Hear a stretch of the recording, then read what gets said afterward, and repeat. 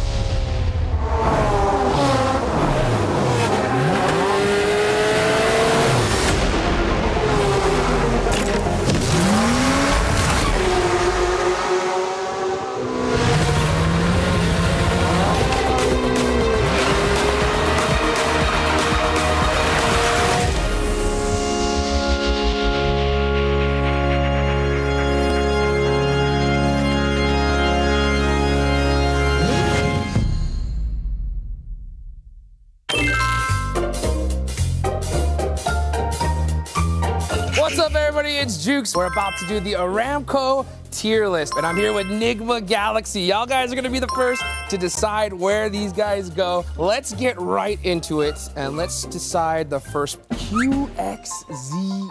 I think current B. Yeah, I think so also. B? B. Okay. All right, we're gonna put him over at B. Next, why don't we get this guy out the way? Oh no, man. Oh. Roof. S. That's for sure. What do you mean? I don't know. That's like overall like gun skill, IGL. If it's over, I'll go for A. A? All right.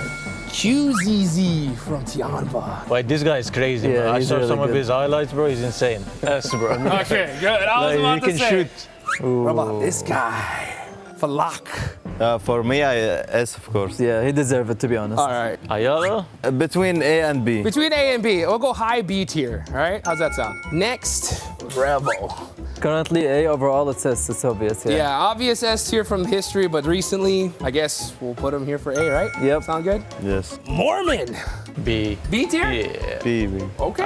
Well, one guy I know you guys know for sure, right? Of On course. top from Aurora. Definitely. No need to speak Is there anything about above us? Anything above us? Yeah, we just put him up there, man. He's the GOAT. All right, we'll put him right there. How's that Yeah, sound? live there, but yeah, that's Right. right. Yeah, that's it. How about this one? Well, Razak. I think B. I'll go for a B, yeah. He's playing great. Okay. Jen Voss. I don't know. For me, I think it's C. Yeah. Okay, you know what? He'll be the first one in C tier. Who's gonna be F? Ragnarok. What is No. B. Okay, we'll put him at B. Put him right there in the middle. How about AJ? Well, let's put him in C. We don't C? put much, yeah. How about we go with Soul K next? B for me. B, going up one. Now B is getting pretty full here. Yep. All right. Goat Team Force. D. You could put him D. D. Okay. Aaron here. Yeah. Sky. Sky's great, bro. If B wasn't full, he should be in B. He's A then. No, Put him I don't instead think of so. Ragnarok. Okay, how about that? Yeah, you want to swap somebody? Yeah, switch. Okay, so we're gonna switch Ragnarok out. Sound good? Yeah, it's okay. All right. XZY. I'm scared from him, you know, outside the game, in game, everywhere, bro. Yeah, he deserves That's it. a big dude too. Yeah. I saw him at breakfast. I was I'm like, not gonna talk bad about him. Admino. Put him next to Raul. Put him right here. Yeah, it's right there. Okay. Next we got Smile. Global champion. Yeah, he's Okay. good. He's really good. But what happened after? I don't That's know. the question. We will give him the chance. We put him A. Being a global champion, you deserve to be at Yeah. least A. Yeah, he's minimum. good. Like, A tier. All right. And then Afgarino once my again. friend, I'll put him at C. C tier? Yeah, C. All right. Can we move that guy from D? I feel bad, man. Like, Yeah, he's the only one down at D tier. Put him at C. Put him at C? Take him out. Okay, all right. No bad teams coming over here. All right, guys. Hey, thank y'all guys so much for joining me. Thank and you. good luck here in the Esports World Cup. Thank you. Thank you so much.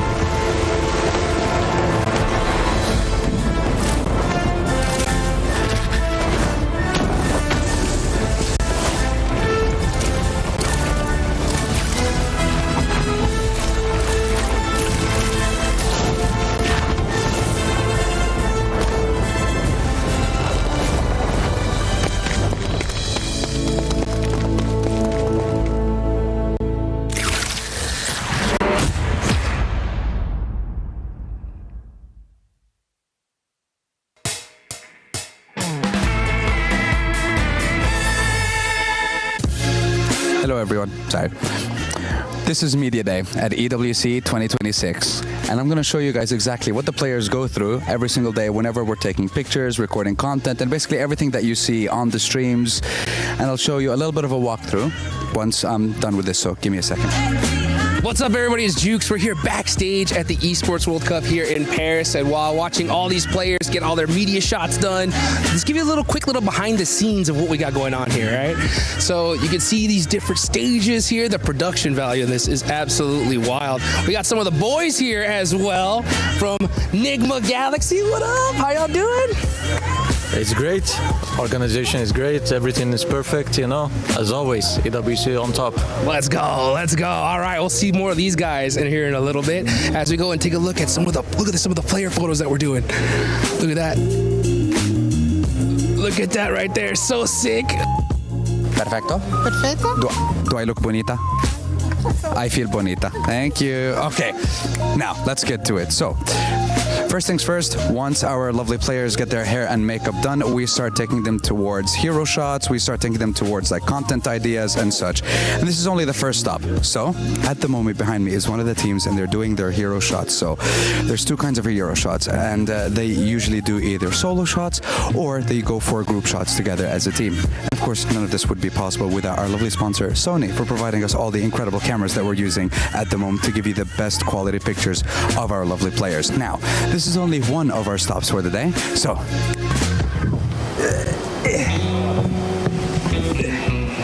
okay, that was a little bit more difficult. I don't know how they're getting the players up here to shoot these pieces of content, but hey, this is another one of the segments that we have here for Media Day, and now I don't want to get down. I have a slight fear of heights, so just hold on, give me a second.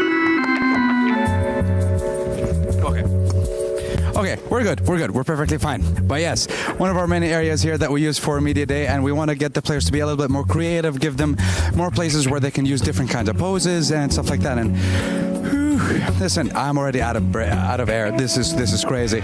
Oh, that's what they use. They have a ladder. I wish I have known this was a thing before. It was only one climb as well. You see, that was the problem. I thought I was a little bit more athletic than this. Turns out, no. So next time, use ladder. Anyways, to the next one. Now we're gonna go on over to the next set, and look at this. Let's get a little sneak peek behind the scenes of what's going on over here. Look at this. Look at these guys. They're getting ready. They're locking in. We're gonna go ahead and see how this interview works, and we'll get back right to you.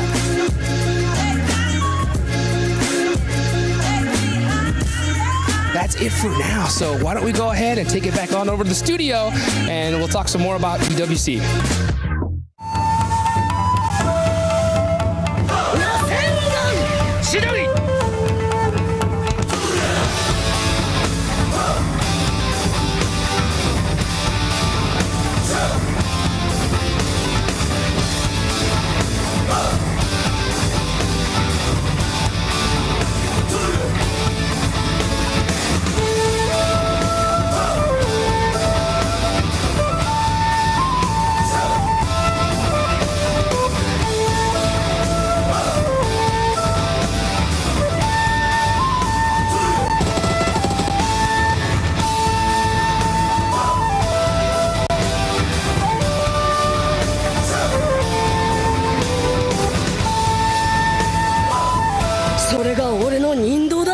雷鳴とともに散れ。しっかり見ててください。俺は畑かかしって名前だ。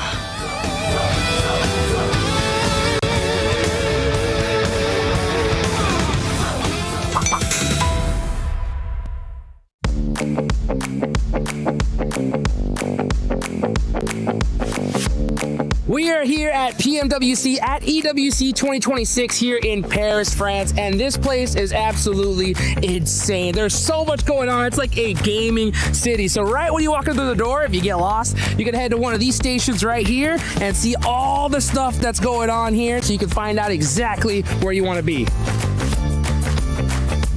Here, you can even take a closer look at your favorite team. We got some big names right here. You can even see what the schedule is going to be looking like. We got matches going on right now, and even the results. So you go get some lunch. You can come here and see exactly where your team's at on the leaderboards. We got so much crazy stuff going on over here. As a matter of fact, we got some quests for you guys to complete. So hopefully you go finish all that up. And then once you're done, come back here, spin the wheel, and hopefully you take something home with you. Here at EWC, the fans get to see some of the most insane gameplay they've ever seen in their entire life. Well, when something gets a little bit too excited, they can come on over to the EWC Festival Zone and burn off some of that energy here. Shooting some hoops, kicking some goals, that's what it's all about.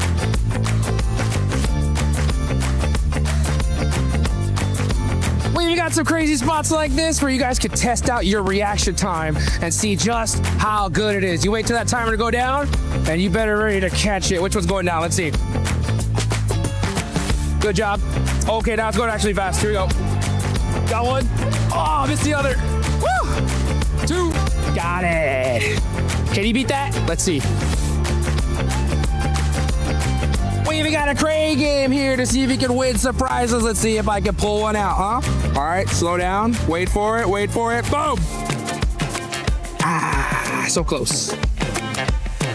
And if you come down to the stage, you may even be able to beat me in a game of rock, paper, scissors. Are you ready? I am. All right, let's do this. Here we go. Rock, paper, scissors, shoot. There you go. All right. Here you go. Fine. There you go. Have fun with that. All right. Hey, that was just for the bit. That was just for the bit. Give it back. Give it back. Oh, my dollar. No, no. Play is in our DNA. Whenever we let it out, it becomes our superpower. Now imagine an entire city being built to supercharge it. Kadir City, powered by Play.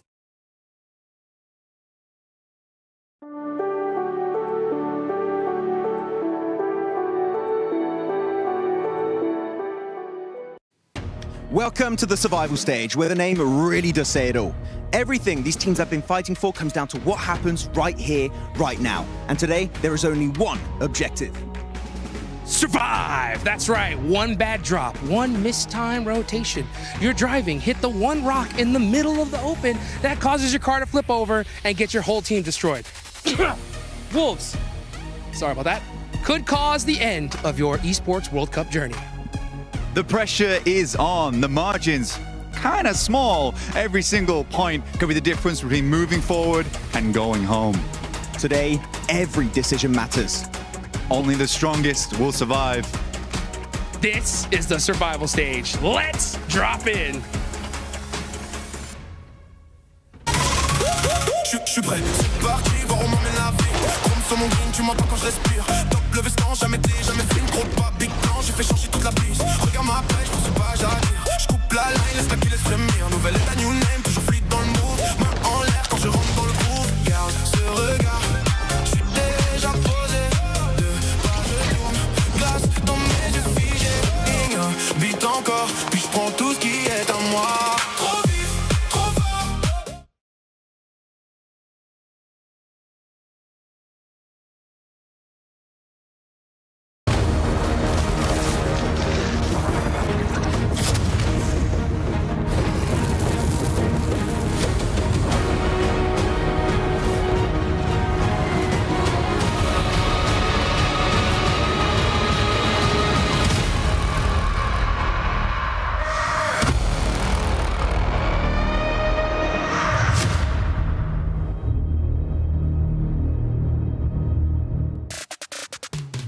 We have 10 teams waiting in the finals, and at the end of survival stage, we will be finding out who are the other 6 teams joining them.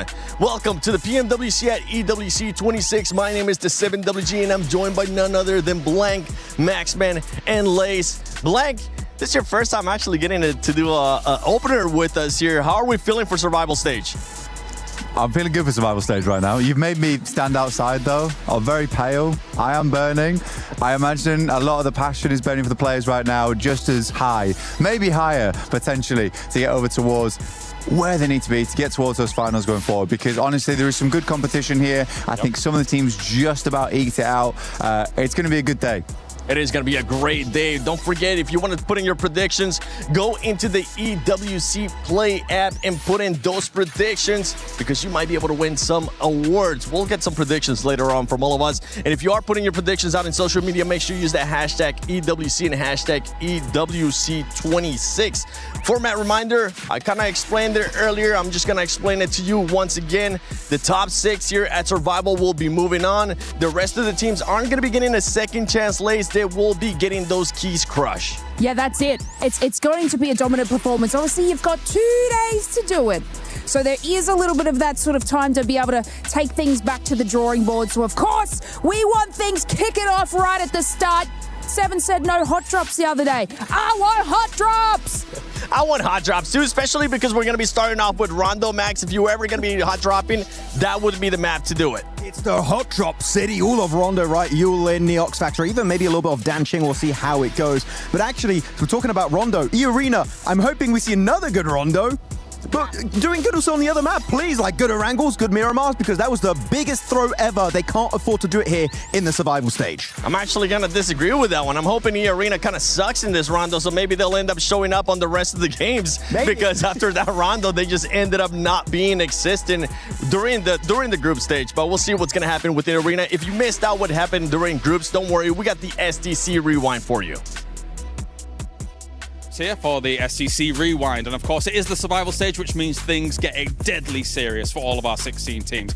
To the left hand side you can see Alpha 7, which is ready to go here, considering that they got themselves 1 win during the group stages here. For a team like this that was PMGC champions in the past as well, that is not enough. They're going to be wanting to get themselves into those top 6 spots to be able to move through into that grand final. And then we move over, of course, to Yangon Galacticos here, PMWC champions, the defending champions at the moment as well, kind of finding themselves middle of the pack when it comes to the group stage as a whole, but this team themselves is looking for the back-to-back to start things off, so they've got to survive the survival stage.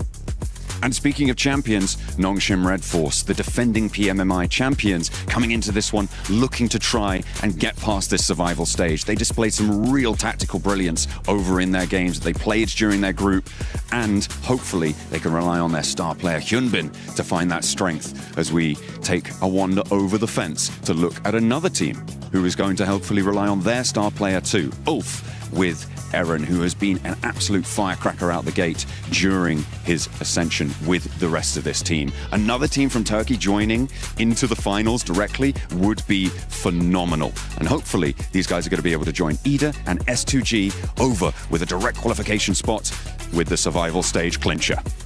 Two more brilliant contenders in the survival stage encompassing E-Arena as well as GOAT Team. Let's talk about E-Arena first, though. Of course, they were able to get a record-breaking game. 29 eliminations, as well as the placement points for first place, meant a 39-point game was spectacular, but still not able to make top 5, so finding themselves in that survival stage. Moving on to GOAT Team for just a little bit as well. We had 2 chicken dinners for them in the group stage, but again, unable to find a top 5 placement to be able to get through into that final. That means there's a little inconsistency here and there. However, they're going to be 2 challenges to try and make that top 5 and make it through into the grand final.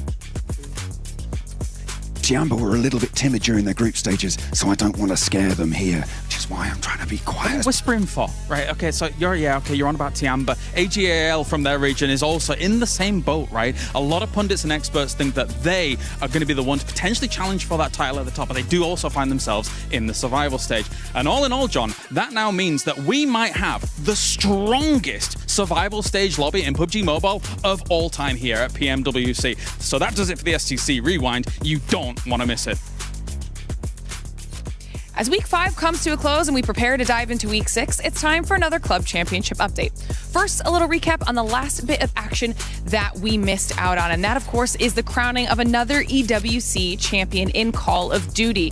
It was now the 2-time back-to-back champions in Optic Gaming. They were able to claim the win over Heretics in a tense back and forth, but at the end of it all, they were not able to be taken down. This was a massive win for Optic Gaming. But as we prepare to dive into week 6, it's time to talk about what we've got going on our stage, because today is day 1 of the survival stage. Now, when it comes to the CC side of things and what storylines we're going to be focusing on, it's all about AGAL. After a second place and a first place finish last week, there is a lot of pressure on this team's shoulders to get some more points on the board for the AGAL club. Those 2 top finishes did put them at the top of the leaderboard above the likes of Falcons. And another top performance here would really solidify that position, especially with our 3 new titles coming in this week and Falcons having some top teams across all of them. It could be a massive week for AGAL if they're able to push through this survival stage and make it through to our PUBG Mobile finals. Of course, we still have so many days of competition left, and as things progress through all of our competitions, we'll make sure to keep you updated with all of them. Thank you, Glitter, for that club championship update, especially with everything that's going on, and also to Kalaris and John to giving us that breakdown of what's been going on. But you know what? Let's just jump into it. Let's talk about the Sony story of the day, which is going to be the sponge points are pretty much gone blank. Those top teams that were in the group stages are not going to be here. One of the teams that we are going to be looking at, though, is going to be none other than AGAL. Yeah, no more Vitality here anymore. But we do have AGAL. This is a really strong team. Very, very strong team. Great team overall. Flower H is probably one of the most popular players right now in PEL.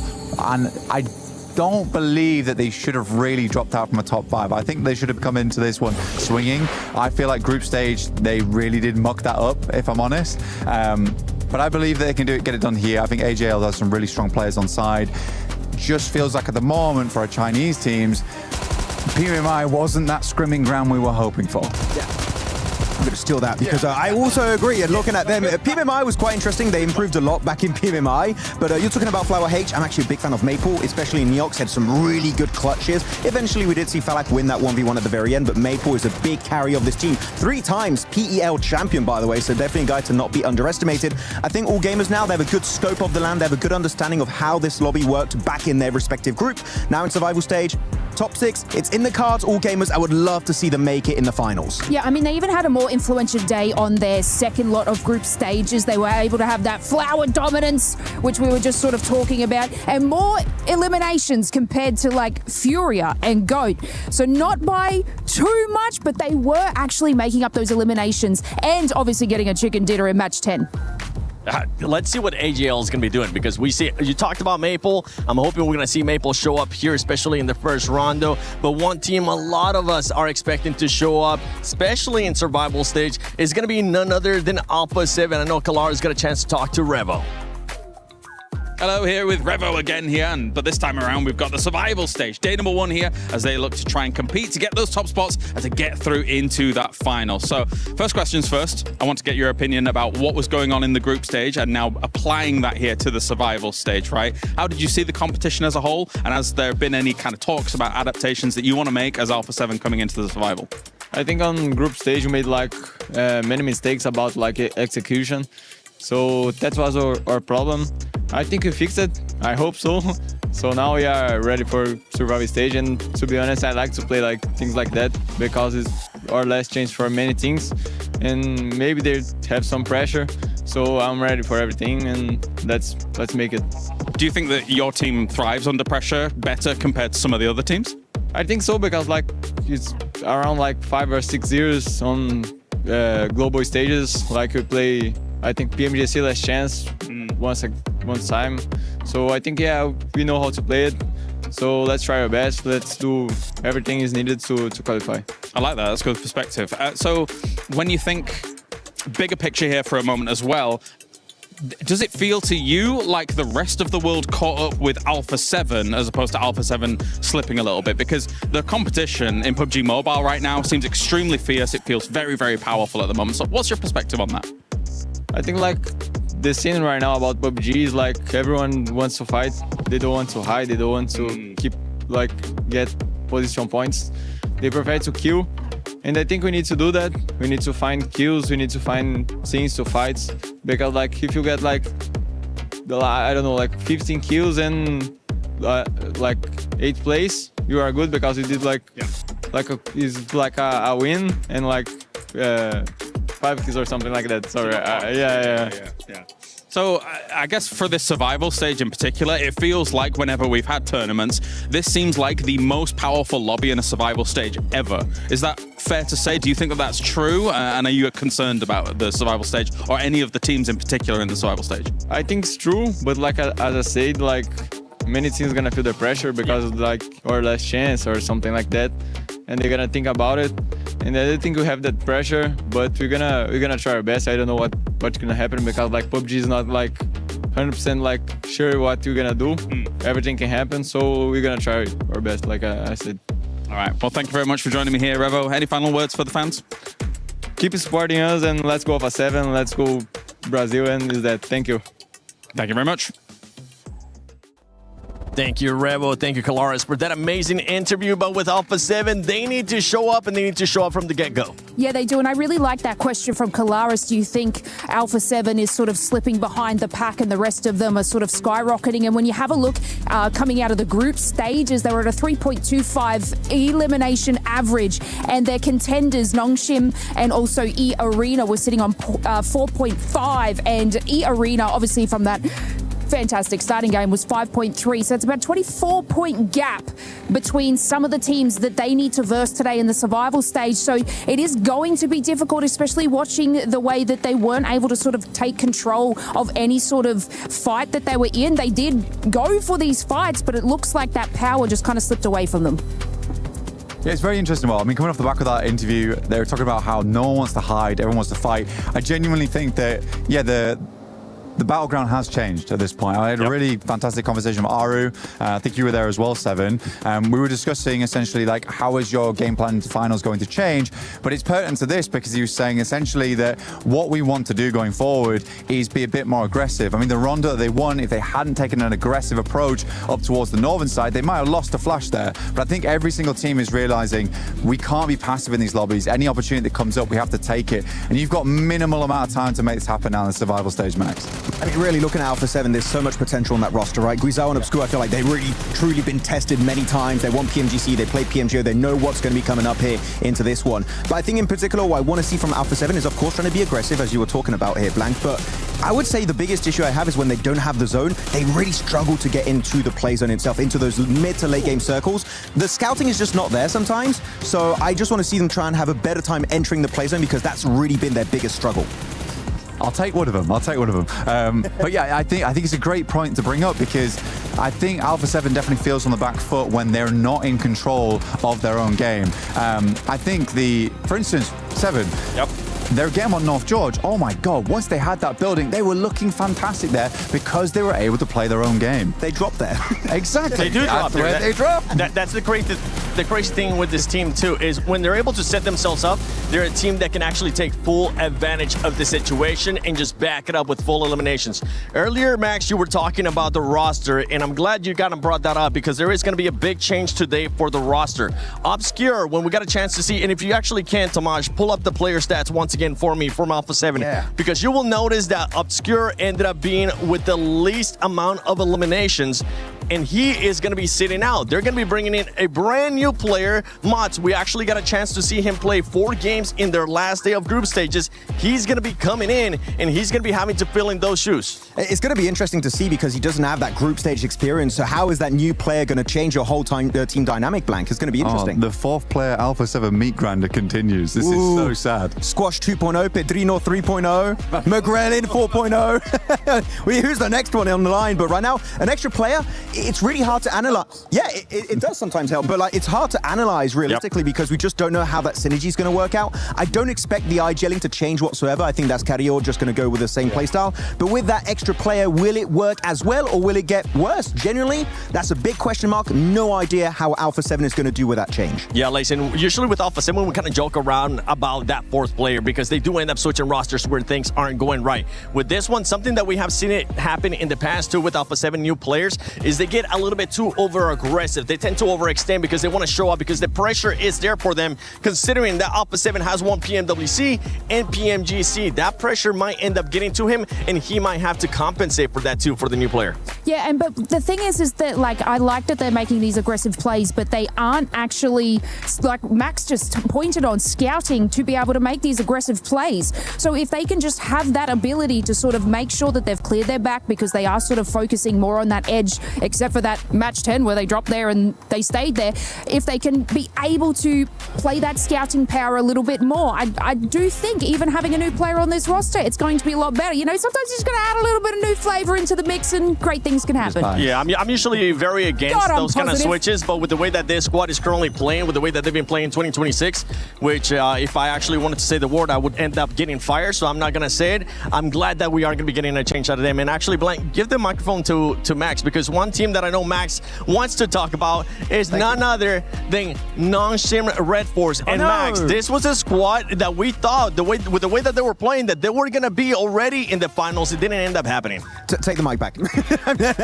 No, non-Shim Red Force, they showed on their first opening day of their group, right, so much promise, so much potential. They were towards the top ranks for the longest time, right, Blank? But then I feel like the biggest issue for them going into the second day of their group is they started being like, we just want to remain in the top 5, and they decided to play a little bit more passive. One game in particular that I go back to is the Ida chicken dinner in the fields, right, just outside of Longwood, and they could have crashed Ida's compound in the mid game, but they decide instead to go in like some dips in the field, very passive, not committing to big plays. That's what makes non-Shim Red Force in my opinion, so I hope they go back to form if they want to make it in that top 6.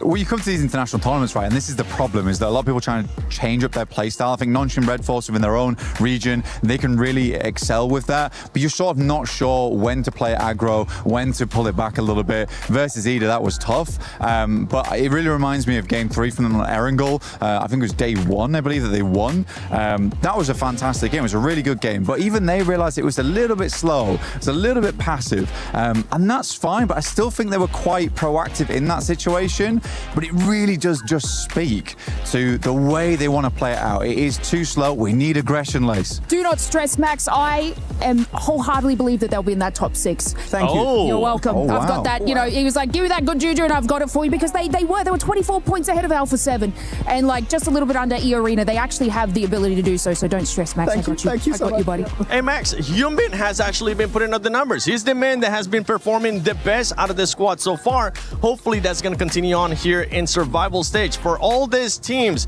they have been able already to play 12 matches at PMWC, at EWC 26. They have now gotten a day off in yesterday to go back and VOD review. We're going to be seeing what kind of changes these teams have made, if they have enough to make it to the grand finals and be in the top 6, because this is survival stage.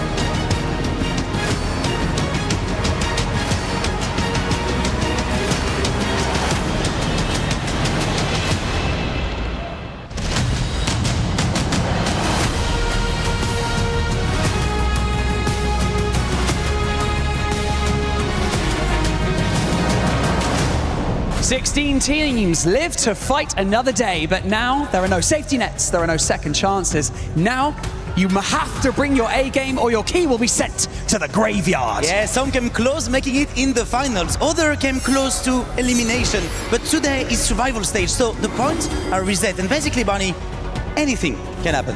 One mistake could send months of preparation out the window. However, one moment of brilliance could keep the dream alive. Yeah, indeed, Barney. I can see them. They are ready. So it is time to welcome our team on the stage. Starting with Geek Esports.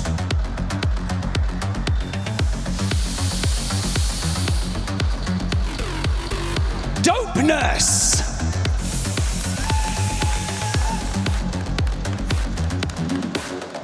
Team RRQ.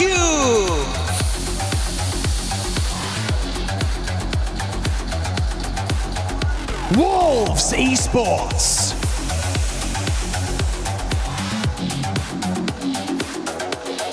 Kiwum Dierix.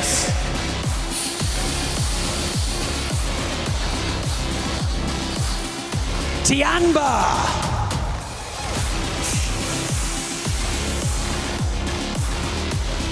Al Hula Club Esports.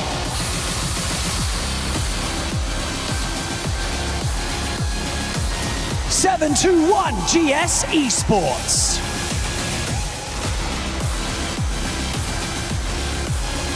Furia.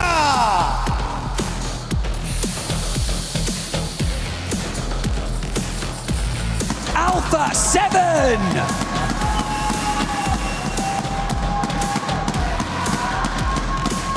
Go team!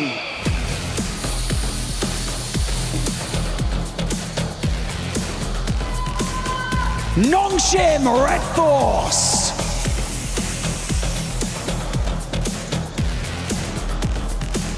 AGL.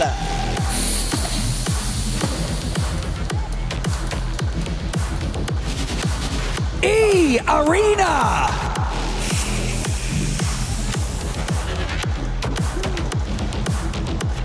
Wolf Esports.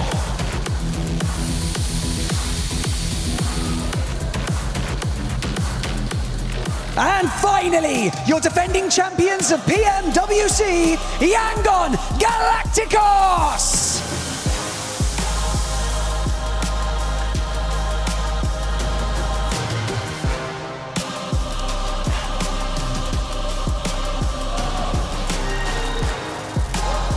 Today, you won't survive by hiding. Fight smarter, adapt faster, and deliver when the pressure is at its peak. That is what it takes to keep this dream alive. The group stage is behind us. Now, a new fight begins. Welcome to the survival stage of the PMWC at EWC 2026 in Paris.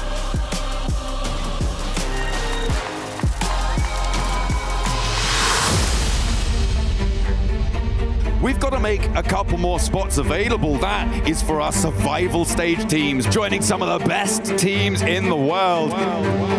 농심 Red Force. 그룹 스테이지에서 충분히 몸을 풀었고 이제 우리가 살아남기 위해 어떻게 하는지 모두에게 보여주겠습니다.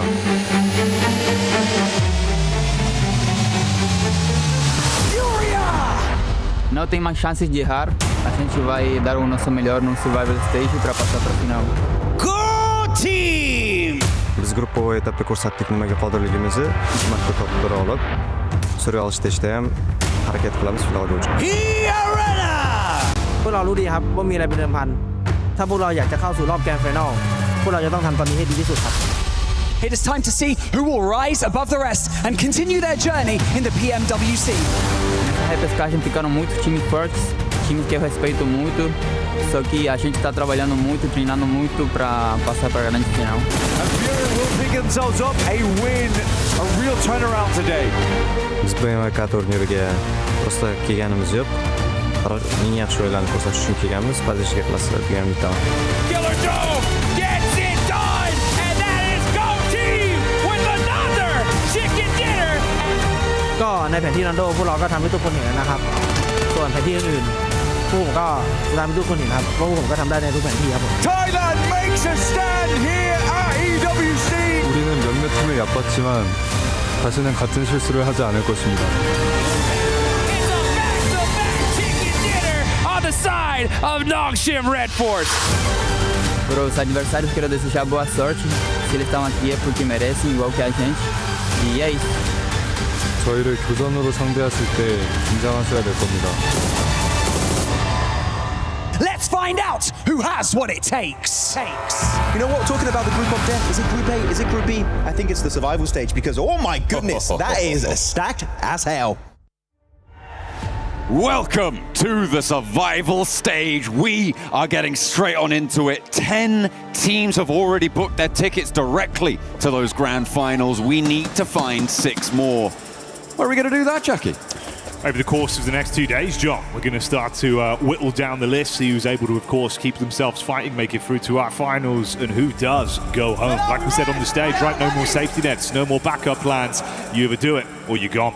Yeah, absolutely. There is no chance beyond this one. And there's plenty of teams looking to try and resurge, get a little bit more momentum back from those group stages where they were pushed back down behind that bubble. I mean, E-Arena coming on through with such a great opener and then really petering off over the course of their games, as well as defending champions. Yangon Galacticos still not quite finding their feet within the lobby. Maybe things will change without the presence of those teams at the top, and they could have a chance to get a back-to-back PMWC title, because of course from their previous one they have their champion Ancient Charm set. Make sure that you guys are joining in with the PMWC event in game and redeem your perk vouchers so that you can get that Ancient Charm set and have a great time looking that good. Yeah, it is a beautiful outfit to have as well. It looked amazing in person when we saw them come out a couple of days ago back during the start of the group stage. Right, we're going to see them live in the flesh with the rendition of the outfit they had. It looked great. Cultural heritage as well tied into it, so a lot of storylines there with what they've achieved. But that's the fact. That's now in the past, right? Like you say, it's to do it again. It's going to be worst case scenario. If you come back here, you slip into survival stage, yes, you still have a chance, but they want to push for finals at a bare minimum. Yeah, absolutely. There are plenty of teams who are looking to do that. Alpha 7 probably the most notable of those names in and amongst it. They're the only team in the world, the only organization that has got the full three-peat of titles, the PMGO, PMWC, and PMGC. The fact that they went out so early in the PMGO earlier this year is pretty devastating. So hopefully Alpha 7 will be able to find one of those 6 spots, and we'll see those drums as well in the finals. Oh, yeah, you will. You'll be hearing it for the viewers at home, absolutely. Bring a lot of support behind them. We saw obviously the big game that they took back in their group stage to at least give themselves a nice influx of points to guarantee survival stage, not be down in the risky areas. I'd say mechanically they've looked good, John. It's just not been an easy run for them whatsoever. There's been not much luck on their side in terms of the circles we've had, the games they've had played. They really had to fight 2-4-0 to get in. Now obviously it's a matter of can they elevate that even further. Yeah, keep on pushing, keep on going. Plenty of power from Brazil. Plenty of players looking to try and make their mark. All of those keys lined up around the crusher. You see the team logos sat upon them, right on the precipice of getting crushed, going into the bated jaws of demise. Can't dance your way out of that one. You can't. It would have to be an unreal shamba to avoid the crusher. I'm sure Barney would catch you either way. That seems like it's enough for us. We'll start to get our engines revving and slip into this one. Obviously opening it up on Rondo. I suppose it's a matter of what sort of flavour do you think we're going to get out of this, John? Obviously, you think teams are just going to take this in their stride, instantly go into Rondo headstrong, see if they can just sort of bully the lobby early? Well, I mean, we saw that happen before, and it wasn't quite enough, right? Obviously, the arena chicken dinner being so massive, you do need to keep going beyond it. Sure, you can get these early hot drop scenarios, and I'm expecting most teams will be jumping straight in onto Neox Factory and trying to get stuck in and amongst it, grab as many points early as you can with those recall towers in action for Rondo exclusively on our esports rotation. But I'm also interested in who's going to be able to secure some of the ground around this one, because I feel like, you know, top 6 is maybe not as difficult as it has been in those group stages, right? When you remove the top 10 teams from the lobby, it opens up a lot of opportunity for teams that were maybe suppressed by the presence of those truly really strong and on form teams, because there are obviously strong teams that weren't on form, that didn't make it. But there's no longer that suppressive force. It's not as constricted. So hopefully we'll see teams start to find their feet, start to be able to breathe a little bit, get some life back into the blood.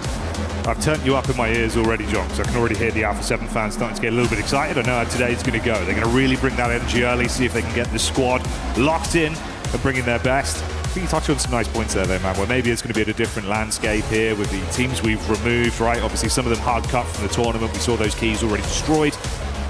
But for the others that remain, this is your chance to get back into it. We've got the playing path on screen now. We'll see what our circle's looking like and begin to dissect this one. Yeah, Yulin will be the hot drop target with the playing path out on the west side instead of Neox Factory. It's a little bit too far afield to really get stuck in. So, straight on board, we're with AGAL, E-Arena, who have got that outpost in Mormon up towards Stadium. Looking like they're not going to have the better end of the stick on this first engagement. Tony K going down. XZZ wants to find another with a pump action. Jump wide with a micro Uzi, though. And the Tommy gun to back it up. 2 for 2. And Maple now as a solo position for AGAL. Has to try and hold his nerve against the 2 from the arena, but they are both very low, Jackie. Yeah, they really are. A lot of damage done to either side here, obviously hoping to see if you can pick pieces together. If they can close out on this and get the next 2 elims off the back of it, it'd be huge for AGAL. That's a nice react. Maple swift with the SMG up close. Schweppes trying to tuck in and get himself top back up on the old HP as well. Maple's got the 1 nade, John. He pulled the pin earlier, and that was what prompted the push forwards. Joker unlikely to be getting back up here. Swaps out for a sniper in close range. I mean, sniper's as good as a shotgun if you hit the shot, but will he be able to do it? Running low on ammo, desperately searching for these weapons now. Still, just the smoke here, and I think this fight might be isolated. Both teams will be able to get these recalls, remember. These points are starting to come through thick and fast. It looks like Yangon Galacticos have got 3, Goat with 3. Maple with a shotgun now as we're back on with the fight. Maple baiting it on the pre-fire towards the window. Schweppes with a lean in. Quick opportunity to stim whilst the rest of the lobby are scrapping amongst each other. Rapid looting from Schweppes, needs the ammunition to fight with. They get visual on one another. Maple's going to be swung to the left right now. He's been poising himself nicely, but the angle's not going to work, and Schweppes does get it done.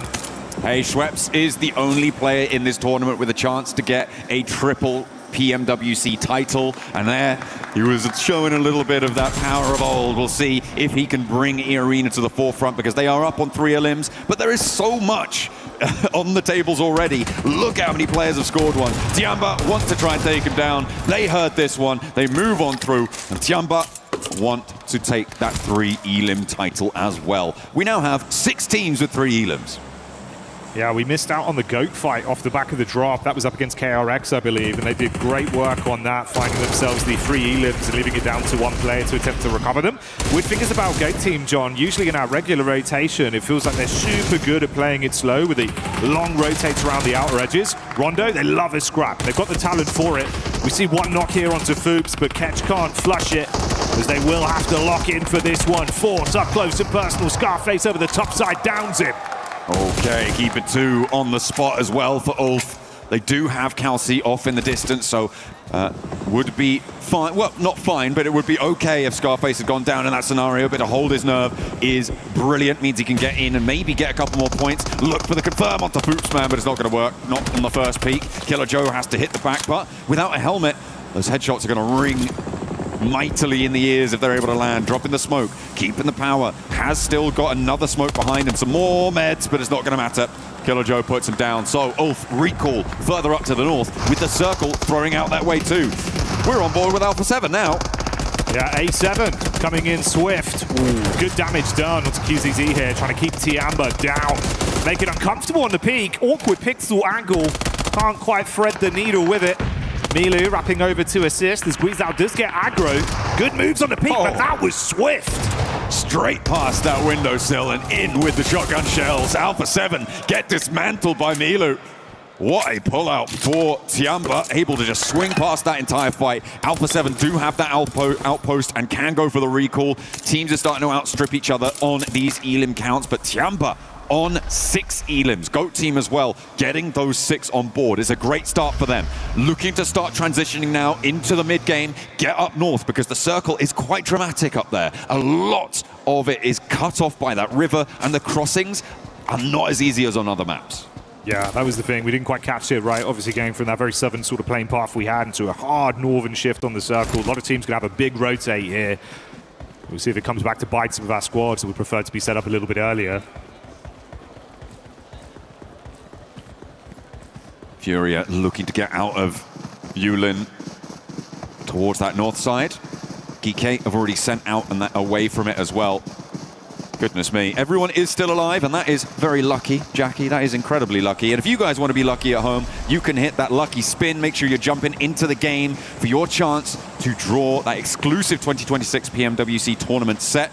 It's looking nice, it's looking shiny, it's looking fresh. Is indeed. It's like a Barney Banks outfit. You'd catch him wearing that one. I've seen him. He definitely would. Maybe we could get it sorted for the finals. I bet we can. I bet we can. Maybe. Would reinforce the leg seams, make sure that he's nice and comfortable out on the stage. But we'll see, John. We'll come back to that one at another time. RRQ on the move as well there. Obviously, a roster that felt like at times they had some good sort of approach to a few of the fights we saw.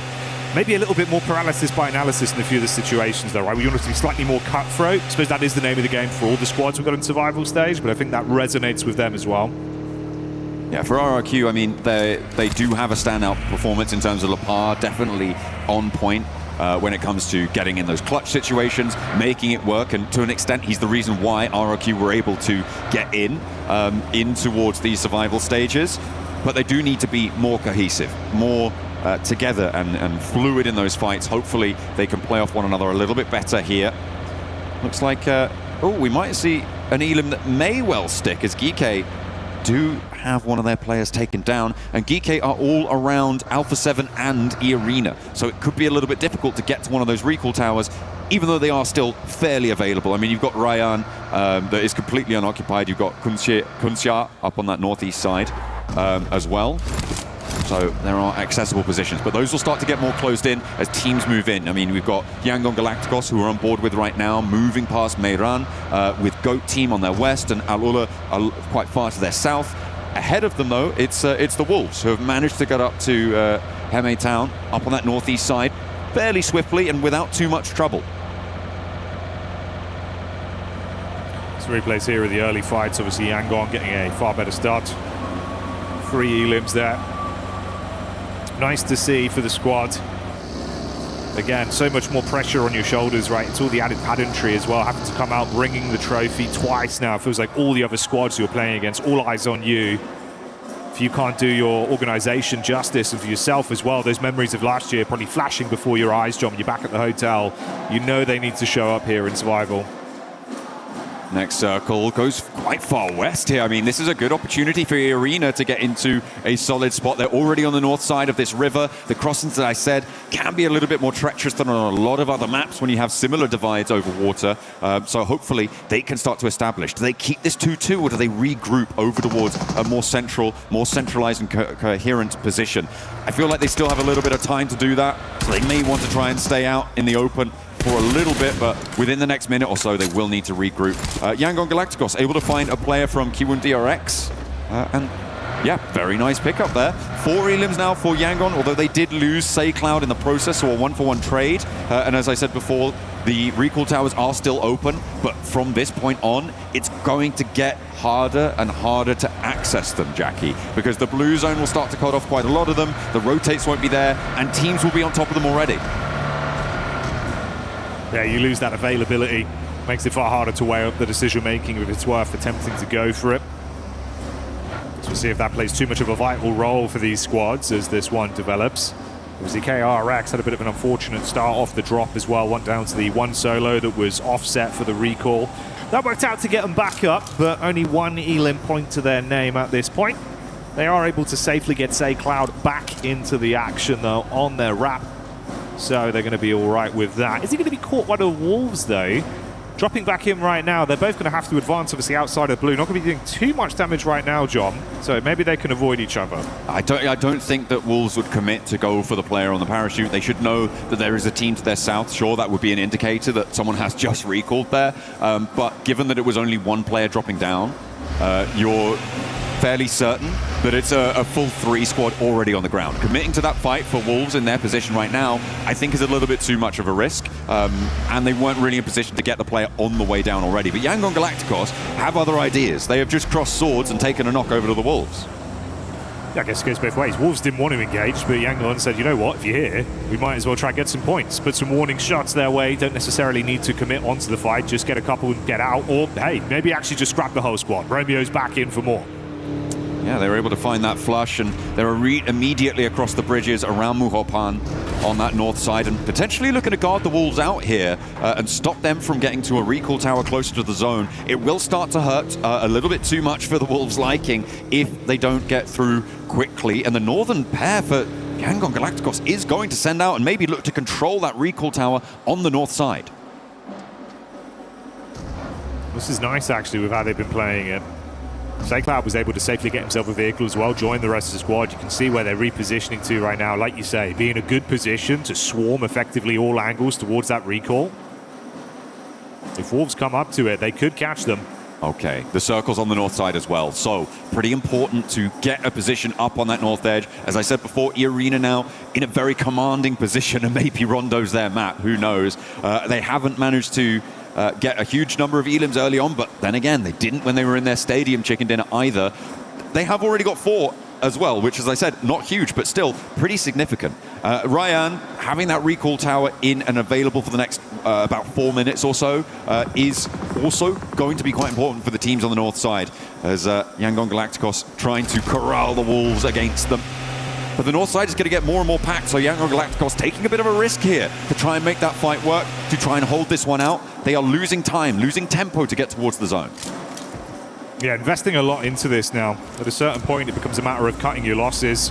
In the downtime amongst that conversation as well, we saw Alpha 7 actually go down to a duo. Thankfully, they've got one of their players back up. The other not so lucky yet. That was this encounter versus Nongshim Red Force.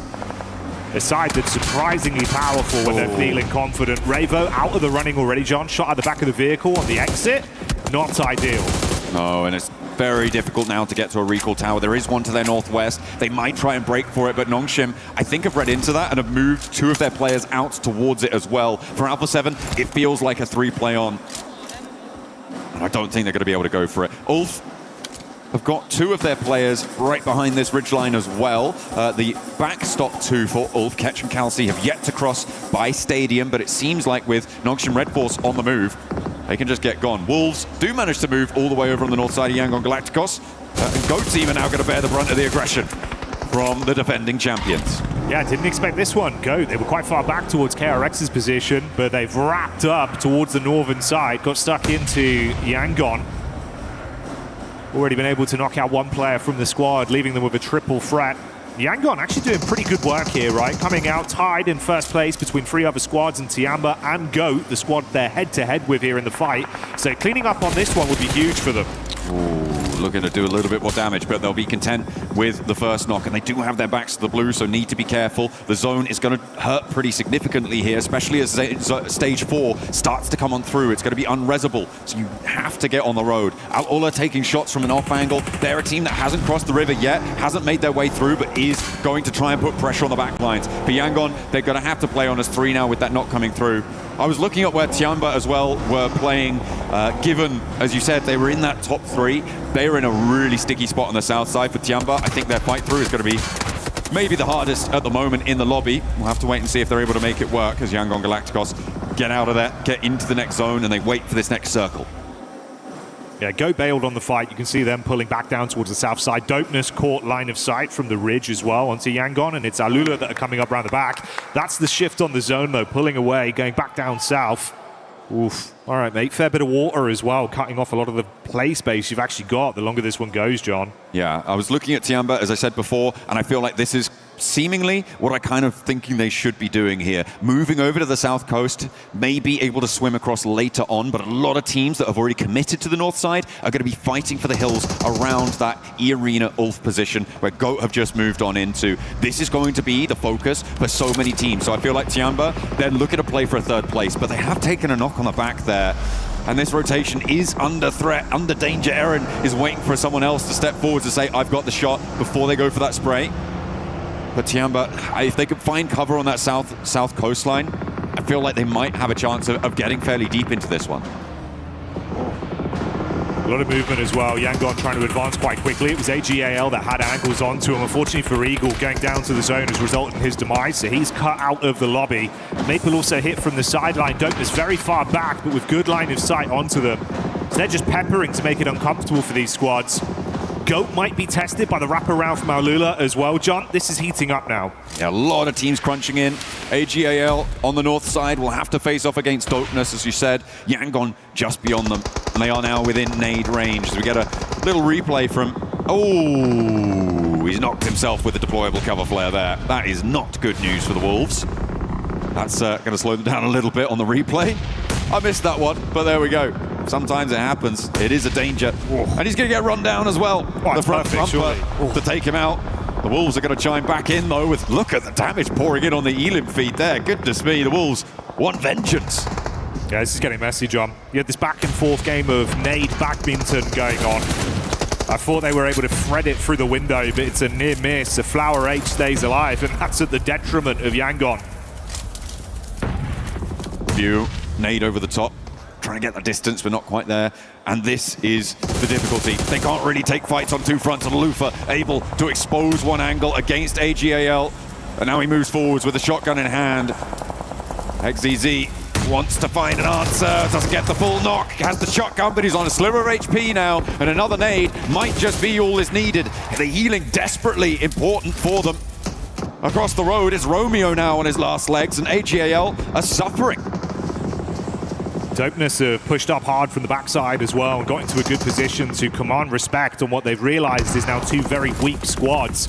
So if they can steal away points, it'll be magnificent for them. Smile falls for Yangon as well, leaving them with only 1 solo player left alive in a horrific position to attempt to defend. Fury are going out, joining 721 GS. So 2 squads now gone. They are out of there already. We're down to 14. Those recall towers shut off, meaning no players can jump back into the fight. More deployable cover. Don't look, Wolves, don't look. It's fine, it's not on top of you. You'll be okay. They managed to get all the way out to the west side there. They had a tricky approach, and they're showing the scars of it as well, playing now on as 2 players alive. This east side will be chill for about the next 30 seconds, maybe, once RRQ settle themselves down and lose their player on the east edge. But with this circle, it's gonna have to get trickier again. This has been so nasty for the teams out in the east to be able to make their way through. They have been on the brunt of these circle shifts.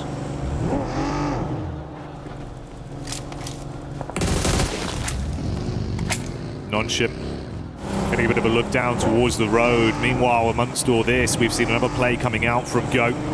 Killer Joe loves these early scraps. We've seen him be a bit of an explosive entry for the team. If he can open up a potential play onto his squad, he'll go for it every time.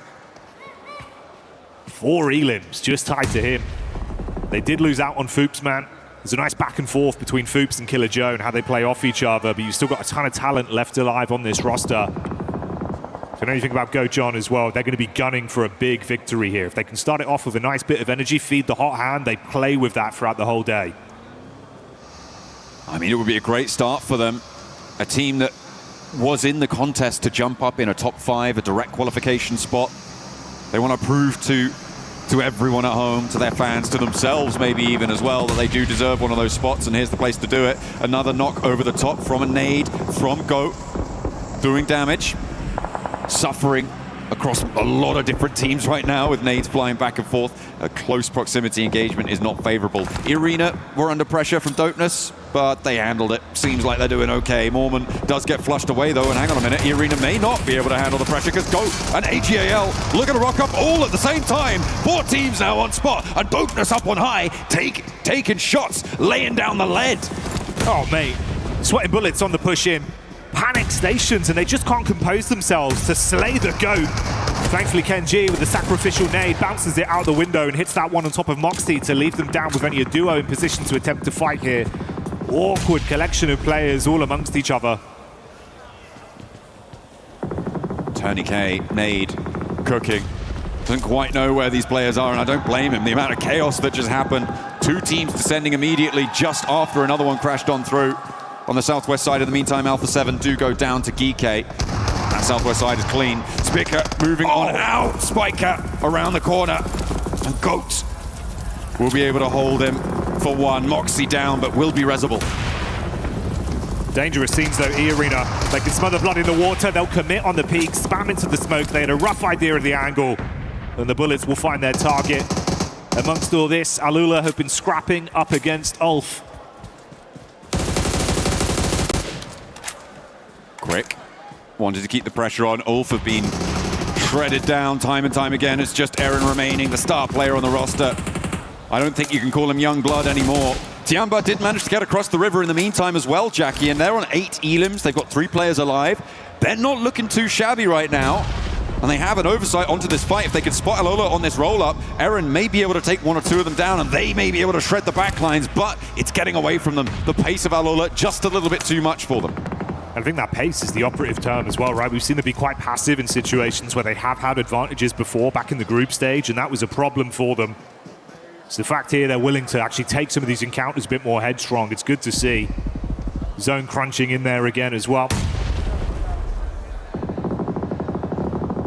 Going on top of the Wolves. They're on the north side with their 2 players remaining as Yangon Galacticos finally go down. The early powerhouses of the Elim feed starting to wane now. Yangon Galacticos go not quite going to stay the course. But Tiamba have a big opportunity here on that south side if they can push past Eren, get control of the hilltops. But it's Alola, their major competitor on that southeast side.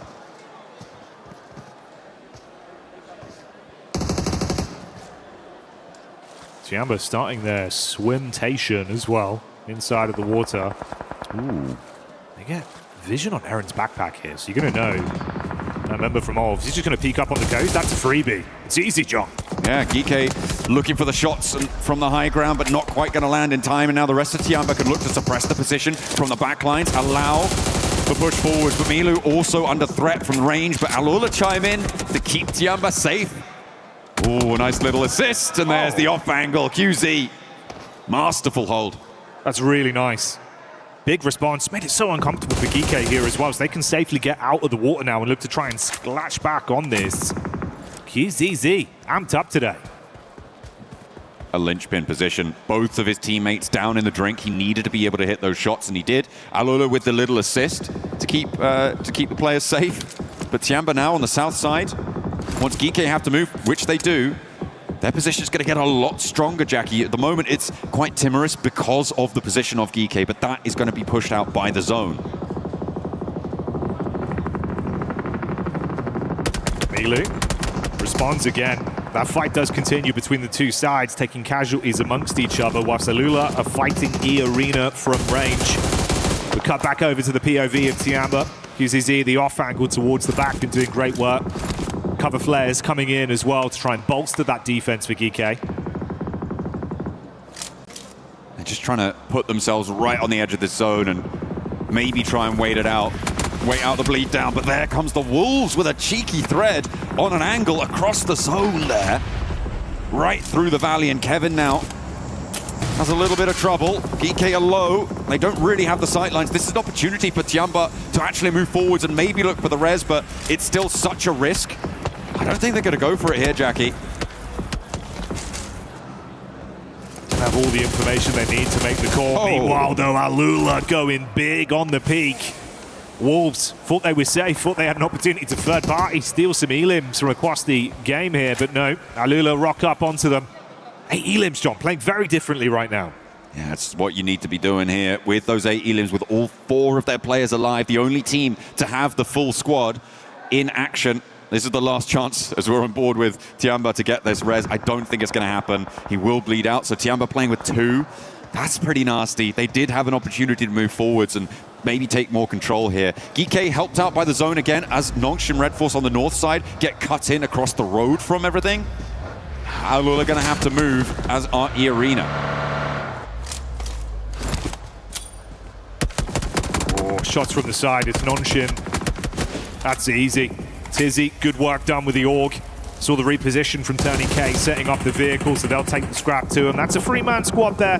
Like you say, not a bad position to be in as well, with a shift on the zone. And they clean up, find the follow-up onto Joker. So E-Arena down and out, not the Rondo masterclass that we've seen from them happening here. No, but 11 points is still very respectable, Jackie. They will be able to put up a good start to proceedings. Guaranteed they're on the front page. The question is, who's going to join them? Shots ring out, continuing to put pressure on GK. We're struggling to march forwards. Tiamba don't have vehicles to their name.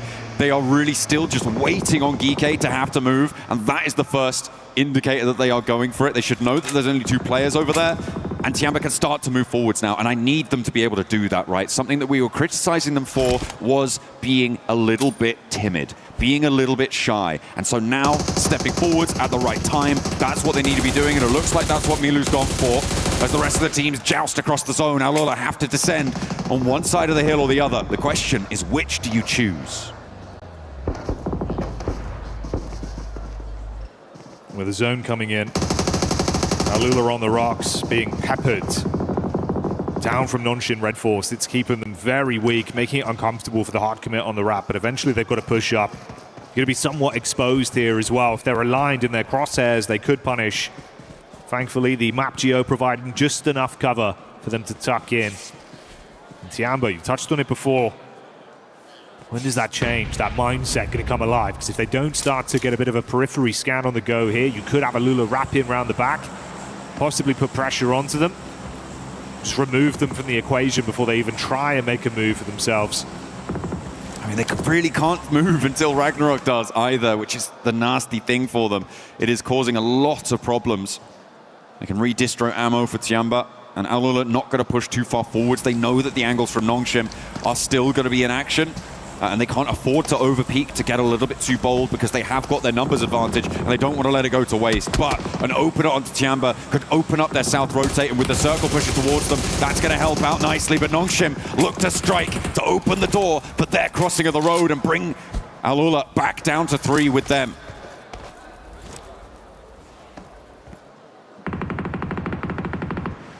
Bated breath for a lot of our players right now, knowing how close they are to potentially kicking off the survival stage with a big point injection if they can take this chicken dinner. Add potentially a few more immolations to it as well. Milu and QZZ still scared about what could be coming out if there's angles watching their way. Nongshim have had a good understanding of the wrap that we saw from Alula as well. So the minute they pop out from behind that rock, there's not really much cover on the rundown. Some really nice elim counts for a lot of our teams moving forwards. Tiamba getting that res could prove to be crucial. The knock sent towards Alula, allowing them a little bit more mobility. The lack of sightlines from Alula, not quite controlling. And they just lost another one. R3B on the back, really not going to be resable either. This is going to be a very difficult dash, and Nongshim will read into this. They're moving out already to try and control the ground around them and get across the road into some sense of security. But it is so few and far between.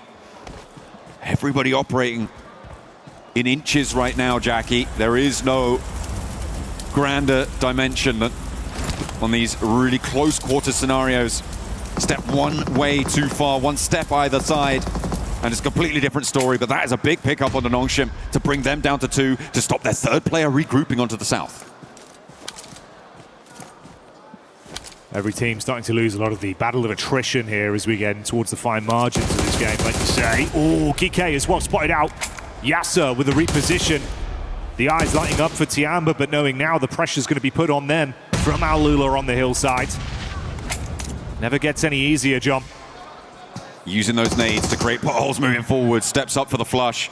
Now Al-Lula can commit to trying to hold this high ground and try and use its position, the geometry, to maybe get a pick, but they're just not quite finding it. They're starting to wane now. There's Nongshim gonna try and bear the brunt of it, but down go Al-Lula, and a knock already over towards Nongshim gives Tiamba a big chance here. Timid Tiamba no more.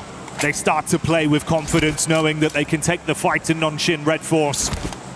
The squad that we were surprised was so far down the standings back in the group stage. Let's see if they can kick it off here in survival with a big chicken dinner and assert dominance in the lobby. It's not going to be so easy for Nongshim as the nade blows them away and Tiamba take the opening game of the survival stage. That is how you change your story. Tiamba with a huge opener. They played from that south side. They read that they couldn't get across that river nice and early. They played on the south coast, a little bit of a bet hedger, but they did manage to get across the river. They transitioned at the right time. They moved at the right time, and that is the change I wanted to see. The question will be, can they keep it going for 11 more matches and keep that pace going? Nongshim Red Force as well, really well held on that north side. The angles that they were maintaining, they knew what they were doing, and it reads into what we were saying about them before, that strategic masterclass that we desperately want to see them moving forwards. They were, again, another team in the conversation for top 5 during their group stage. They were pushed aside just about. It was very, very close, and in a very, very difficult group for them to try and make it, but nice, solid performance coming through from Nongshim. A lot of the teams that were late into that game had a lot of elims as well, which means that nobody going home empty-handed. Yeah, we can have a bit of a listen in as well and see what they were saying for themselves here.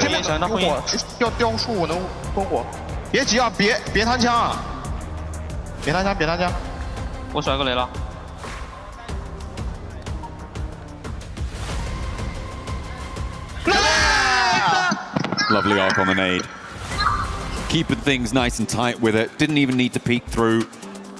That earlier knock from Al-Lula onto one of the Nongshim Red Force players as well, immediately before going out. That really was an assist in those final moments, but Tiamba, they kept their heads down when they needed to. We knew they could do that, but they also stepped up when they needed to, so I'm thrilled that they're able to take this first one. Yeah, no, it's nice to see, right? Because we were saying before, they looked good, at least in terms of how they were approaching some of these games, but I think it was falling off in the sense that they just weren't able to commit necessarily with more of a cutthroat nature, where sometimes you've got to evaluate the risk and really just go for it. Obviously there it looks a little bit scary as well with the rotate. We lost Eagle as he went down to the zone, but they'd still recover. They get it done. It's all Tiamba in game 1, but let's see how it looks in the rest of today.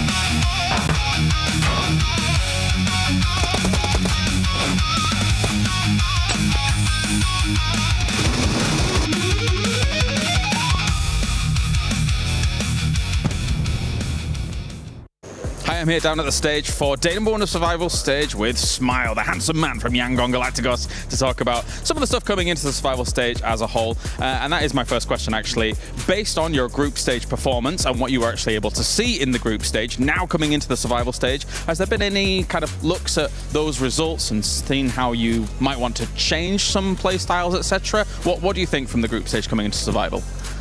In the group stage, we couldn't perform well, or we couldn't shoot a lot or with confidence.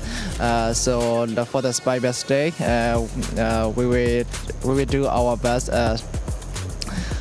We will play with a lot of confidence, more aggressive. For the strategy, at the same, we play with same strategy, and we learn other opponent practice different situations, so we could adapt during the match. Yeah. Okay. Perfect. And actually, I wanted to talk bigger picture here for a second, because obviously you guys are the returning champions, and it would be awesome to see you guys get like the back-to-back here in Paris, even though it's a different location. So how did that PMWC win change your life? Obviously for you guys, I remember like looking at the pictures of the parade, you guys got invited to a load of things. So what was it like from the team's perspective?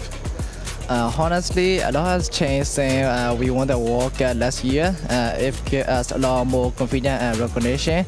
But at the same time, it also brought a lot more expectation and pressure.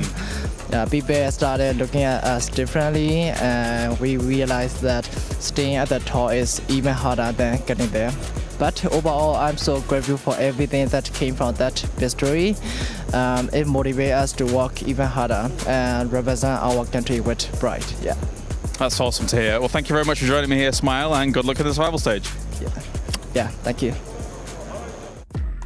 Thank you, James, for that interview there with Yangon Galacticos. But it's all about Tiambas. We're joined by Hot Jukes, Maxman, Neptura, and the 7WG here back with you guys for PMWC at EWC 26. Tiamba, Max, they're finally showing up. QZZ, your clock, let's go. No, I'm really, really happy to see Tiamba because, not gonna lie, back in their respective group, I was a little bit disappointed because back at PMMI, oh my goodness, they were bringing the heat. I mean, you and me both, Hot Jukes. We were like, this is the QZZ show.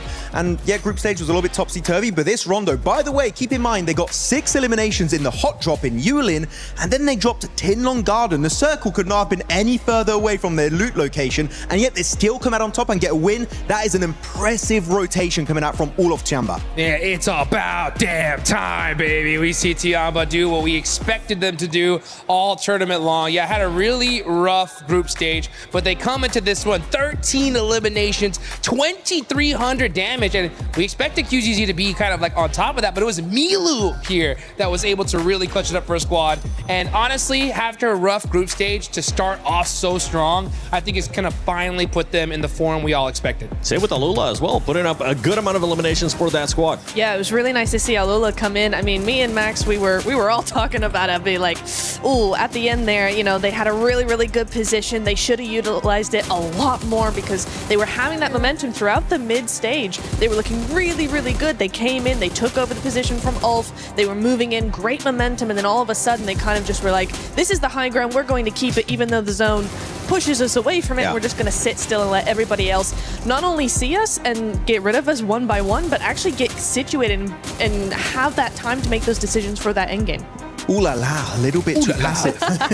No, I mean, clearly they took way too long. I think they would have been great to see Al Ula after their push on Ulf. By the way, that push, Neptura, was fantastic. Yeah. Getting rid of all of Ulf in like literally the span of 20 to 30 seconds. Very quick fight. But then they just let Tiamba coexist with them on the lower side next to the water. I think that was a little bit of a mistake from Alula. I would have loved to see them rock up on their position as they fight GK. That would have been a great third party. But you know what? It's still a 16-point rondo. So Alula Club, sure, it's not the chicken dinner, but it's still an amazing start in the survival stage. Great kickstart for that team. It wasn't a 29 elimination this time out of E-Arena Neptura, but they do end up getting at least 8. They do. That was a really nice push from them as well. We saw them do some crazy thing.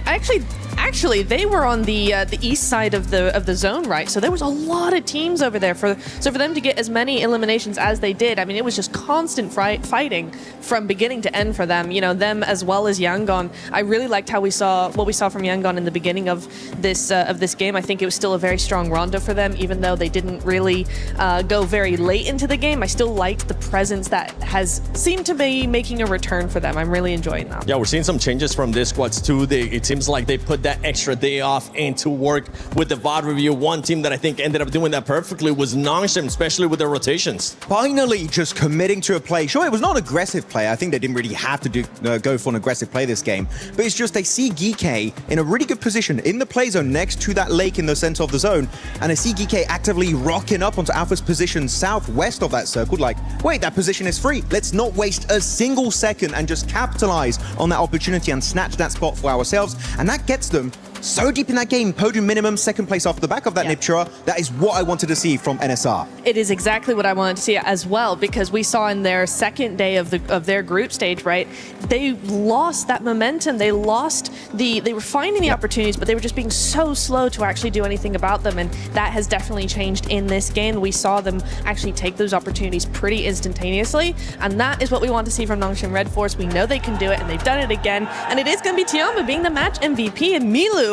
Yeah, you were saying, Jukes, he's doing some great stuff. Let's go, Milu. I mean, I think this is a good example of, you know what, sometimes even if you are a top squad, you don't really come off the way you really want to sometimes, right? But you know what, a day off, I think we saw these squads refresh themselves, really start playing true to form here, and this is what we needed to see. We needed to see this. Even there towards the end, Ula had the top ground, but at the same time, Nongshim Red Force and Tianba were like, we want to win this game. Let's focus all our energy up top, take them out first, and then we'll see who ends up winning first or second place. And that is how you get it done. So good to finally see these squads make it happen. It's only been one game. Come on. Let's see some more of that in Erangel. More of that, please. One game, but we're already getting a little bit more flashes from some of these squads of just consistent inconsistency, and I'm thinking about Alpha 7 because their squad was only able to get 2 eliminations. They need to make sure they pick it up here. One quick little shout out is GOAT team was able to perform so well in that one,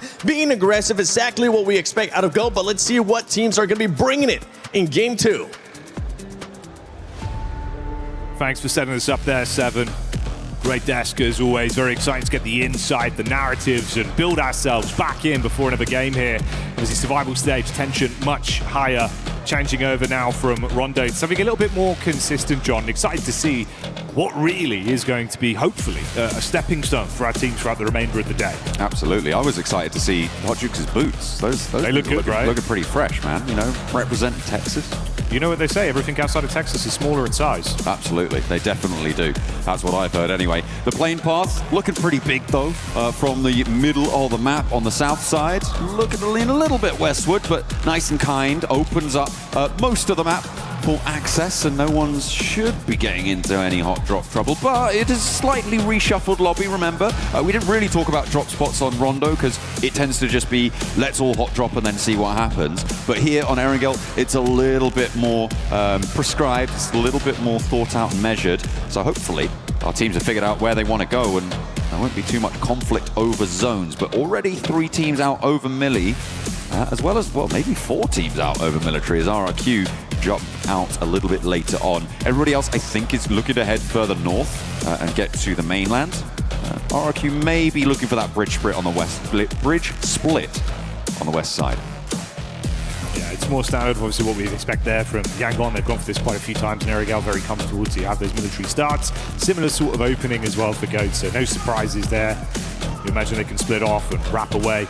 Like you touched on, rest of the squad's trying to get distance with those parachutes. They've done their training, John. They're A5 guaranteed gliders, so they can get to the mainland. They've got the distance, they got the legs needed to get on their way. Yeah, GOAT team also dropping out. They will have diverted away from that. You don't really want to get stuck in, as I said, into those hot drops. Not a good idea, but that is a nasty circle. Goodness me. We were having some pretty nasty circles, very gnarly stuff coming through over in the group stages.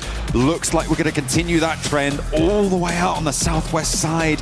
Keeping a lot of Gatka, Quarry, that sort of area in, but this is not what you want to see to open things up for a survival stage.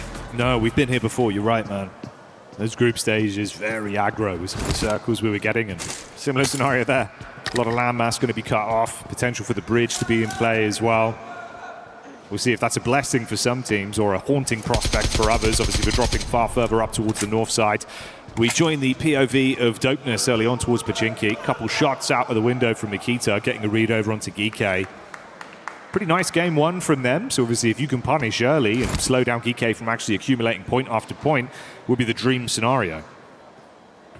And hopefully add those points to your tally in response as well. But right now, they are north and south split on Pachinki. So not super close to danger. Definitely it's disengageable here, depending on the vehicle counts that each team has. And I feel like in Pachinki, you cannot get stuck in too far here, especially with a circle like this. You have to look to disengage in these scenarios. The thing that sort of plays on the reverse side of that is that you are competing for the drop spot in the future matches. And a lot of teams find value in saying, you know what, we're not giving up our drop spot.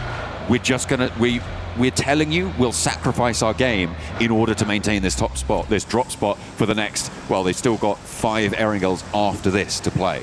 I could call that into question.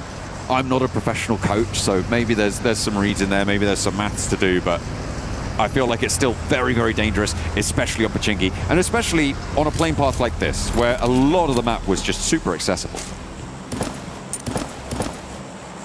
I suppose it goes down to that individual decision making if they want to fight or not, or really what they're aiming for.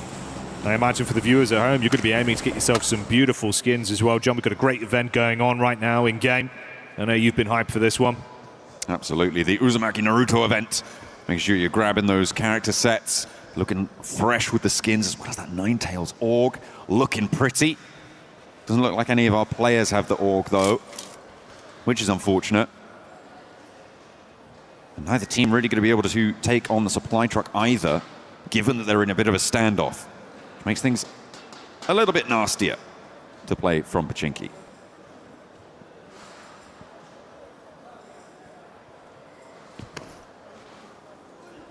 Let the tension just settle here. Oh, nade line up through the window. Oh, it's a nice chip, John. Could have been beautiful. Does manage to catch a little spray on the step across there, but not going to quite get the knock. And it's, again, just retreating, being a little bit safe. Like you said, deck of cards type play, reshuffle yourselves somewhat. But that is a nice little reshuffle from Ragnarok on the sidelines, able to get the side swipe. And Geeke have got their opener. Now, do they try and take this one fast, or are they going to slow themselves down again? Looks like they want to try and capitalize a second knock, and there is no way that they're getting those two players back up. Surely not, as Geeke descend from multiple angles. One is cut across, but it's not going to be the same story for the others. No, it's really nice from Kevin. Beautiful predict with the nade. Pops perfectly. Reply back over, easy for Bad Boy cleaning up. So 1 by 1, Dopeness suffering heavy losses on this. It was Mikita that took a few pot shots over to the Geeke roster to start off, and they went, you know what, you want to fight, let's take it.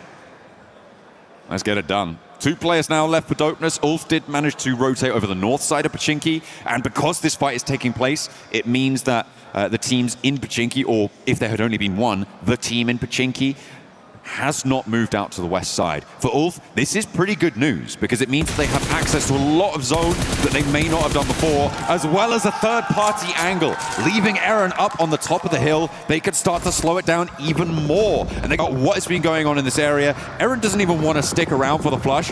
He gives up his position, and they're just going to back it off. And Ulf are going to be the ones to take down the supply truck from Pachinki. This is huge for Ulf.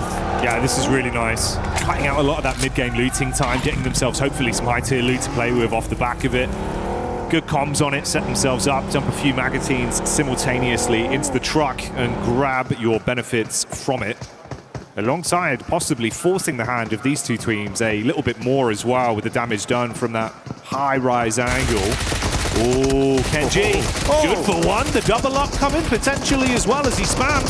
Safe G trying to peek back into it, shot into the thigh, stays alive. Mikita on the wraparound, has that molly through the window.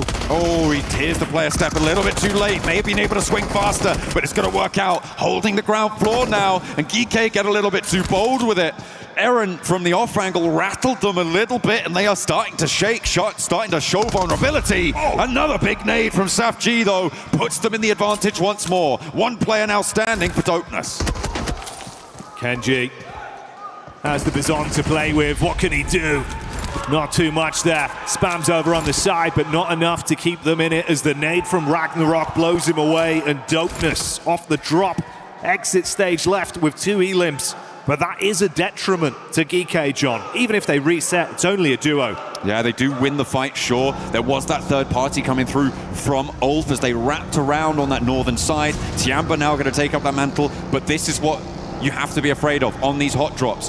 They no longer have prio when it comes to getting out to the west. And on a hard shift like this, they have lost too much time for me to really be considering them deeply into the rest of this match. Everybody else much, much faster, and we are going to focus our attention now on teams making that break out west. A lot of teams coating the west side coast and the south edge as well, near Ferry Pier, around Quarry. Yangon Galacticos, very much the back of the queue.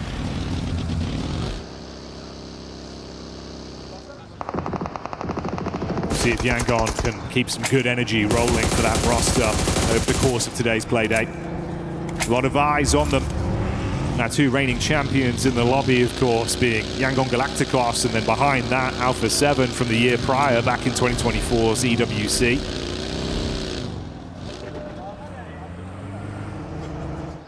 Circle.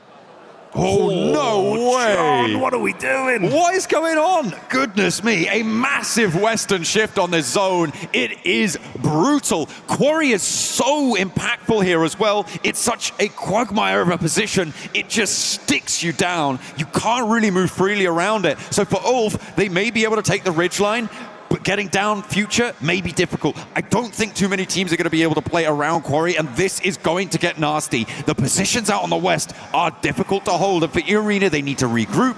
For Wolves, they need to try and stay alive, and 7-2-1 are going to try and crash on in. Everybody on the south edge being funneled around that Quarry location. Oh, Jackie, this is going to get very, very dirty. There's something in the air at this event.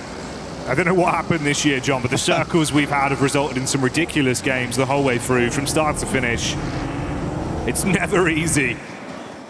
Feels like we're playing with 50% land in every single game. Half of it's always taken up by the water. Hey ho, we go again. Teams instantly crunching down, knowing it's only going to get harder to get into a safe location in the zone the longer they leave this one. Yangon Galacticos just about making it past Quarry. Ulf actually went straight past Quarry, and they're now very central on this zone, Jackie. They're looking to play out to the west side of the road, towards that coastline, nestling themselves in and looking to maybe play a 2-2 split. Yangon Galacticos happy to post up around those Quarry warehouses for the time being, maybe move on a little bit further because you've got AGAL moving in behind them.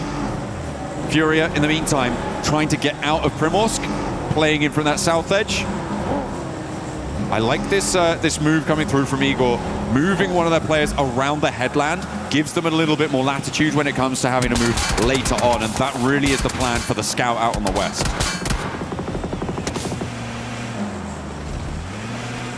Thing is, for some of our teams as well, this accelerates the way you have to play this one. I think a Go team, they usually like those very long, safe rotates where they want to be inside of the blue, taking their opportunity to build into a great late game finish. Here, you can't really play that style. Have to take a few shots onto Fury as they catch line of sight on the road. This is going to be Go team's POV. Elevated angle, Killer Joe getting swarmed on as well. The AGAL Killer Bees on the move as they head down towards the road, looking to cut round Goat and get themselves into a better position.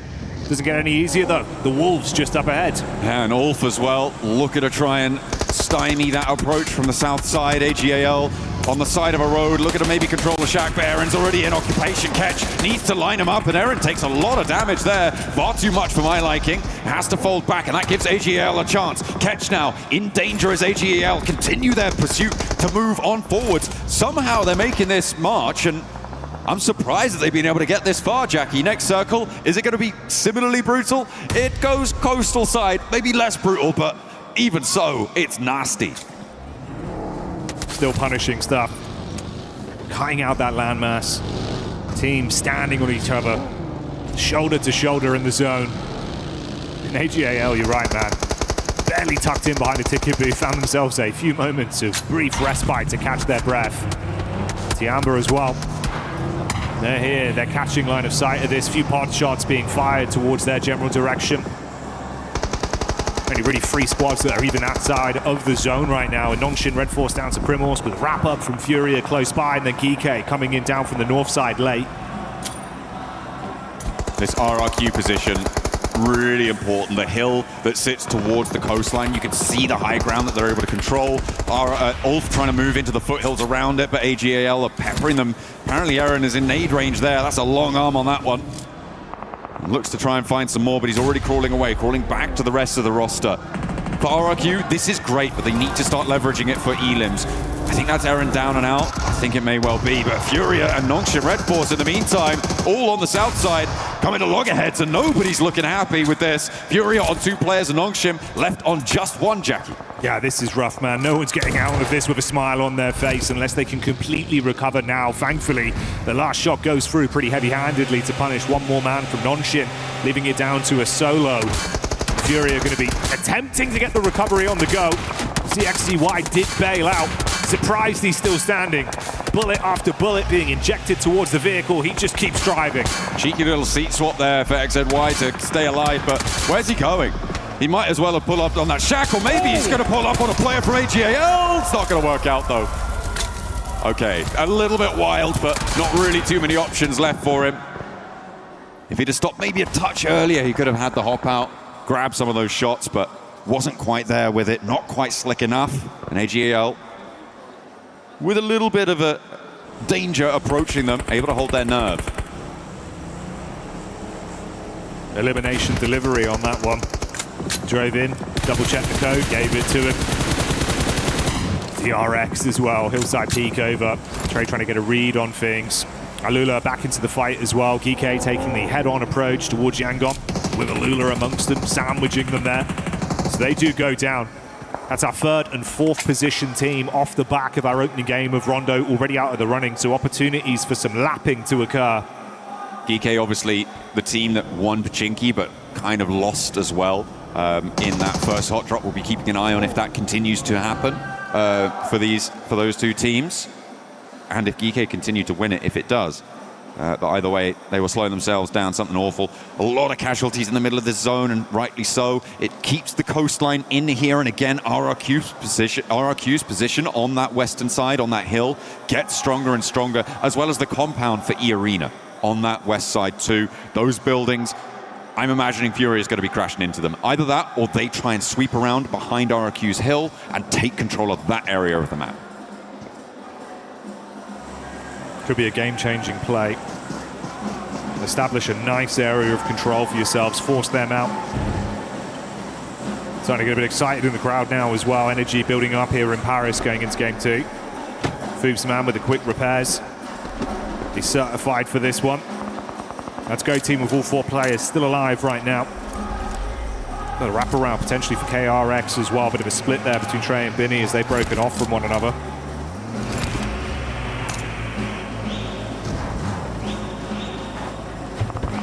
Alpha 7 on the northwest side, with 3 players alive on the beachhead. Binny, he's going to start to tick away from the blue, from the water. You need breath, you need health bar, and neither's going to go your way. Down he goes, leaving only the 1 player now left standing for them. Over on the northeast side near the backstop for GOAT. Furia, instead of going towards the zone, looks like maybe they want to try and take care of GOAT team first, or at least scout it out. They're wrapped back around fairly quickly, though, as the last player from Kiwoom, DRX, goes down. Yeah, Foobsman finds that one. We saw the other player, of course, denying it out to the blue, not wanting to give the points over to Furia, so that is where their story ends in game 2. Killer Joe, off-angle peek from the sideline. The attention of Furia was all on Moxie. Joe was able to take the first bit of damage with ease. Silence replies, though. Shuts down Foobs, leaves him on his last legs. Good name play from Moxie. Shush his silence. If this is on target, could be very lethal. Trying to get it over the hillside onto the close grouping. A trio of Furia players with 1 man in the vehicle scouting. Chief on the push back over. Ayala really looking rough here, John. Yeah, the off angle from Arena is chiming in as well, and another nade sent over the top. It's big boom after big boom coming through from GOAT team. And now it's just out on the forefront. On the back line, it's Igor who needs to come up big here against GOAT team, but they can't push forwards because of that Arena off angle, which is slowing this fight down really annoyingly for GOAT team. The advantage, though, is that they can start to use this time to maybe find a foothold into the zone because the blue zone is upon them, and you can't res in stage 4. You need to get this one done as fast as you can. Silence may not be able to get back up here.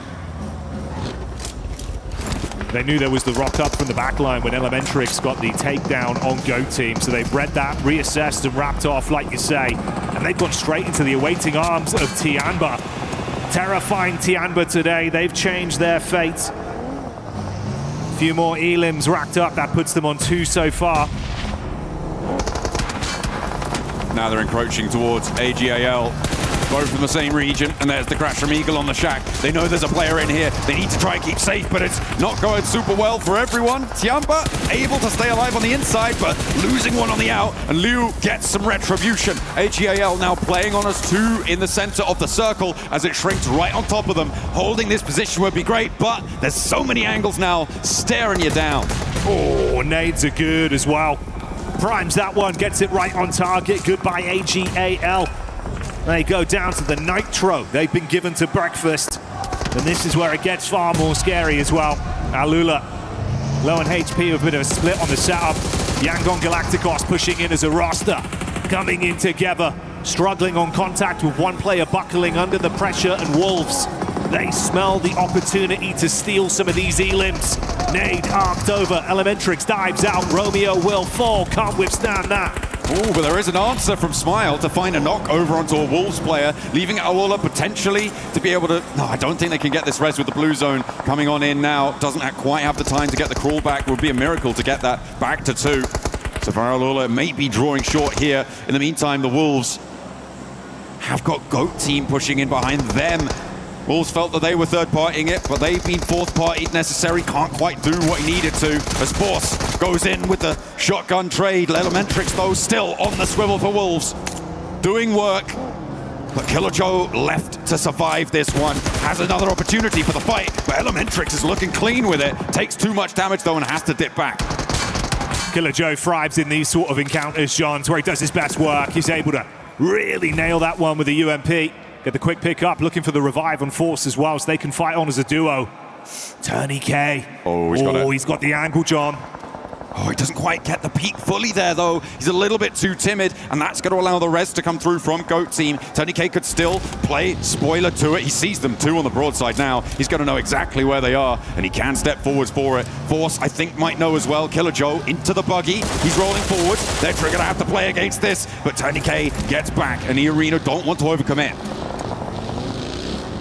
Jumps back in the vehicle, puts the pedal to the metal and pieces out for now, whilst Force continues to hit heavy. Quick, not fast enough for Alula's escape plan.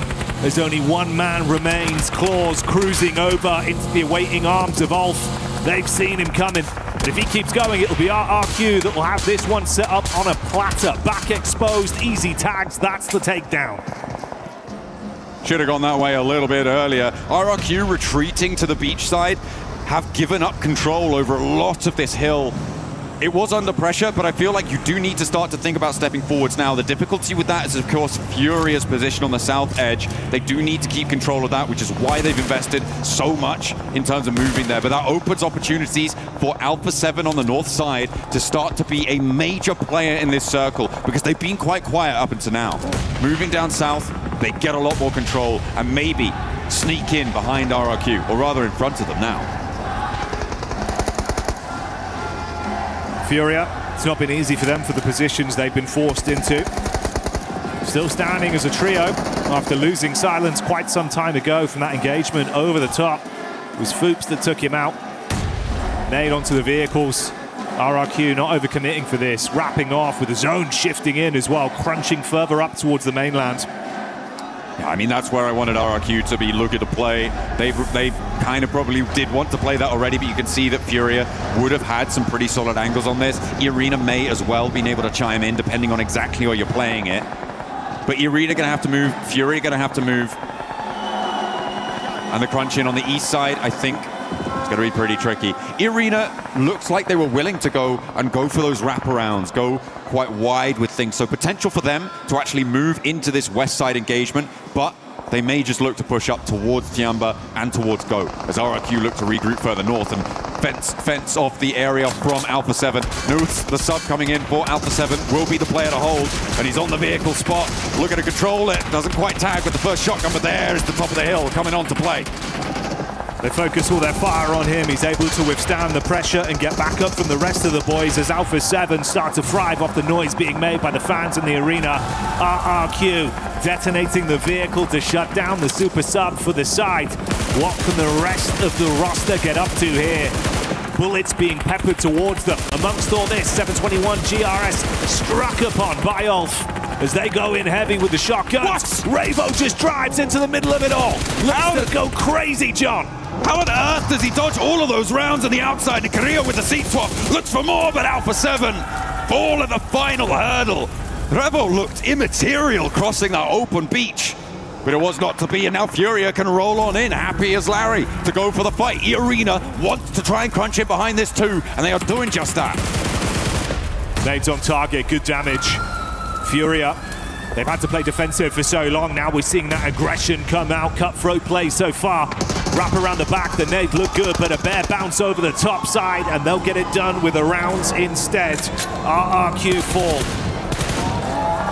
Down they go. Furia looking to piece themselves back together. Irina maybe a little bit too slow to jump on the back lines for Furia as they establish themselves. Ulf as well, look at a challenge over on the northern side, obviously diminished in power with only 2 of their players alive, but still a force to be reckoned with. Kelsey and Scarface have got some solid positions to play around. Irina on the south border, I think they're the team to beat here, Jackie. It feels like on this south side, they have got control, they've got a lot of what they need, and Furia is committing towards the north side.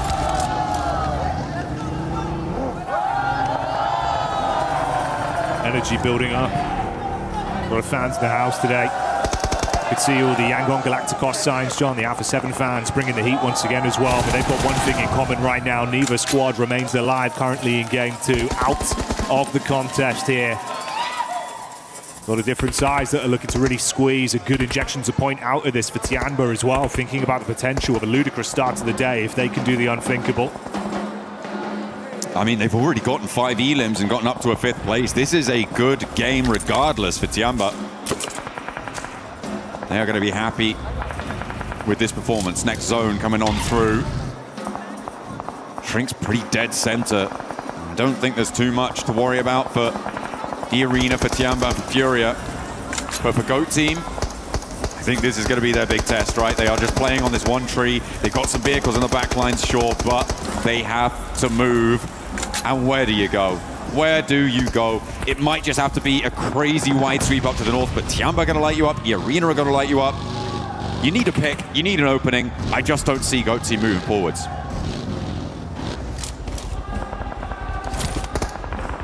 Yeah, it's not been the easiest approach for them. For Furia, they've been trying to build up nice points on this game, taking the heat to teams when they think there's a chance to get a drop on them. With Kelsey trapped by the rocks there after eating the nade, no real easy pathway for Scarface to get him back on his feet. This could be another chance for Furia to flush out one more squad, push themselves even further with 2 elims going their way if they do it cleanly. Yeah, GOAT team, you really can't be doing anything here. Killer Joe just looking for some angles, but there's nothing to do. Fair enough to fall down there. Killer Joe will go down last. Scarface now under pressure as Tianba actually take the elim over on towards Kelsey, and Scarface still kicking as Ayala takes a knee. E-Arena in the meantime can start to march in from the south side. A nade will finish off Scarface, but Ayala now needs to be secured, and this is beautiful sweep across from E-Arena. Furia have committed to that north side, and there is now nothing stopping E-Arena taking the entirety of this ridgeline in a 3-way engagement. Yeah, this is great decision making. Instantly aggressing when they think they've got a moment to get the drop on them. Furia down to 3 players, of Ayala unfortunately falling in that head-to-head versus Scarface. That puts so much more pressure on this team. They've got to get him back up. They'll have a few seconds here to top his HP up. Thankfully, he's done so. But they've crunched so much space, so much map control away. Nowhere near as easy now, John. They know Milu's position.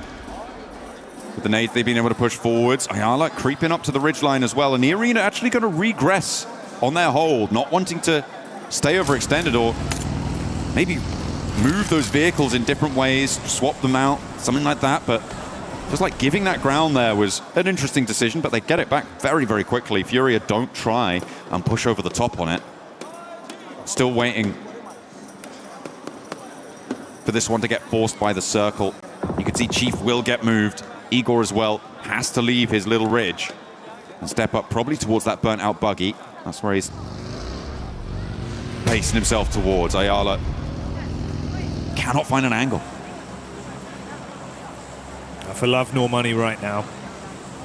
No chance to get a raw free peek onto them. Just looking to cast that first stone, open it up with an advantage.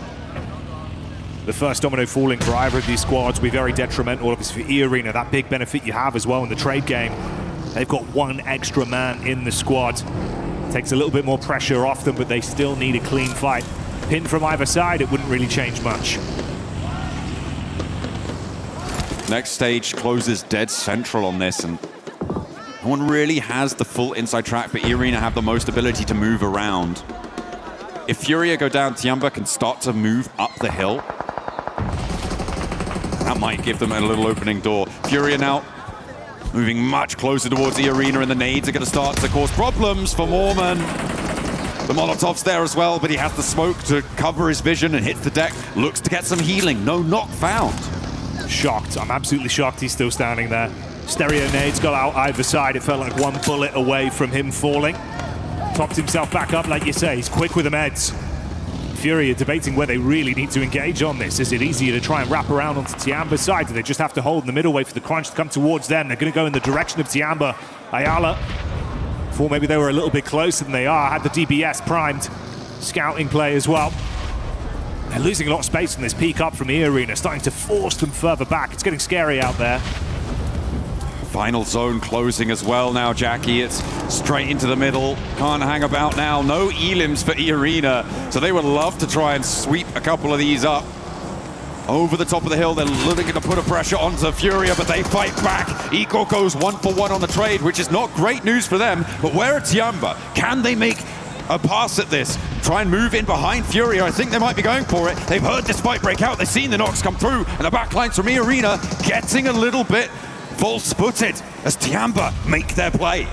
Tiamba, triple threat of nades thrown over the top. Erupting explosions towards Furia's angle after knowing they're weak. They're still not overly committing. You're being hit from all sides as well. They're going slightly too far deep. That one looks good. Great chip damage onto Furia. Chief with a reply. Mormon's drop. Joker hits the headshot back onto him. It's a 1 for 1 stalemate. Tiamba still waiting. Finally, a second knock, and now Furia on one. Tiamba have read this nicely. Igor the last to go, and they wrap around, they roll it down. QZ wants to shut it out in the Arena now. The last hurdle for Tiamba's back-to-back. 3 players versus 2. Joker off in the distance, but there's one in the smoke dealt with immediately. QZ relies on his teammates. He turns for a moment, but he knows they've got his back, and in a 1 versus 3, can he make it work? Mormon now bleeding out to the zone. E-Arena will fall in the face of Tiamba for a back-to-back chicken dinner. This is brilliant. Talks of Tiamba looking timid in their group stage, but that's all changed now as they terrify the lobby and turn up massively with not only 1 chicken dinner locked in, but a second following that. Back-to-back. Incredible start to the survival stage here. Really brilliant opener coming through for a team that, as we were saying, there were a lot of criticisms levied at their play style. They only just about managed to get into the survival stage with a late in the day chicken dinner. But they did look much better during that chicken dinner, during those group stages. And this is exactly the sort of development you want to see. Able to go, I think it was 11 eliminations as well there, Jackie. It is a monumental start for them. Getting towards the top 6 just got a whole lot easier. Yeah, dream start, man. That's what we're saying, right? We were looking at it even kind of early into that one, thinking, oh, they've done pretty well with the elims. It looks like they've got a good set of heads on their shoulders today. Way better for you when you not only get 1 chicken dinner, but 2 already locked in. Playing it smart. I was a little bit worried we're going to see some of those signs of them not willing to really engage even when they have a bit of an advantage. We saw that a few times in groups. It looks like they've recovered that. Yeah, I mean, the instance right at the end there, where they saw one knock on either side, they said, you know what, now's as good as any. The zone's closing, we've got to go. They had the nades, a little bit off target with the nades. I think it's safe to say they didn't have a full read on the position of Furia, so overexpending a little bit of utility there. So still improvements to be made, but I think I can forgive them that. They were still able to crunch it behind, be the pneumatic press that crunched Furia and followed through straight on towards E-Arena, who, given the solid position that they had on that south side for so long, surprising that they weren't able to get many elims at all. A very minimal point scoring game for a team that plays second place. Yeah, it is surprising. It is surprising. I think for E-Arena it's a bit scary as well, because obviously, you know, we historically had that one massive game of the group stage where we were thinking, damn, okay, they're looking absolutely sick. They're really playing confidently in the head-to-heads as well. The longer it's gone on, there's moments where you're thinking, when are they going to get that second wind again? Not necessarily from the tactical side, but more from just the willingness to actually show how good they are as individuals in terms of the gun skill. We know it's their job. It's just got to rear its head once again. But today, so far, it's all about Tianba. Yeah, I mean, for the players on side, they do need to start to step up, be a little bit more like Tianba. I think it's safe to say we're going to head down to the stage and we're going to catch up with some of the players. Yes, we are. And who are we going to talk to other than Tianba and QZZ here? Back-to-back wins to start off the survival stage. What a result. And let's ask about that, right? Back-to-back wins. Obviously, in the group stage, you didn't have the easiest of time. So what was the focus for the team between the group stage coming into now the survival stage? 那 QZ 首先恭喜你们已经2连世纪了，非常优秀的一个发挥。当时你们小组赛的时候可能打得不算那么好，然后现在进了生存赛之后，明显就是状态调整过来了。能不能跟我们说你们当时调整的时候主要注重哪些方面呢？其实我们没有做太多的调整。其实前2天其实大致上没什么问题，但是每个人的状态可能不是很好，然后。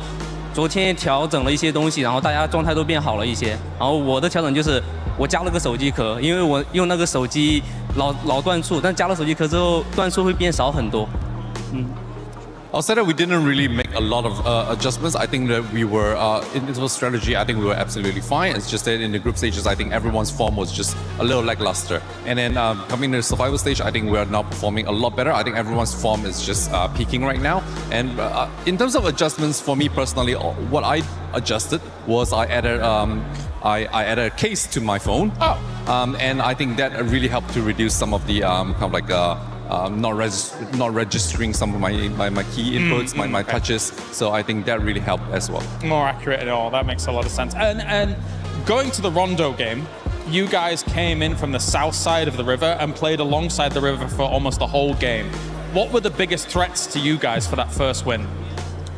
当时你们第一张图的时候，你们相当于是从那条河的南边，就是进圈的，然后而且你们相当于是我唯一之最站在那边，然后你们就一直沿着那条河的南边在那边打了一整场。当时一整场下来，你能不能跟我说一下最主要的一些威胁会是什么呢？其实最主要的威胁是我们准备反清山上的一波，然后我们差点被右边的 KR 叉给溜了，然后但是我们当时顶住那一波，然后那波可能是最具威胁的一波。Well, I'll say the most dangerous point was when we were trying to clear a hill, and then I think KRX actually had the slip on us, and it was a very tough battle. I think it was a really dangerous moment for us, but we managed to hold on and we managed to fight back, and we managed to win that battle. And I think that was the single most we almost got eliminated point.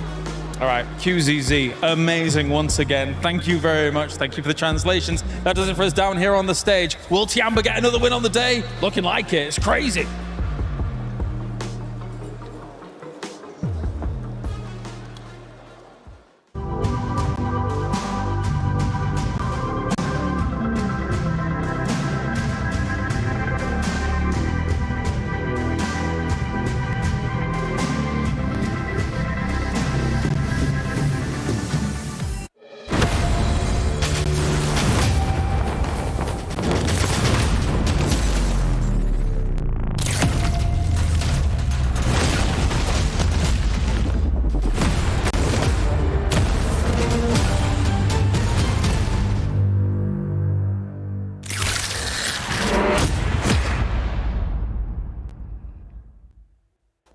Tiamba doing their best impressions of Drake with that back-to-back, because this team is definitely showing up here at Survival Stage of PMWC at EWC 26. But don't forget, it is PMWC. There is a PMWC Lucky Spin currently going on within the game. Make sure you log in, do the spins, do all the fun stuff before it goes away, because we do have the Electron Energy set, the Proton Power set, and the stunning Alien Fusion grows out, which Max was telling me it ends up glowing on the dark. This was co-created with PDP creator Nana, and I want the grows out. Same. I want that grows out, Natura. But talking about the game, this last game, Tiamba, oh my. Especially that ending too, the way that they ended up pushing to Furia and then just demolish E-Arena is what we want to see out of Tiamba, Max. By the way, before we do get into the nitty-gritty analysis of the finishing of that game, the Rondo win, Tinlong Garden drop, they go to a Northern finish, they win that game. Here, they drop Yasnaya Poliana, they win a Western Coast finish. I don't know how they keep doing it, man. Their rotations are on a separate level here at PMWC 2026 as we check out the player stats here. And QZZ, Milu, oh my goodness, 4.5 average eliminations per game so far today, putting up the numbers. And I didn't predict them to make it because I was actually quite disappointed by them in their groups. And it's clearly working out for them, Niptro. Well done, I guess. Yeah, I mean, we still got a long couple of days ahead of us, but based on the last two games, I think we can really start to change our minds about them. They're being very, very consistent. What I really love is that they bided their time. They waited, right? Oh, there go my notes. What? Because... She's attacking me. Yeah, I'm attacking him. No, because they were just sitting underneath this hill, right? Yes. Waiting for these two to get together, start fighting, and then push. Look at that. Yeah, I mean, that push on Furia, of course, the timing of that is great because Furia is at their absolute weakest, and also E-Arena are trying to get a revive back on their fallen comrade. But I wanted to focus very clearly on this replay, on Milu and QZZ. The focus, the sheer determination at that moment, putting the focus on the same player at the same time. What an absolutely amazing fragging duo. And clearly they're the main reason so far they've been successful on this opening day of Survival Stage. Loving the synergy of those two guys in particular. Loving that synergy, loving the action that they're currently putting on. 12 eliminations there for Tiamba, being able to come off with the win. Furia, this is a team that we've been wondering where have they been. They finally ended up showing up here in this game, Max, with those 7 eliminations, 12 points total. Happy to see it, really. What a hold on Primorsk in particular. They were holding off Nongshim Red Force. I know Blank was very excited about their hold on to GOAT in particular, making a massive statement that hilltop is their hilltop for the rest of that game. So Furia, a little bit topsy-turvy back in the group stage, but Niptro this time around, strong podium finish, which is what we love to see from that Brazilian squad. No, I do like it. I like it a lot. The only thing I want to say, if I could just really nitpick here, is that they they had a very strong mid game, right? Very strong, very proactive. I really enjoyed that. I was like, okay, yes, Furia, they're coming in strong. We also saw them move on to the RRQ and A7 fight really quickly with so much force. There was no backing. There was no coming back from that for RRQ. So very, very well done. But they kind of slowed down. They waited to that stage 9. I would have liked to see them be a little bit more proactive with EA. I know that they were, intimidated by Tiamba there, that other third team rather being there, but I would have liked just a little bit more momentum coming through from them. Side note onto Tiamba, actually, speaking of momentum, Tiamba went from 0 to 100. Did you see that? When they realized that fight was finally happening, they went from sitting behind a tree to full on pushing like that. 10 out of 10, no notes. It was very good, but I want to go back real quick to what you were saying about Furia in particular, slowing down a bit at the end. I don't want to criticize that too much. I think it was actually a good play for them to slow it down. The reason why, we knew that whichever team fights last, chances are they're going to get the win at the very end. Furia fighting E-Arena, they're like, we want to try and get rid of E-Arena, but if we fully commit to the fight and take even more knocks, eventually Tiamba's going to rock up on us, which is actually what happened, right? So I do get your point, but at that moment when all the 3 teams are just ready to go at a moment's notice, Furia, I think, made the most out of it, and this is a team that I did not expect to make on the podium, but you know what? A strong podium finish from Furia on a very hard circle for that squad, by the way. I think that's still a win. Yeah, and on the opposite side for the Brazilian squads, you have Alpha 7 still not being able to do that well. Only putting points via placement in this last one because the eliminations just weren't there. Yeah, elimination. It's a hard zone, though. It's a hard circle to really get eliminations. You've got so many. Tiamba was able to do it. Tiamba was able to do it. I think it's and they don't land even close to that.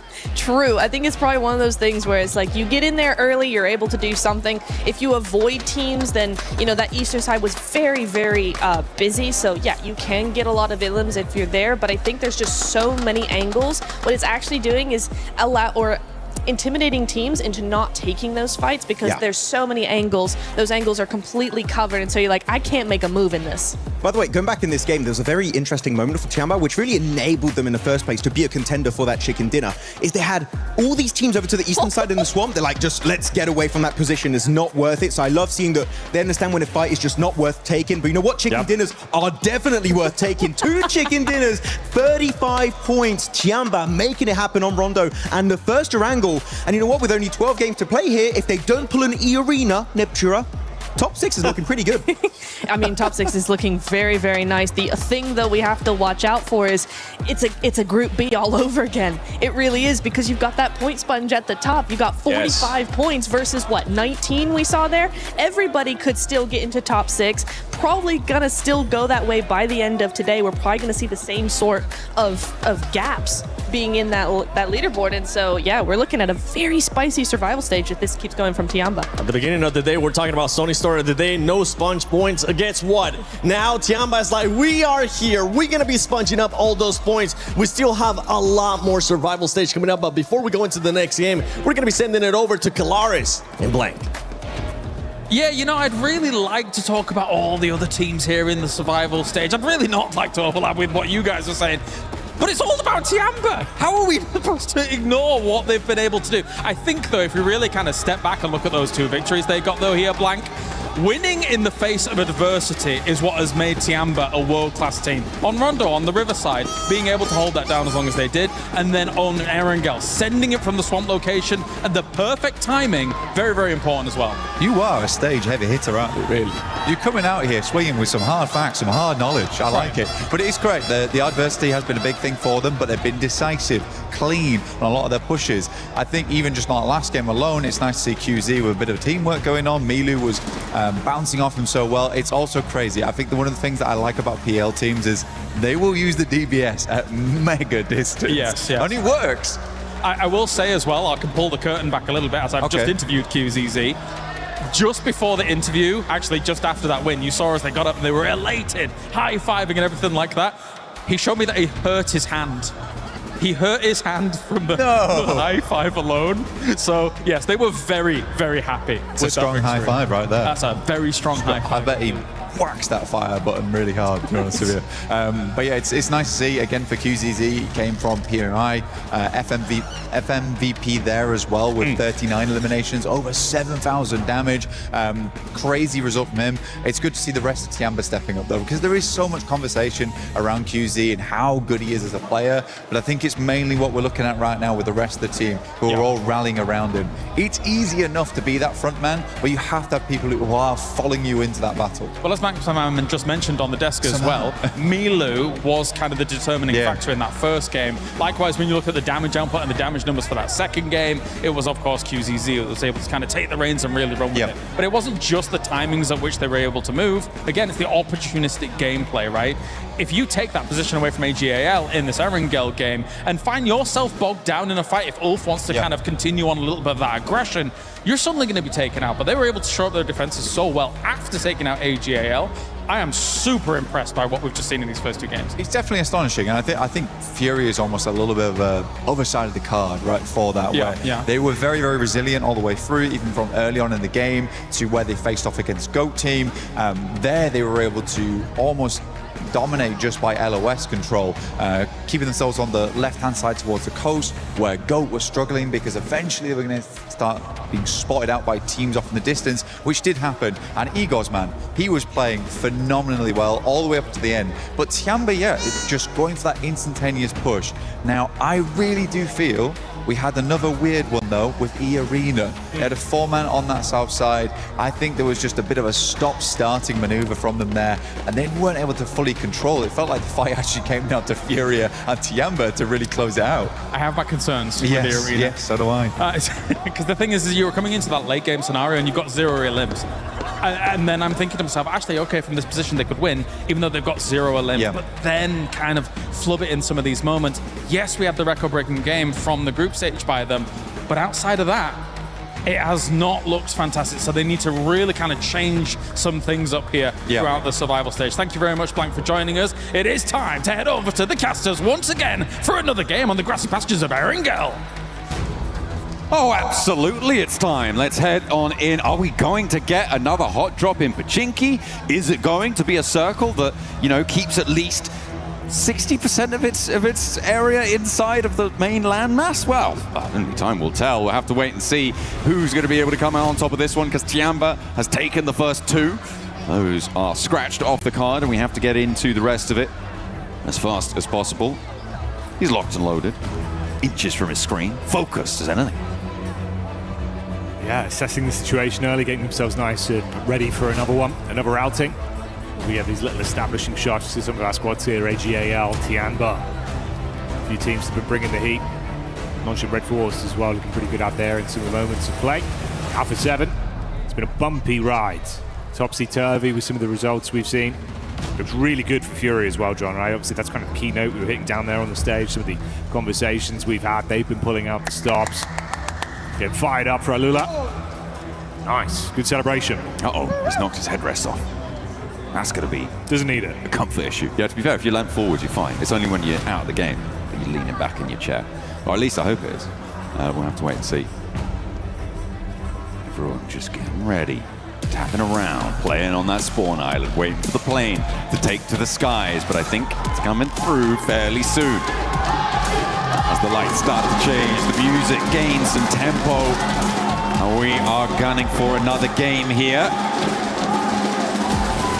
on Erangel. The plane path last time was fairly kind. It was fairly chilled out, a lot of area accessible, no real impetus to go for vehicle hot drops to try and challenge on. This time around, Jackie, the plane path is a little bit more west leaning, so maybe there is some more pressure on things, but are we going to see the hot drop in Pochinki? I mean, I just really don't like hot drops in general. I'm generally kind of against them. Maybe you can excuse it for the first game, maybe even the first two within a new lobby, but on a 12-match set, I think you just got to cut your losses. If you're not able to win it out cleanly, either team should be stepping away from this one. Yeah, I think there's a right time, right place for it, and honestly, in my mind right now, this could be one of the opportunities for it. If we start doing it towards the end of the day and we get to the next set of 3 games on, it might be too far gone. You make a mistake there, it could be cooked instantly. You leave yourself in a sort of safety net to try to build back in. If I was going to run that risk, this is the lobby I'd do it in. Right here, right now, come out, pull out some stops. If you could potentially target one of our top teams, especially looking at Tiamba, right, with how they're building themselves, such an early narrative, shut them down, stop them from accumulating point after point, at least for one game. Could be a door open for you and one closed for them. We'll see. Maybe it's more respectful than I'm thinking. I feel like targeting the top team themselves, maybe not super useful here in the survival stage. That's much more a final strategy because you're aiming for top 6, right? Doesn't matter, John. You've got to come for the king. You find the biggest man, you shut him down, you get respect for everyone else in the lobby. Well, we did just see an elimination go through. I believe that was Tiamba actually over towards E-Arena, who have lost one. We've also got the Zaki drop coming through from Dopeness, which is going to leave Gike alone in Pochinki. So we don't get that hot drop. Over on the east side is where our circle will go, and I'm happy to say it's quite a lot of land in this one. Yeah, more reasonable, far more reasonable here, what we've got out of this. Some of the games we've had, it's been a super bumpy ride for our teams, and we've seen some great PUBG Mobile mechanically off the back of rotation, at least map geometry-wise, how they understand it. It gets a lot more out of these teams. The brains have to be switched off. This, though, should be better for the lobby in general.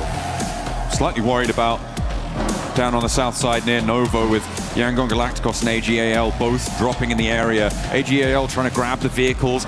Imagine trying to get across the bridge as fast as possible. The question is, what sort of ammunition does Smile have to play with? Can he catch someone on the cross? Looks for the iron sight spray down with the AKM. There is still more on the menu. There's 2 players in the monster truck try and find their way through.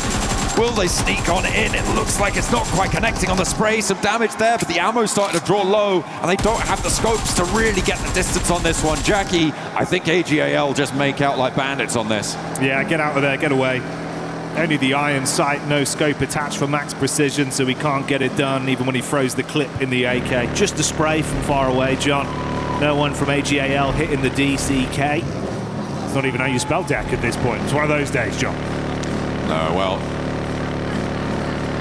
just got to throw an E in there. That would help. And it would help, but hasn't helped E-Arena on this drop, unfortunately, throwing an E on the front of Arena. Tiamba were able to get that. They were the team to take them down. Tiamba dropping around that sort of cube compound area, east side of crates, and, well, closer towards the bridges out to the east of South George, and they've rotated now all the way over the north towards Yasnaya, given the circle. Smart, I like it, no notes. Furia out on the west side, fairly uncontested, and we're firmly into the looting phase now. Been getting louder and louder game after game as well. Looks like that's Yangon Galacticus' fans and Alpha 7 in unison. They've been stationed in a similar area of the stage. A lot of excitement coming from over there, getting fired up. The drums being played. Any good at the drums, John? I have grade 4 drums, which is a qualification in the United Kingdom for our international viewers. Bloody hell. It's mediocre at best. Ah, I see. You know, Kalaris is a phenomenal drummer. Is he? Yeah, he's really good. Okay, that's not even a joke. He's very good at drumming. We'll get him in. We'll send him over to Alpha 7. We'll see if he can do some drumming. Absolutely. Get him on the paradiddle. Yeah, we'll patch that one through. We'll get James on the move during the game, don't worry.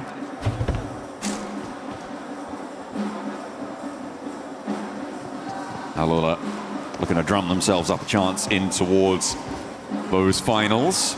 In second place, they've been doing a fine job of it so far, with the points they've been able to accrue. Obviously a deep run into that first match. Really notable performance coming through from them. Maybe a little bit too slow in terms of dealing with Tiamba down on that south side of them, but they're still up on 19 points. They're still in the top 6 for the time being, as close as it is. However, in Primorsk right now, there's a long road ahead of them to try and make their way in.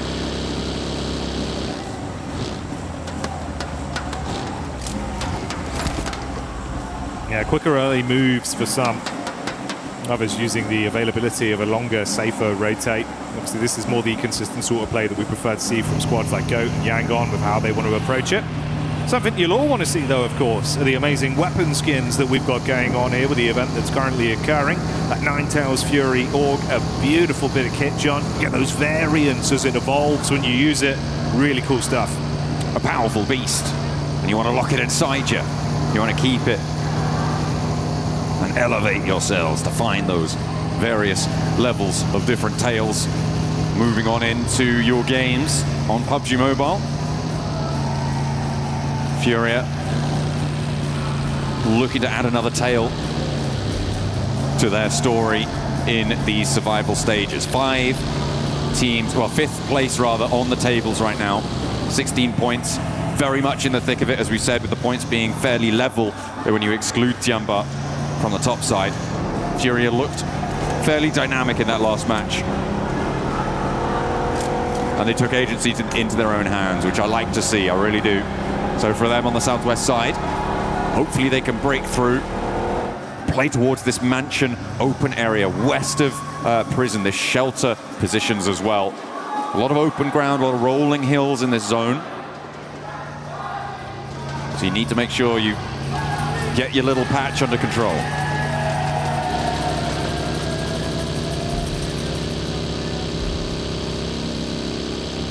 It's Furia roaming. RRQ potentially going to be in front of their path as well, so could be a chance for a couple pot shots. There's an overextend on the scout, pulls back quickly enough to get behind them. Do they clash though?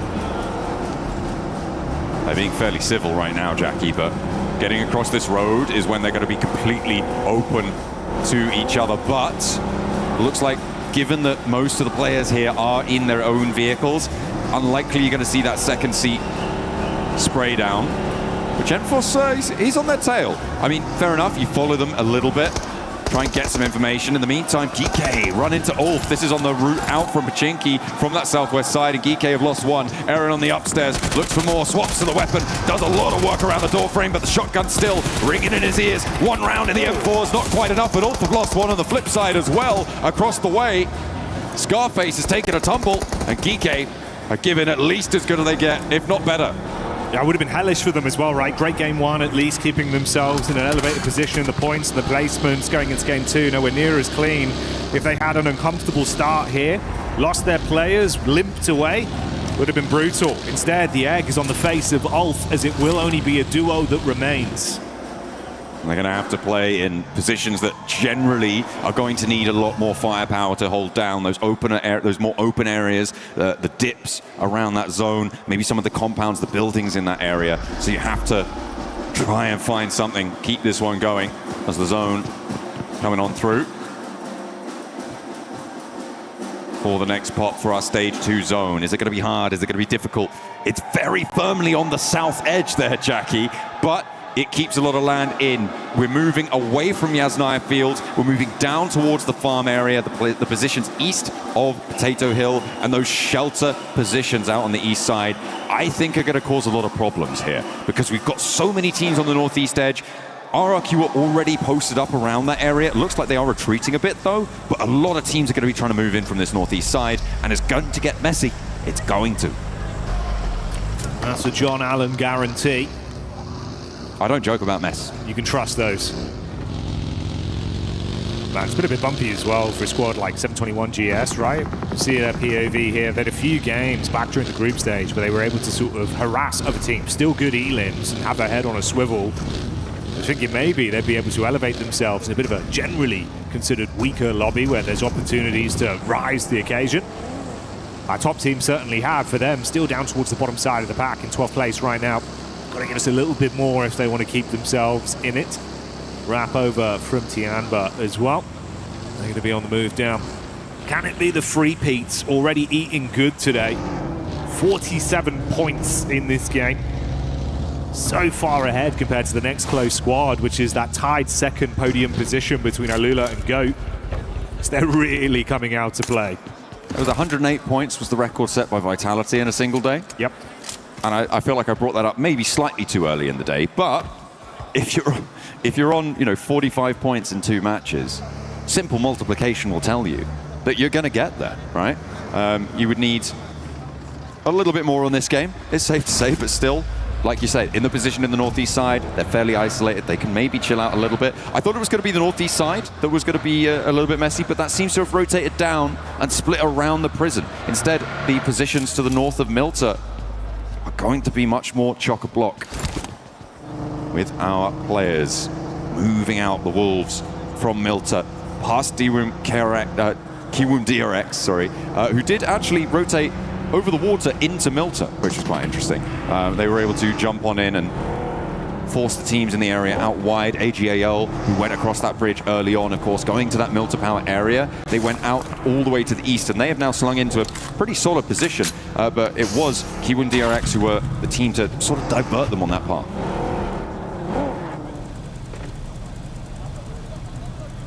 I think for KRX as well, right? This is sort of the middle portion of the day where you're thinking, okay, guys, got to lock in a little bit here.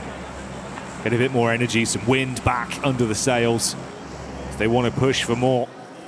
Locked in last place right now in the overall standings. Not the dream whatsoever. We'll see as the zone comes in as well if there's going to be any benefit here, if it pulls up more so towards that north side. No. All right, not too bad in terms of the positioning for some of our more central squads as well. Non-Shin Red Force once again got themselves set up early. There's only Dopeness that were in amongst the set of 2 players from either side. Ulfnir there, Fury instantly rotating off the confirmation of the zone, and Tiamba pushing down as well. From that east side, look how many teams are moving around that Ulf position. Dopeness just about snaking their way over the top of this one. Remember, Ulf only on 2 players, so really can't do too much to stop this. They're just going to have to hope that they can win a fight. In the meantime, on the southeast edge, it looks like Kiwum DRX having a tough time of things against Alpha 7, as 2 of them have already gone down. And there's really not much more for them to do here. Hoxie wants to try and hold his nerve in the face of Alpha 7, but they haven't lost a player yet, and they're not about to start now. Carrillo able to find the final shot, and there's a burn down on the last player for the South Korean side. I think that's by far the cleanest take we've seen of a compound from Alpha 7 today. They get that one done, John, but it doesn't end. They've effectively rung that proverbial dinner bell that's baited over RRQ. So for Alpha 7, they'll have to keep on fighting. Fury up, pushing over as well with AGAL in their line of sight. Height to play with, so at least advantage from that.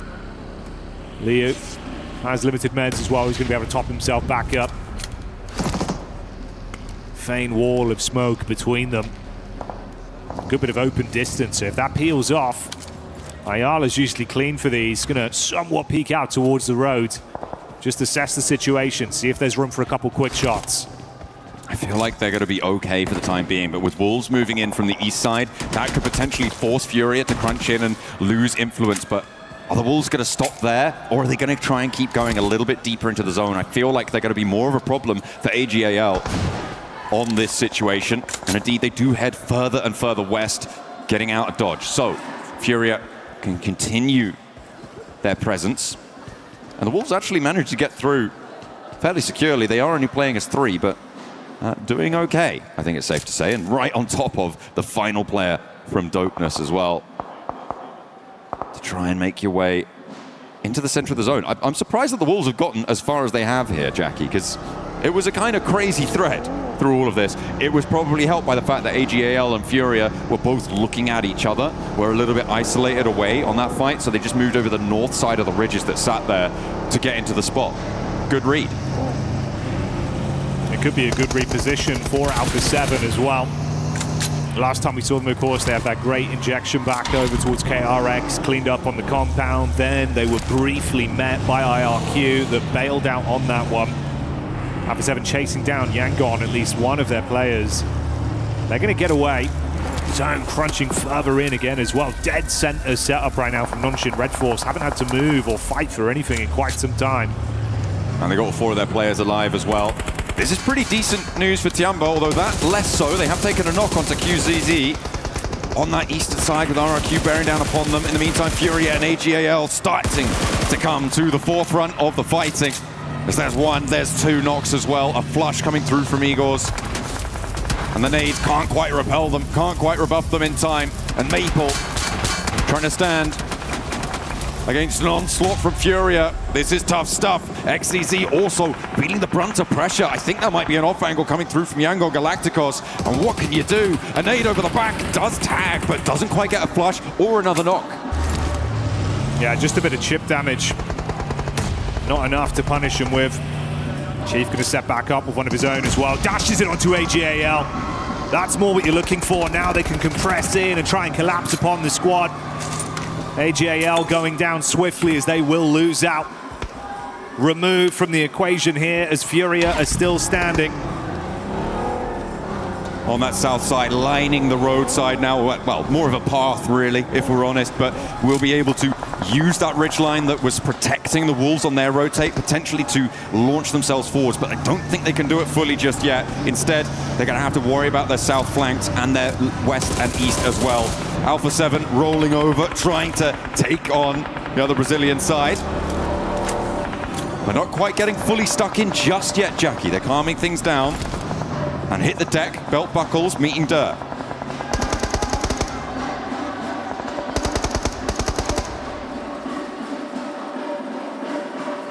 A lot of noise in the arena right now. Here at the Qiddiya City grid, it's been getting pretty fiery with the energy coming out in support of Alpha 7. Meanwhile, Goat team taking some shots. That's a pop off from the fans over in Yangon's corner. And rightly so. First elim on the board there for Smile.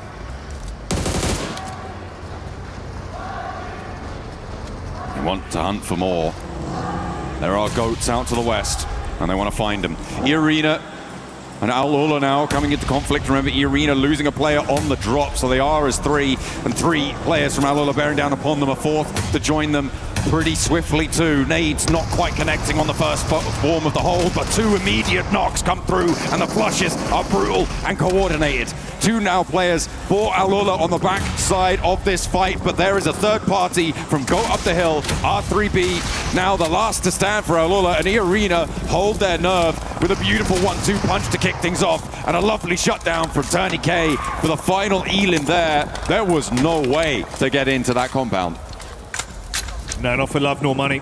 Couldn't brute force their way through, but talking of which, look who's in the back line. Goat team's representative, the solo, of force, arcs the nade through the doorway to try and deal damage. That's going to be the spread from the molly, making it uncomfortable. Another one bounces just off the periphery, trying to thread the needle. A further Molotov goes in, keeping them guessing. 3 nades in the back pocket as well to cycle those over. E-Arena sat, just hoping this shrapnel won't end them as they cower in the building. More nades being layered on down here from Force.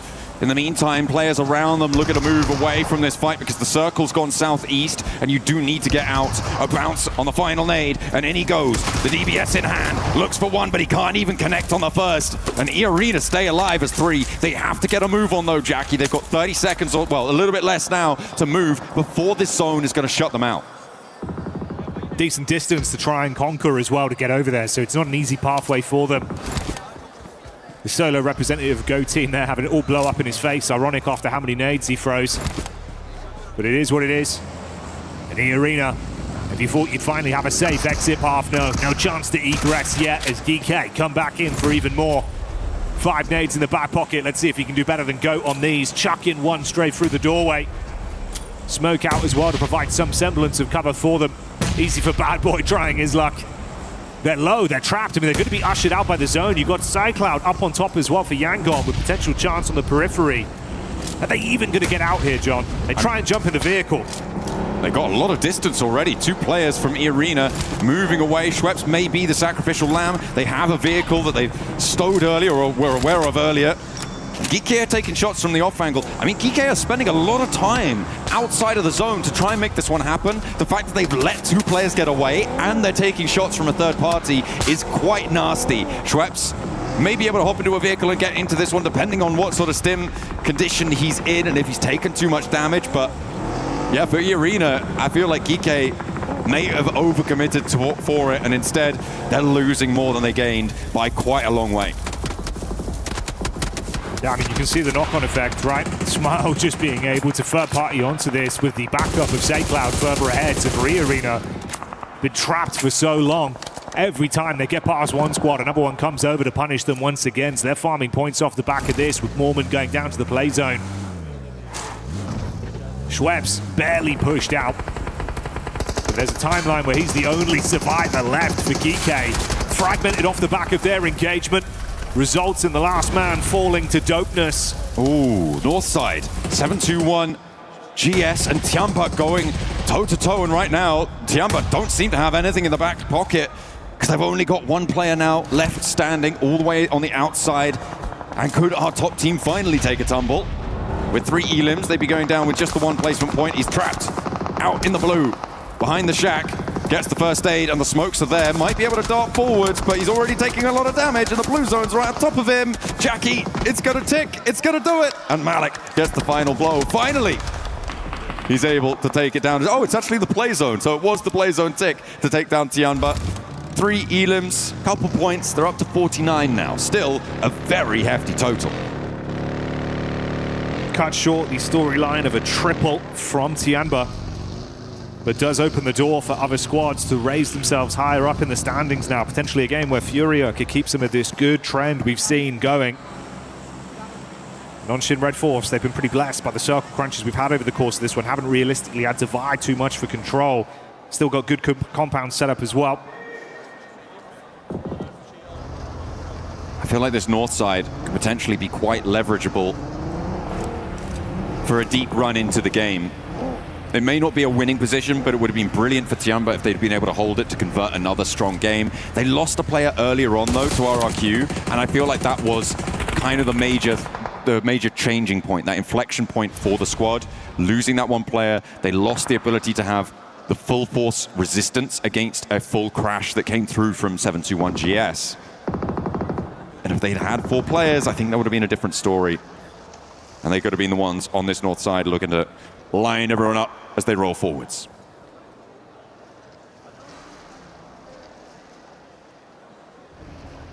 Sight for sore eyes for the Alpha 7 fans, you'd imagine as well. Still alive in this game right now. They have the 5 elims to their name. Ooh, Ravo with a peek out. That's the hovercraft gone, and 1 more member of Yangon Galacticos, taking them down to a triple threat with a backdoor assault as well from Furia onto the sightline. Getting a bit more scary.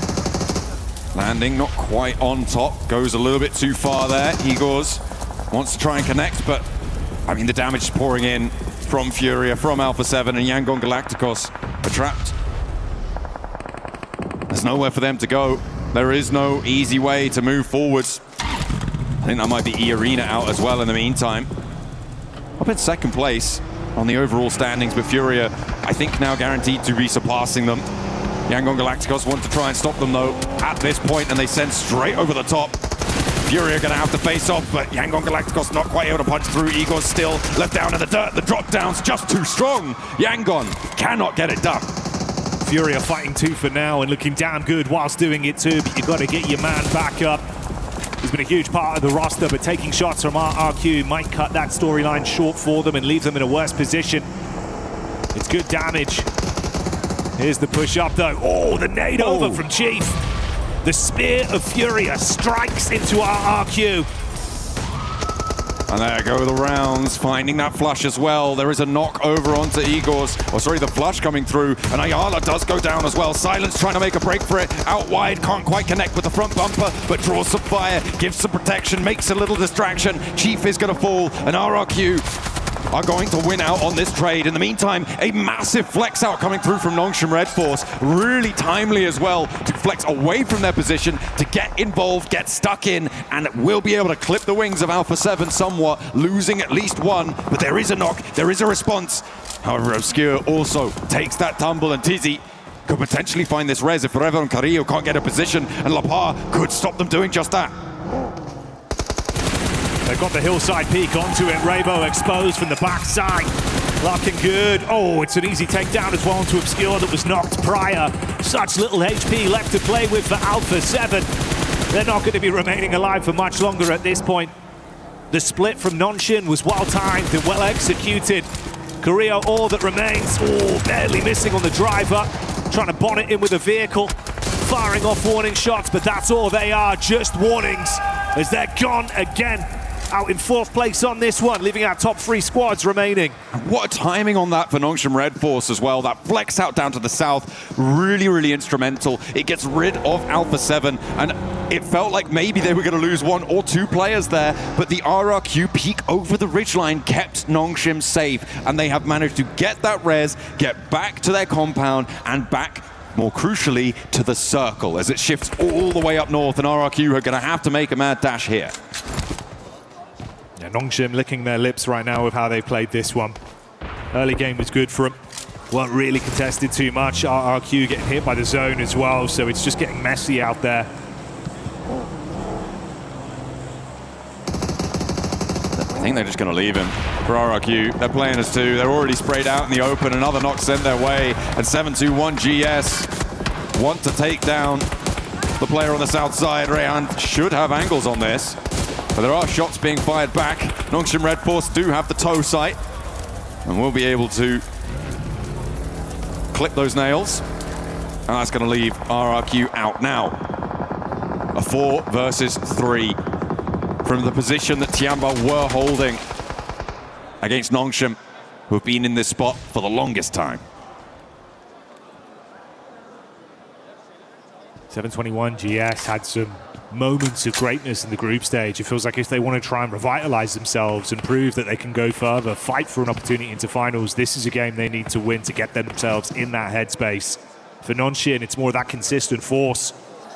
A team that we know can go above and beyond in a position to do just that, with the advantage of not only their position, but the numbers as well. Battle of attrition on their side, John.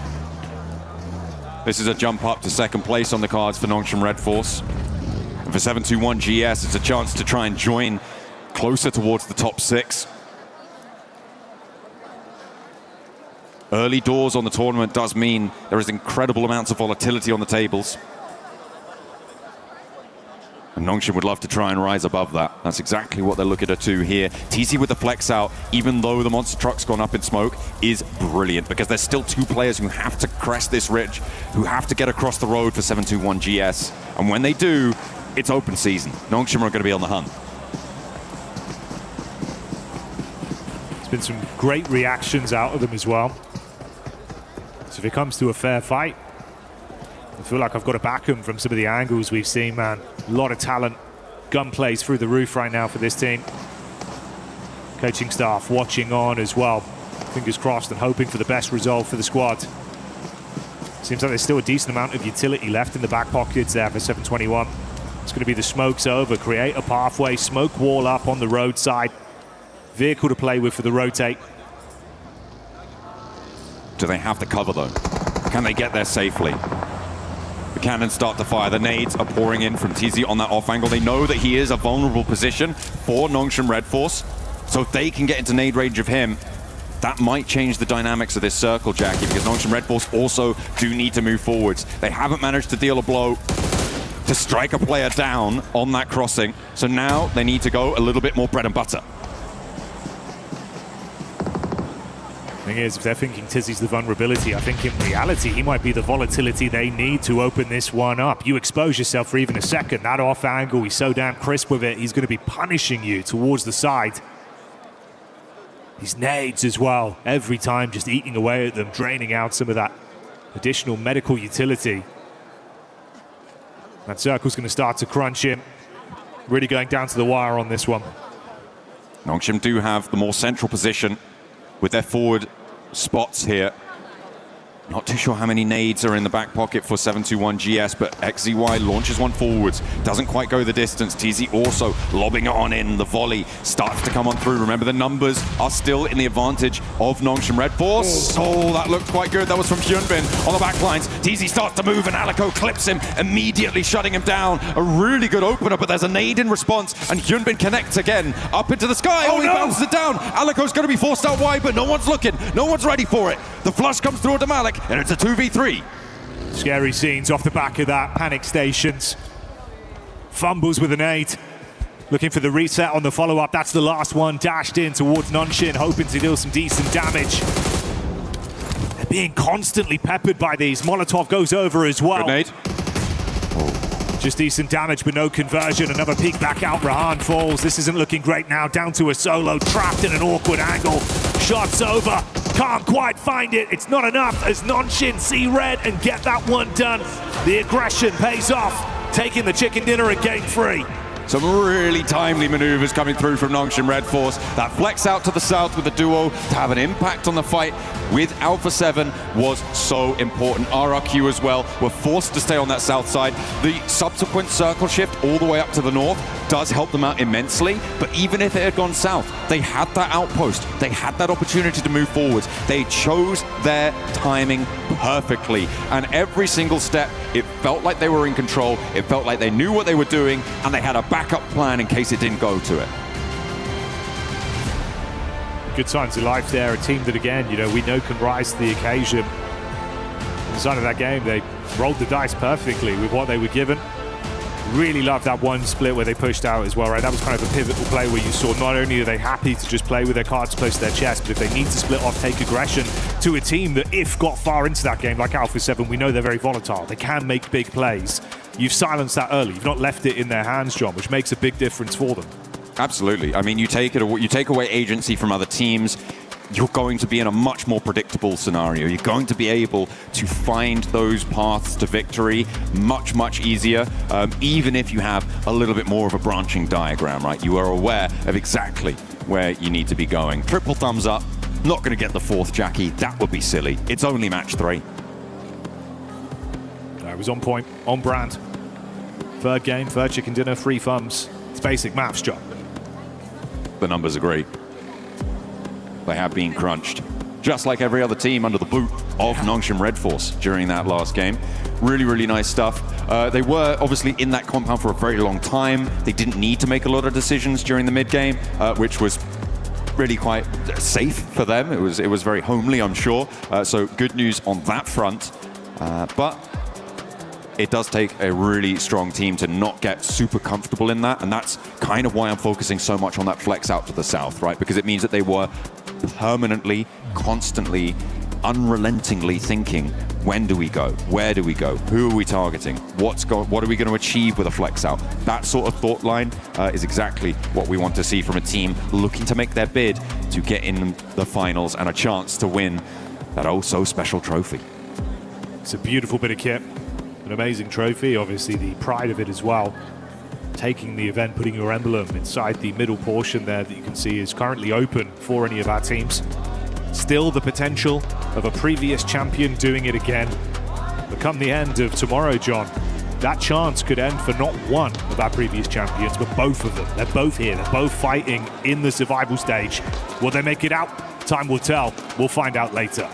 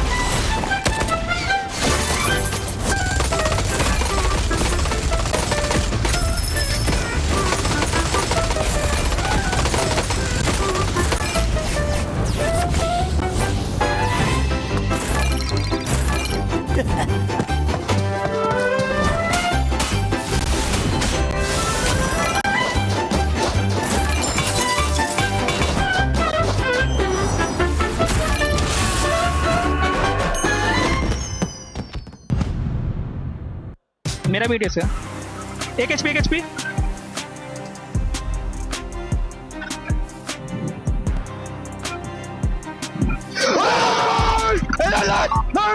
Çok güzel arkadan bir tane arkadan bir kaldı. Burada kaldı. Araba sürüyorum. Bana vermesin. Ben sürüyorum. Gel beraber devam edelim gel. Sür araba sür. Nice oğlum. Çak! Vai junto. Vem aqui embaixo. Tem. Boa, caralho! Porra! Gue kiri dia. Nomor gak? Aneh bener anjing.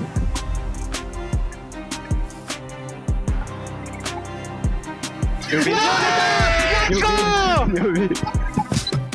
La, ya beli fakir la. La, oh, dia. Leve entrada. Nice يلا. يلا برا. الفينش. عيب عليك. Alan dışı kaldık. Sağda kimde kaldı? Nice sağ kaldı. Önde kaldı. Aynen o da.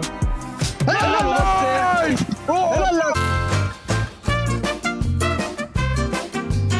好的，欢迎来到 Aramco 的实力排行榜。我们今天也是邀请到了 AGL 的选手来给我们现在桌子上的这些战队，然后做一个评级。来，你们现在看上哪个 logo 了？先来一个 Godlike， 跟颜色，就意思是 C 是吗？OK。Alpha Seven 吧。Alpha应该 Seven B 吧，毕竟没进决赛嘛。我没说话，刚才说的。今年，刚才说的。我跟谁？好，下一位 IDA ESPORTS D。这个往上点，这个 YG 给个 S 吧，上届冠军给个 S 吧。GK C。下一个 F， 这个 F 很配啊，这个。好 UF 给个 B 吧，给个 B 吧。好，接下来 Aurora 老熟人，给个 S 吧，这个 S 啊。好 S 已经有2位了。40，这个不是很猛吗？对呀。那直接给到 A 跟 S 中间呗。我觉得这个应该给到 S 吧，就这么。还有这么多呢？没事啊，下面也很就凭人家是冠军，行。RQ 给到 B。 OK， 这个放哪儿 ？F， 这个放到一把高那个 S 突击1等就行了，压他一头够了啊。只需要压他一头。接下来这个给到康吧，康。哇，这 S 有点太多了。这个来排个这个 A 吧 A， 这个小蜜蜂，那 B 跟 A 的中间呗 ，B 加 B 跟 A 的中间，我觉得 A 比 S 还要珍贵啊！现在马上就来了，EA 来了 ，A 必须得 A 啊，因为它对比你带 A 是吧？这个直接这个怎么说 ？S 加，必须是压那个Aurora跟黑豹一坨，稍微挪一下，挪到一边。哦，懂你意思。这个更别说了。这个呢，龙息。刚 S 刚有一个空位啊。NGX 给个 A 吧。接下来 Hora 给个 D 吧。反正现在每个等级都有。对，我觉得贴很完美，很完美，没有要变的了。没有。是的。那这就是我们 AGL 的选手现在定下来的评级了，不知道大家怎么看呢？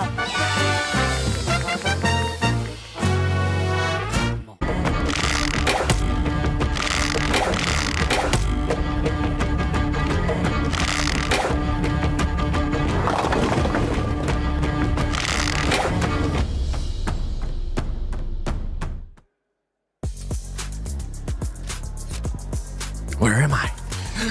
Here I am, baby. We're currently at the Fan Expo for PUBG Mobile in Naruto. There's a lot of awesome stuff going on here. If you guys want to check it out, it's currently open from August 11th through August 16th. Come check out the awesome collaborations between them, PUBG Mobile, Naruto, and a bunch more as we have just a random man flying by. You didn't even get a chance to see that one. Maybe you'll see it again later on. But we're going to talk about non-Shim Red Force. We're joined by Barney, Maxman, and another, the Neptura.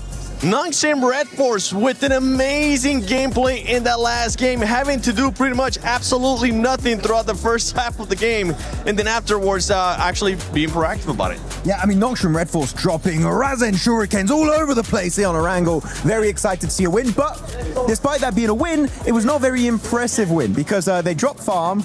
They literally played there the entire game. It was kind of a gifted game for them, but you know what? I'll take it. If it gets me an opportunity to see them in the finals, I'm biased. I don't care. It's a win.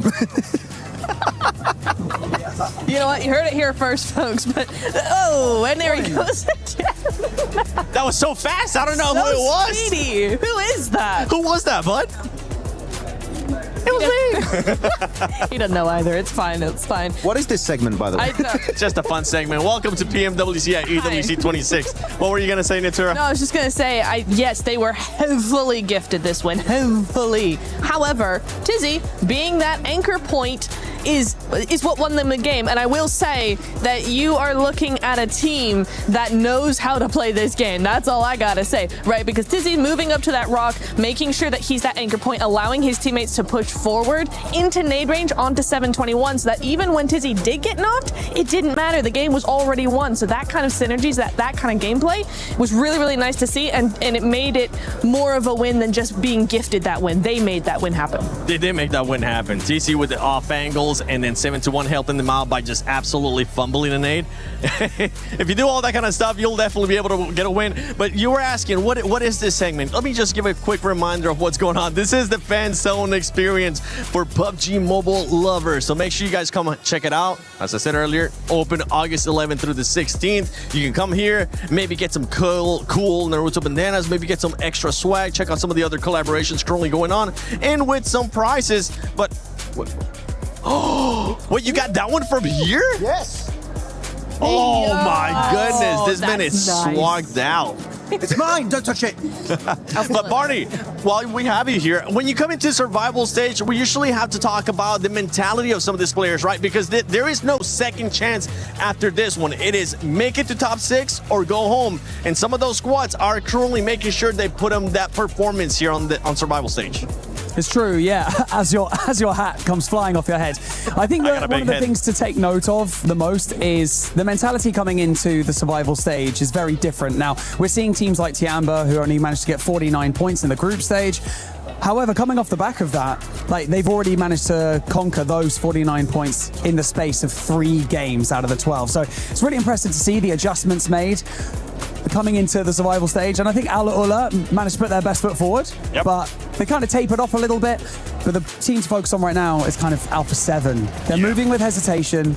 They're not moving with confidence, so the synergy is slightly off. It seems like they keep getting themselves in a pinch, and this is what was causing them issues in the group stage as well. So Neptura, I think that Alpha 7 needs to step it up a gear, or at least move with some sort of confidence.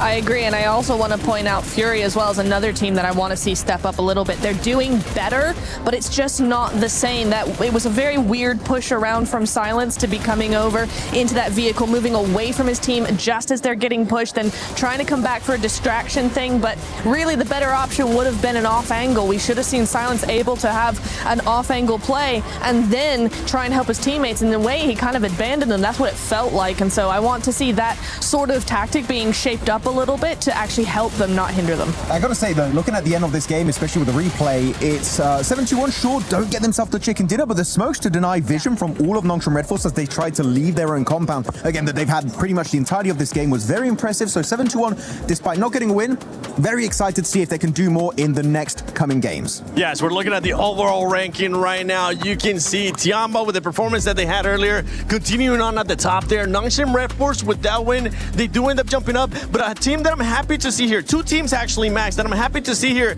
is none other than Furia and RRQ. Yeah, very impressive stuff. RRQ in particular, a team that can be very topsy-turvy. Here, the entry point to the eastern side, it was very easy for them to hold it because no one even tried to contest it away from them the entire time. But their third party on the likes of Furia, Yangon Galacticos, Alpha 7 was absolutely beautiful.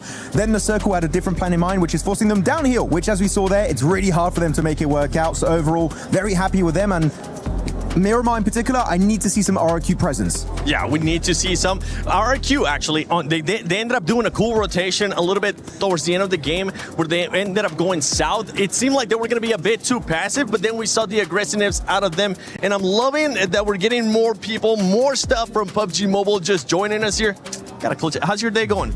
Pew, pew. Okay, cool. Hey, that's what's up, man. I tell you what, though, I've got to say, a team to look out for today is GOAT Team. They're one of those teams that will consistently be putting up numbers in every single game. There's nothing flashy about them. They will always just keep putting up numbers, though. But they've only got 3 placement points, which is very interesting. So eliminations are good, but I want to see more like top 5 finishes. If they do that, Barney, agreed, they are a very scary team. Aggressiveness. That's what it is with that team. They're going to be able to see it. Barney, I think you have something to do after this one, so... Oh, and he's gone. Well, thanks for joining us, Barney. Hopefully you have fun at this stage. I'm pretty sure we'll be seeing you there shortly. He could have just done the, what's the name of that jutsu, Max? Where you just end up appearing? Shadow clone jutsu, you want to do? Like you create yourself a clone of yourself and you disappear? Hey, we did that for the PUBG Mobile guide. They were able to kind of show up here. Play unknown jutsu right now. Look at that. Yeah. Any teams that have surprised you today, Natura, besides the obvious ones? For me, Yangon. The Yangon are back to their day one of the group stage that we saw. I was saying they have a lot more presence, and so far over the last few games, we have seen that return after their second day where they just were non-existent again. Really liked how they played the southeast side there, Seven. They were really, really heavy on those splits. SayCloud moving over to, who was it? Who was going over there? The EA GOAT fight off onto the western side. He was monitoring that fight, regrouping, trying to make a push happen. So very, very sort of aggressive in that mentality, aggressive in that gameplay, even if it's not super aggressive onto actual players. Yangon, honestly, it's a defending champions here at PMWC. I would like to see them in the finals just because we haven't gotten a chance to see them at all since last PMWC when we talk about PUBG Mobile eSports global events. And one team that's actually surprising us in a bad way here, Max, and we have to talk about them, is ULF. No, yeah, it's pretty bad. But genuinely, look at their rotations. They get not terrible positions, but the main issue is, and this is something that is a main issue for ULF going into all of their tournaments, they're a team that sometimes they go dead center of the circle, but they're not super playable. Sometimes you see them in a shed, you'll see them around a tree or a rock, and the moment teams have a point of contention around you, they spot an angle on your entire squad, they get instantly eliminated. I kind of want to see ULF play a bit more edge. I feel like edge playstyle is actually what suits ULF the best, and that's what we saw from them back in PMGC last year, even PMGO Season 1 in Jakarta. They were getting so many points because of that edge playstyle. Center here, if it's not a solid position, like I'm talking, it's not a compound, they're just going to get decimated right away. And ULF, in a lobby of this caliber 7, we know you're going to struggle if you don't have a good spot to play from. Which is crazy too, because it's usually one of those teams that we're able to see them being even more aggressive. They're able to, especially with what you're saying, when they're able to play edge, they are going to be able to take full advantage of that. But right now, them not being able to play how we've seen them in the past is not working for them. Yeah, exactly. And I think it's the same with Furia when you're talking about that edge play, that edge rotation, that spread coming on through. They're not being as aggressive as the lobby is demanding, and that's the real problem here, is because they want to play slowly, and the lobby is just like, no, we're playing too fast for that. You've got to keep up or you're going to go out. Yeah, and that's hopefully what's going to be happening as we have hit the halfway mark of day one survival stage here at PMWC at EWC 26. But I'm wanting to watch the game, so we're just going to send it over to Barney and Luty. I'm out of here. Luty. Back we are. The survival stage. What does survival mean to you? I mean, just survive with the minimum you can have, you know? Surviving with the minimum. That's interesting. Okay. Luty, I'd like to ask you, how long do you think you'd be able to survive, like, on this stage, just by yourself? What would you need? I mean, like, 4 days. I just need a little bit of food, I guess. Yeah, something like that. Okay, you got food. You get one other thing. What else Only did you one? have? Yeah, one. I mean, just a bottle of waters. A bottle of water. Oh, it appears like your dreams have come true. Yeah, that's cool. It is cool, isn't it? Right, yeah. I'll see you tomorrow, mate. Enjoy. But Barney, it was like it was just a metaphor. It's just a metaphor. I'm not gonna stay on stage. It's a small bottle. Okay, I will figure out. Spike to you, casters. I need another one. Barney!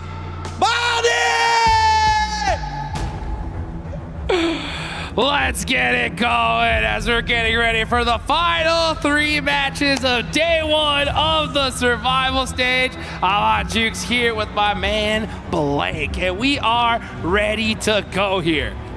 There we are. It's been a good time so far. Tiamba currently. Yes. They are. Hitting everybody with that forbidden jutsu. You know what I'm talking about? If you know, you know. If you know, you know. Because they are dominating the lobby. It's about time, man. I mean, Tiamba was a team I had going into this one. Automatic lock to the finals. To even see them here in the survival stage has been pretty wild to me. But it's about time we see them make it happen here. Yeah, bro. I mean, I think for Tiamba, this is already a fantastic start. They just need to keep on working, keep on grinding. I think right now QZ's kind of feeling it. So is Milu. Milu's doing wonderful work. I think Maxim was rightly highlighting him earlier on in the day. We are getting in towards our 4th match though, hitting up Erangel. We are over from that eastern side down towards the south and over up Noya. It's a little bit of an awkward one to work with here, Hot Jukes, but we have had pretty much disgusting plane pairs followed by disgusting circles the entirety of EWC 2026 here at PMWC. So I didn't expect anything less. Yeah, these zones have just been relentless. It's unbelievable. You know what? But it's all about being able to adapt, able to make those plays and make it happen. So we're looking right now at the overall ranking. We're only looking at top 6. It's top 6 that move on. Everybody else is going home here. So right now that cutoff is going to be GOAT with 22 points. It's going to be really up to these teams down below to start turning things up right now. I think they've kind of already burned through the bad games that they can have. If there's anything to go by our previous groups, though, we're kind of looking at 85 points, roughly. Sure. Don't quote me on that in future, but I think for what we saw going into top 5 and what was a pretty tough group, we were looking at 95. There was that point sponge over the top side in Vitality, though, so maybe 85 to 90 points overall for 6th, and it goes up from there. Right now, Tiamba, they're pretty close to hitting that. They need like 40 more points on the day, which is a ridiculous next 3 games for any team. But they could lock themselves in fairly easily at the end of today, and that really does take a lot of the stress off. So any more points they can get right now, he's fantastic. They're starting off wonderfully over towards Yaz. It's an early dropout as well, so they get very looted very quickly. Then it's a case of just figuring your way out over towards that western edge. But there are a couple more teams we do need to talk about. RQ, for instance. Goodness me, good job to them. I think that although they haven't been massively loud in these games, some decent rotates, some good presence in these endgame circles. Nothing insane just yet, but I think for RQ this feels like a much more comfortable ride. You know, we got the suspension going at the moment for RQ. Let's just keep that happening. Let's stay on the smooth roads. Yeah, speaking of, you know what? Where we're going, we don't need roads. You can see Yasser already getting in the glider off the rip here. He's going to be keeping an eye over Severny. But you know what? You guys need to make sure you keep an eye in game and get that Uzumaki Naruto event going. Get that Ninetales Fury AUG. You definitely want to get your hands on that before it is gone. And you can see Yasser, he said, okay, I got the glider, I got my Murado, we are ready to go here. Yeah, no reason to stick around much longer. I mean, they made a quick approach over towards Severny. Get yourself the loot truck if you can. It's going to be a little bit late for it, but they should be all right. For Alula, though, Severny, a lot of options towards the future, but we're likely moving down towards Fields, Gakko Way, Pachinki, so they do have to shove through quite a few teams that have layered themselves over towards the top side of Rozok and beyond. That's Yasnaya. Beyond is Yasnaya Ruins. That is correct. South George, yeah. Everyone knows that. Everybody knows That's that. a classic. Yeah, it is the classic. So, I mean, this is kind of it's good to see a more normal-ish circle here. About time. Well, actually, you know? Yeah, it's about time we actually see one here. So I think these teams are kind of breathing a sigh of relief. And now it's time for, to kind of get rid of any excuses, especially for these teams down in that bottom 8 to really start playing catch-up here, because Rondo has just been proving that map that it's just such a wild card for all these squads.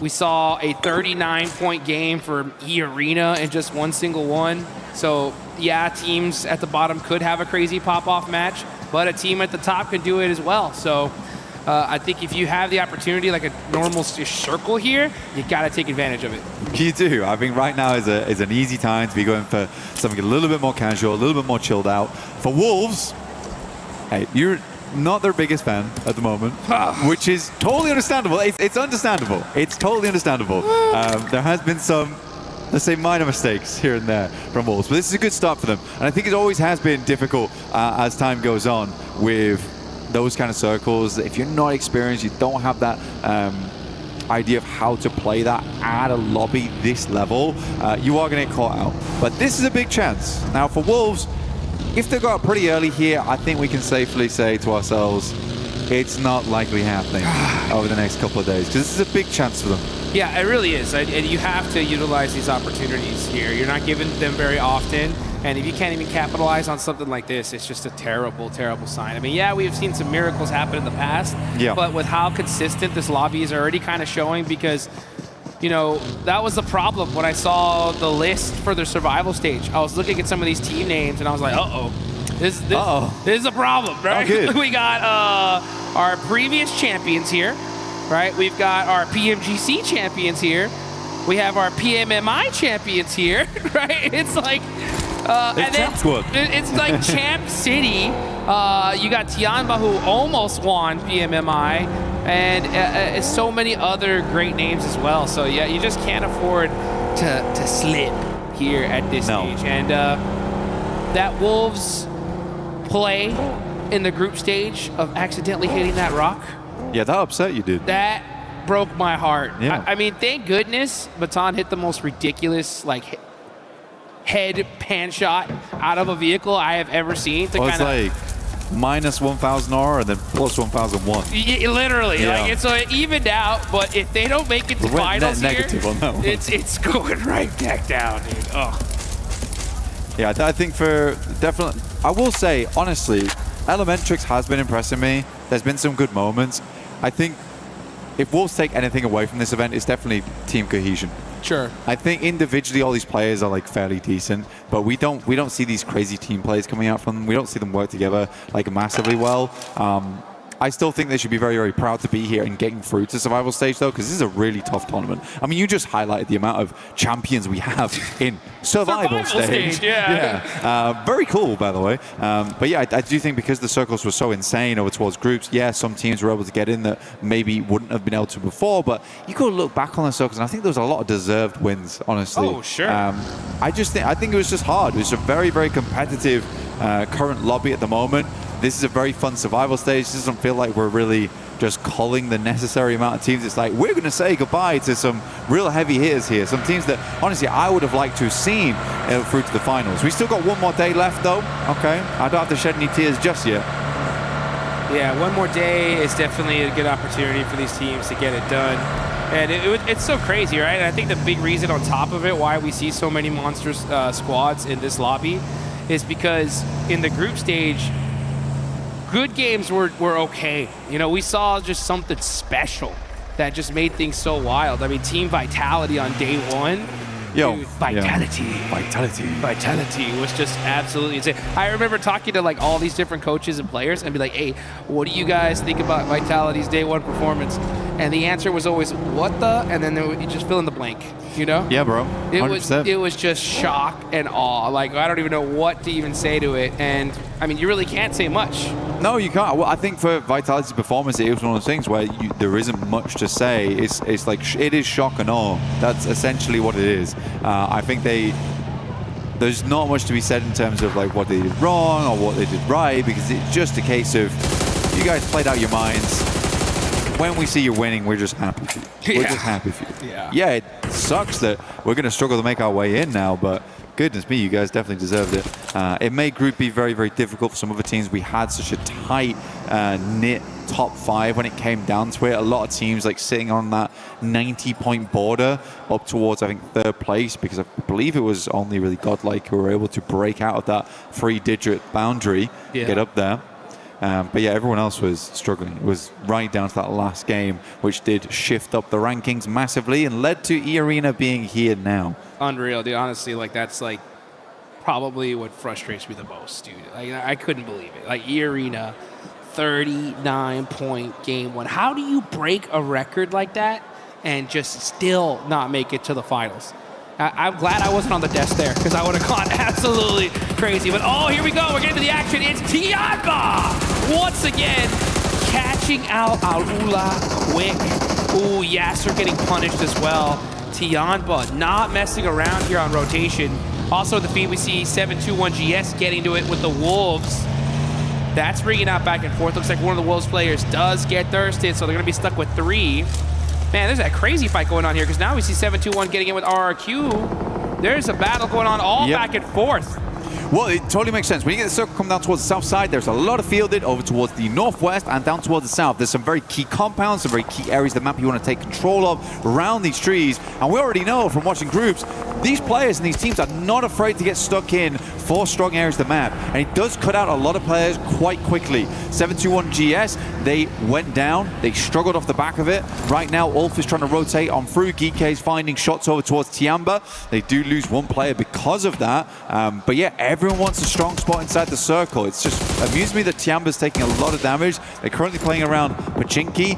I don't think they expected players to be up towards Church right now, taking shots off of this one. But fair enough to Geekay. It's a good, well-laid trap.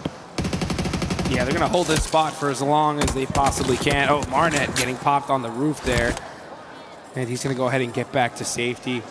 Fight timing is what it's all about here at this stage, especially in the survival stage. You kind of get into one of these engagements just a little too early on rotation. Boom, you're getting third-partied, fourth-partied by all these teams that are just desperately hunting eliminations. So sometimes it is a little bit better to try to avoid those fights, unless you know for sure we could finish it out like really, really quick. But it just goes to show you, these rotations are not simple, especially when Team C finally a like normalish zone, right? It's like, well, I want the best spot. Yeah, I want the best spot right now. Best spot. Yeah, not second best, the best. Yeah, you sort of know how to play these circles. They're not awkward. They're not like split-second decisions. These teams have studied for this type of thing. But yeah, heading down towards the south side, it does feel a bit rough. For Alpha 7, they're currently trying to play off the back of the high ground that's out towards the eastern side of Quarry. But they have since left. Obscure still left behind, quite far away. But we will get our next circle coming in through soon. Where does it head up here, Jukes? Oh, I think we just go dead center. Oh, okay, we go a little bit up on the northern side. Okay, we got a Pachinki field finish. Right to the right side of Chopsticks from Gatka. You can already see some teams pushing in immediately. You got Alpha 7 there on that left edge. Most likely going to wrap all the way to that north side towards Ruins. But man, that Ruins position, not really the best, especially if that circle decides to back on south. You know, when I see EWC, you know what it reminds me of, Blank? What? It reminds me of like those days when you were doing your homework, preparing for a test. Yeah. And then all of a sudden the test happens and it's like nothing you studied for. Yeah, they switched out the papers. Yeah, that's the worst. You're like, that is the worst. I spent hours studying these certain maps, these little areas, and then all of a sudden the zones are just going crazy here. You know, now we're starting to get back to a little bit of the core material. The zone is bouncing back and forth a little bit, you know, but finally it's something that seems familiar here. I think that's why we're seeing so many teams so quick on the rotate. Yeah, these were in the footnotes. Yeah. We had these. I was able to revise. I'm good to go. So a lot of teams are ready to send in them towards here. A lot of teams trying to avoid Pachinki though, which is making a little bit of a vacuum on that northeastern side. Just because no one really wants to send towards Pachinki too early on. You get trapped out there. Very bad time trying to leave. You could play the rooftops potentially and have a little bit of presence, but I think most squads are realizing that this is not the play to go for. KRX down towards the south side. Not a terrible spot. They're out on the cusp of the fields. This is a decent area to work with. It does sit underneath the high ground that a lot of teams aren't really heading over towards just yet.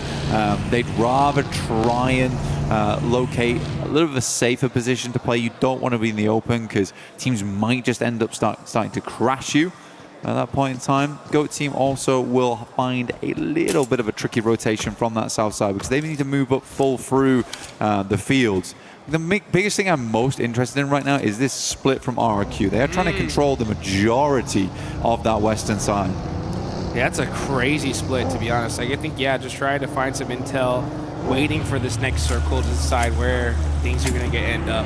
I'm finally seeing a little bit more traditional kind of circle rotations from Alpha 7. Once they saw that northern shift, they hugged that circle all the way up to the top. So they're going to be taking the blues up here, as we can see.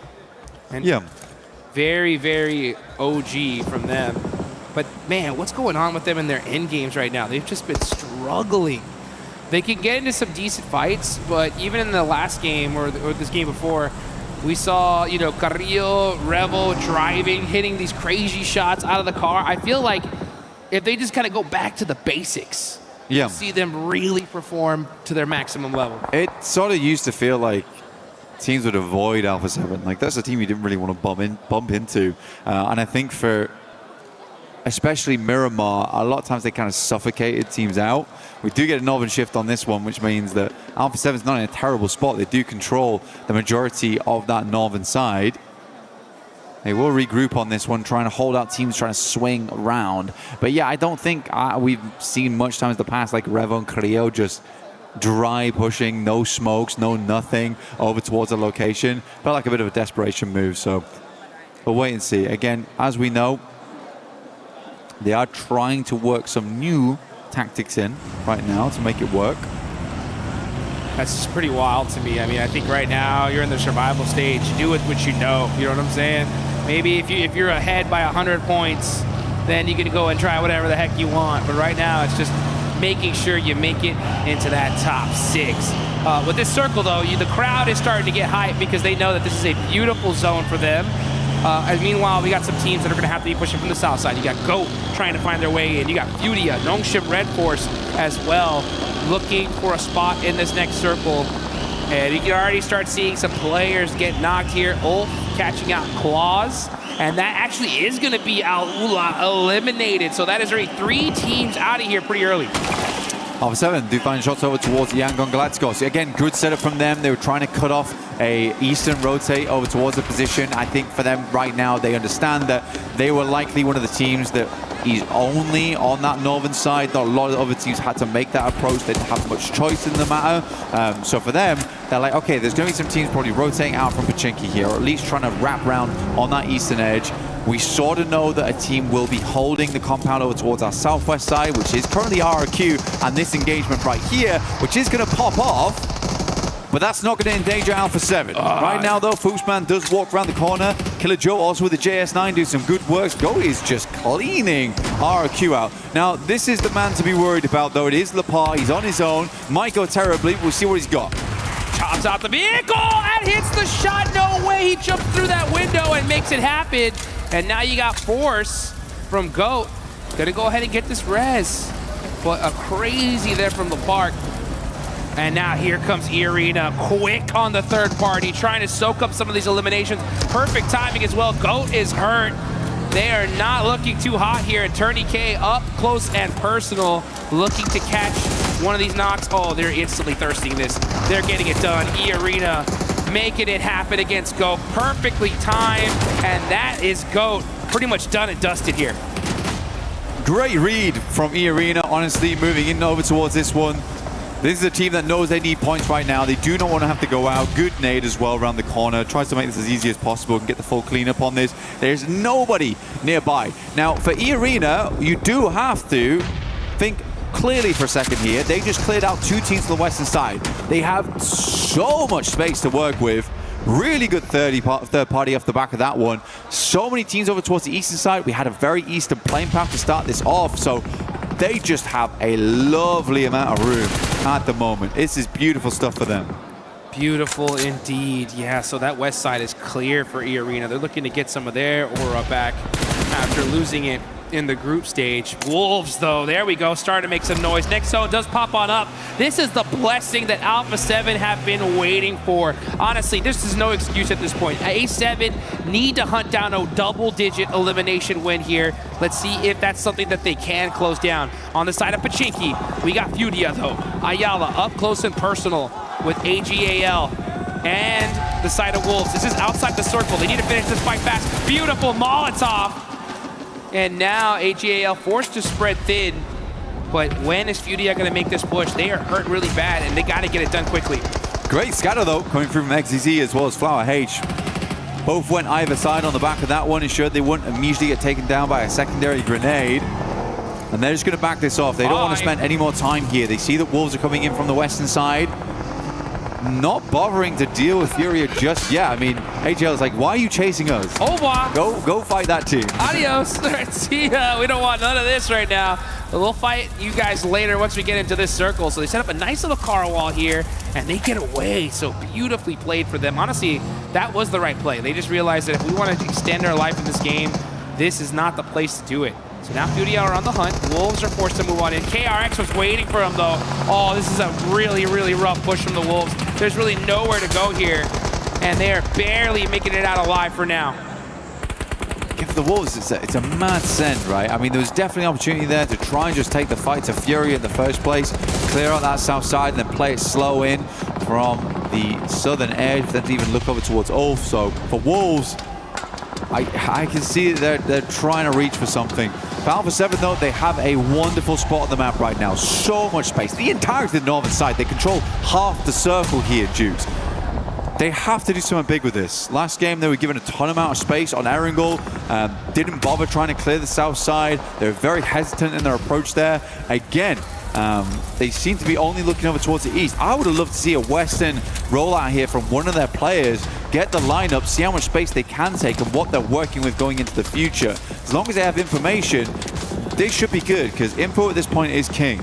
Yes, it is. And Carrillo's going to go ahead and really trying to put his king status on. That man has worn plenty of crowns so far, and they're going to go ahead and punish A7 over there by that tractor. So yeah, A7 completely spreading their wings, and now they're starting to get aggressive, right? They're not just hanging back on the north side. They are getting up close and personal, looking to soak up some of these eliminations. Furia on the drive, full squad in the vehicle, moving up little by little. KRX is badly hurt here, and she's going to start throwing a lot of util, but Tian, but Eagle with the very, very slim peaks, punishing Furia.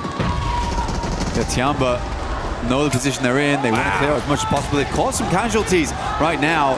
AJL, big task ahead of them over towards KRX. Looks like a fairly decently placed grenade. Goes long. Ooh, the damage it did there over towards Hoxie. That's rough. Getting another knock there would have been very useful. But Alpha 7 will do the rest of the job. Guizhou, extremely long shot here. But this is the thing, Alpha 7, they have this northern side. They should absolutely just win this game. This is like one of the freest games I've seen in a while. But it's annoying because, right, you give Alpha 7 a game like this, you know they should win. And you know they probably will win as well, Jude. They have to win. It's not even just they will, right? They have to win this. If they lose this, this is going to be just devastating for everybody that believes in this team. We saw a picture of the crowd right there. They're dancing already. They're jumping. They're already doing the victory lap because they know this one is in the bag. So this is A7's game to lose. Let's see how it all ends up, though. As we look over here towards Slaughterhouse, GK going to be holding it down with 4 eliminations so far. Yeah, not a terrible game here from GK. They started off well. A little trap laid over towards Church. Able to quickly get some shots off. Alpha 7, though, continuing to try and wrap round. They're probably waiting for the circle to pull in from that northern edge. They don't want anyone wrapping on their north side. They'd rather keep everyone on the southern edge towards them, and they can just play full 180 broadside, which is so much easier than trying to deal with snakes in the grass in the late game. All out A7 has to do is just play old school PUBG Mobile. Pretty much, literally, yeah. just very old school, tried and true. Nothing needed to be done here special. No crazy drives, trying to shoot people out the vehicle. No kind of wild little highlight reel plays. Just work together as a team. That's where Alpha 7 has been so strong. They've been a squad to where, like, if you knock a player, they feel almost impossible to take out. It's like they get 10 times angrier, and we haven't seen that so much in a while, actually. So let's see if they can get to form here. They're playing it very close together. Revel going up a little bit here, trying to find some angles on the Mormon on the tractor. And Mormon hits the deck immediately. Mormon's underneath. We'll take a volley of fire their way. Alpha 7 at 8 eliminations in this game. This should get them back into the running quite quickly. Starting to look over at the util right now. Revel, I think it's saw him with about 100 rounds, so that should be enough here to finish this game. 8 eliminations so far. This is a dream game for Ace. It's honestly, this is a dream game for anybody in their position, and they're doing very solid here. We'll see where the next circle pops. But right now, everybody just kind of waiting. This is still only Zone 6, but with so much open range, that's why we have so many teams eliminated already. Hey, for Tampa though, no, fairly decent game. I mean, they're in another top 5 scenario. I think that's a lock already, honestly. 4 Elands. I mean, we're waiting for it. We're waiting for it. 53 points at the moment. I give him another 20 on today, and then we can lock him in. But yeah, it would take some miracles tomorrow, or at least some devastating maneuvers to go down. Quick switch back towards a player on that north side. Alpha 7 will get them back up again. Again, this next circle is pretty much all about Alpha 7 just holding on this north side, not allowing the wraps come through, because you're waiting for Geeky as well as Yangon Galacticos to be pulled off these compounds towards the southeast. I kind of like the fact that that player from E7 got knocked right there, because I can already see they were getting a little antsy and starting to push up a little bit too much. Yeah. And that knock was perfect timing because it wasn't too devastating for them. They were able to get the res. It was very inconsequential. But the next zone does center on up a little bit to the south here, so A7 are going to have to push up little by little. But this zone is terrible because it's pretty much all open field here. Everybody's going to be having to hug the edge, set up some car walls. Look at Tianba. They're still out of the zone. So they have to push up little by little. They have this hillside to work with. This is perfect for them because they can just sit here, wait for all the other fights to happen, and then get into the mix a little bit later on. Yeah, pretty cautious on the moment. It's Tiamba, even dropping the M79 down there, getting some smokes up. Revo's going to try and hold up teams as they leave these buildings. I don't mind this play. I think that Alpha 7 is currently just trying to lock down E-Arena's approach, which I think is smart. And Revo, definitely the guy you want on the swivel, right? He is locked in when it comes to the sprays. Just needs to make sure he hits casualties rather than full commits there. Just wants to slow Geeky down into the future. I think that's exactly right. I think Revo's the perfect pick because he has such a high PUBG Mobile IQ, and he knows the most important thing right now is just me not getting knocked. Yeah. I just got to stay here, apply some pressure, ensure that I do not get taken out, because if Revo gets knocked here, the chances of him getting thirsted and Alpha 7, really being at a disadvantage is massive. Well, when you leave out those buildings as well, where Revo's currently playing is usually the next stop-off point, right? Around the rocky outcrops, that's a lovely area to work with. He'll probably need to pass that information back in the near future. But yeah, Alpha 7, they just got to keep tabs on basically 3 teams, Yangon Galacticos, as well as Geeky, as well as E-Arena. They spotted where E-Arena was playing from way, way earlier. Now Tiamba's even getting involved. Guasao getting a little antsy here with that vehicle. He's got to be careful not to get knocked, as the next zone is starting to close. We have 20 seconds left on the clock. I wonder how much util E-Arena have already, because they have been blowing through a ton of ammunition from this angle. QZZ forced to hit the laydown. He's going to be throwing some smokes, pushing up little by little by little. Oh, Tourniquet, he's got a whole bunch of ammunition, so E-Arena are set up for this one. He's got a bag. But if Tourniquet goes down first, I mean, that's a lot of util just out the window. QZZ not opting to send these nades close. I mean, I like this from Tourniquet, dude. Kind of a wild maneuver. QZZ taking a lot of a bomb in the moment. More nades flowing over the top here. Another nade in the back lines over towards Schweppes. Good shot over towards Eagle. Oh! Immediately refrag. QZZ has to know we've got to start placing these nades a little bit closer.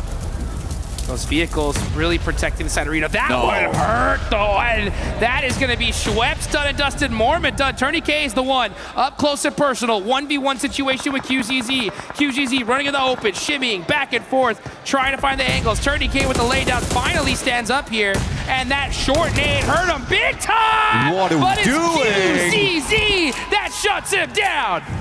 I mean, come on, man. Still got the nade out. You've got the tree cover. Just pull out a shotgun, something. Make the sprays. Quick peeks around the side. QZZ. Real play from him there. Geeky, though, took advantage of that. Will swing around the side. And now Alpha 7, they have full control. What was that? And just like that, GK are looking to win this game. Kevin moving up with that almost blown up vehicle here. They know that they are bleeding. Obscure up, trying to make a play all by his lonesome self. The Revo goes down, and now they're gone. GK said, it's done. Yeah, see you later, Alpha 7. This is our game to win. But again, like, Alpha 7 takes so long to even do anything in that situation. They could have helped along that fight with E-Arena a lot sooner. a little bit of hesitation almost. I mean, for GK, dude, GK played that game pretty crazily, honestly, towards that end game. But I respected the aggression.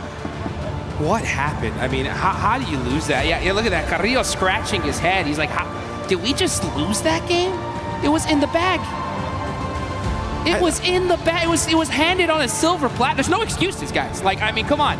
These are our previous PMGC champions. At a certain point, we got to hold these guys accountable. You cannot lose that game if you're A7. I mean, for Tiamba there, it's an awkward one, right? I think they assume most of the players are further behind the tree line. They get the first couple of knocks here. It's a bit awkward. I think if they started throwing some nades a little bit closer, might have been a different story. But yeah, for Alpha 7, the game just kind of fell apart almost instantaneously.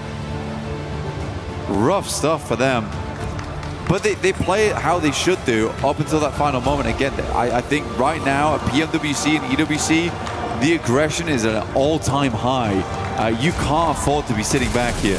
Not at all. I mean, they needed to get angry, but instead they're driving around in vehicles, looking for intel, getting knocked. I mean, this is just so wild. Go. I'm nading. I don't have car. I'm nading them. I will go left. Go, guys. Go close. Oh, they are locks here. Go close. One behind us. Nice, boys! Very nice indeed. And you know what? We got to give the props to GK though, right? I mean, they get a couple of clutch knocks.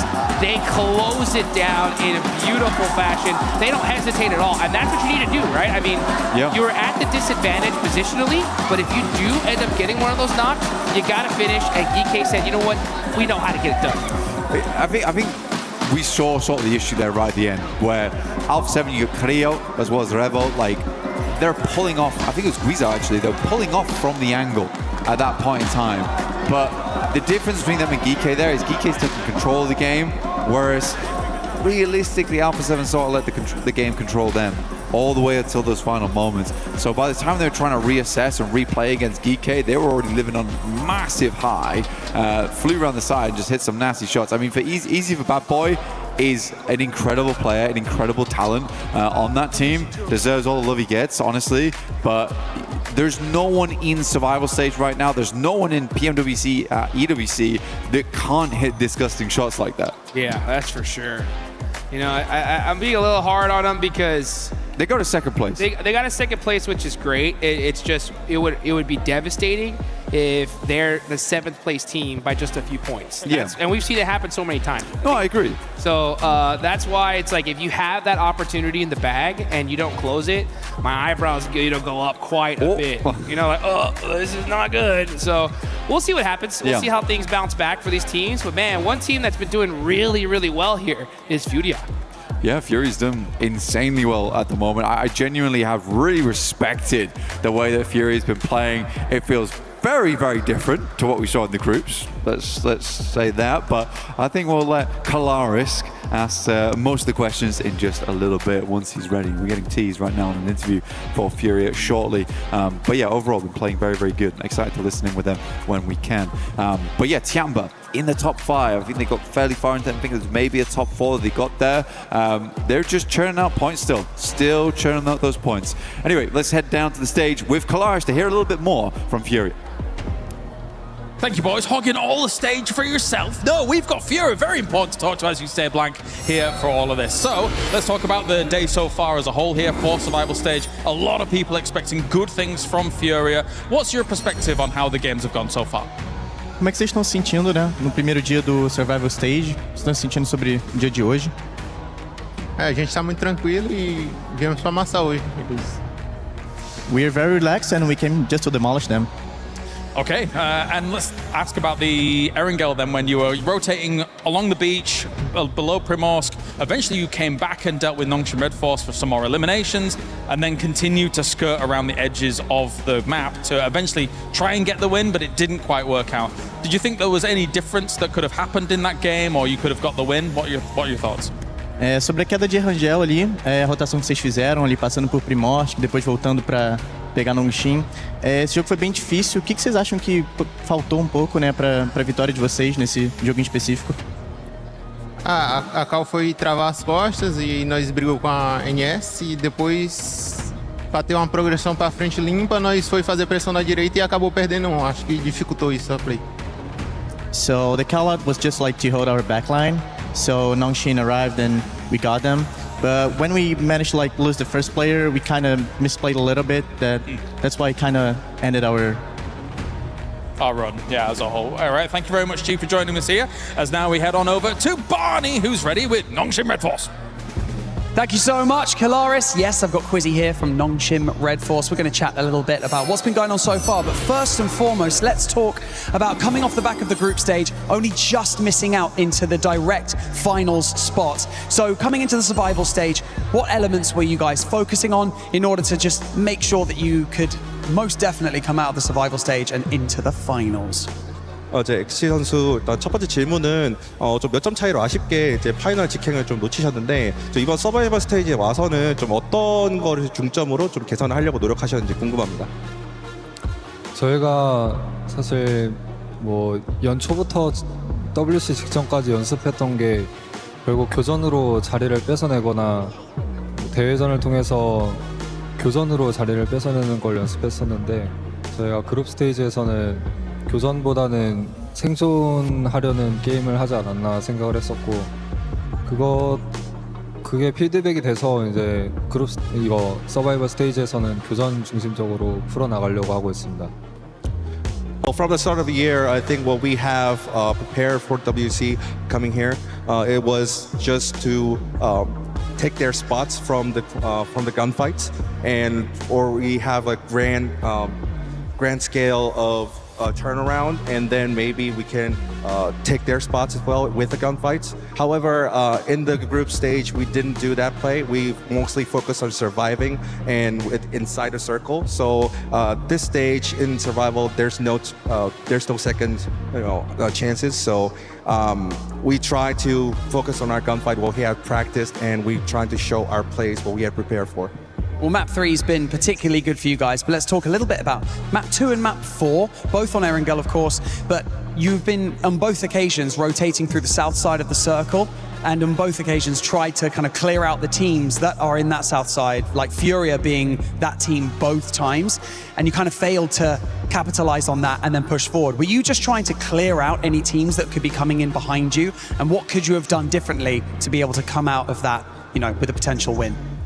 사실 2매치, 4매치 에란겔에서 사실 좀 교전 플레이가 좀 많이 나왔던 것 같은데 사실 교전이 뜻대로 흘러가진 않았습니다. 특히나 이제 자기장 바깥쪽에서의 교전이 그렇게 좋게 흘러가진 않았는데요. 특히나 이제 퓨리아와의 교전에서 좀 지는 모습이 나왔었는데 좀 어떤 점이 좀 잘못됐다고 생각이 좀 드시고 좀 그 플레이에 대해서 좀 더 설명을 해주신다면 좀 어떤 점을 설명해 주실 수 있을지 궁금합니다. 저희가 교전 시도를 그룹 스테이지처럼 안 하고 파이널에 올라갔을 때 좋은 성적을 기대할 수 없다고 생각해서 최대한 이번 서바이벌 스테이지에서 교전에서 지더라도 교전 감을 찾으려고 계속 교전을 시도하는 모습을 보여드릴 것 같아요. Yeah, I mean, after this, in the group stage, we avoided gunfights as much as possible. However, we're trying to get a grip on the gunfights and the team fights in this survival stage. So even if we fail, we just try it again and again to get our grip on our gunfights and all the skill levels. Good job so far. I mean, you guys are doing very well at the moment in the survival stage. Obviously, we need to keep that consistency up at Nongshim Red Force. Quizzy, thank you so much for joining me in this interview. I really, really appreciate your time. Now go and take a quick break, obviously, before we dive into our next map of the day. But we're coming to an end. It's getting close to the end of the first day of the survival stage. These teams are going to need to scramble for some points. Back to you guys in the studio.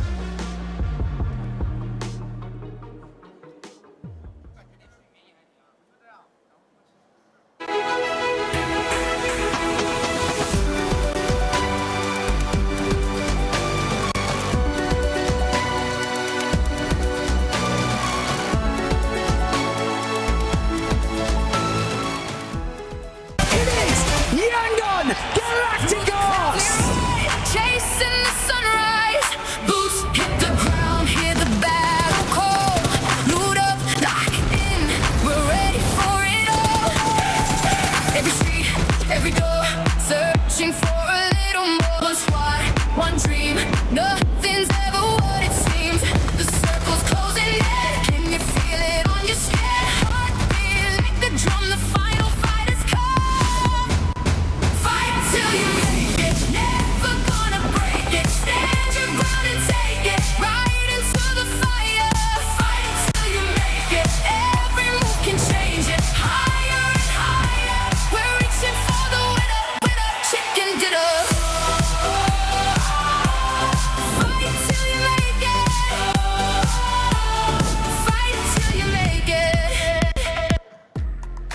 Congratulations, Geeky. You got the win. But right now, Alpha 7's back, baby.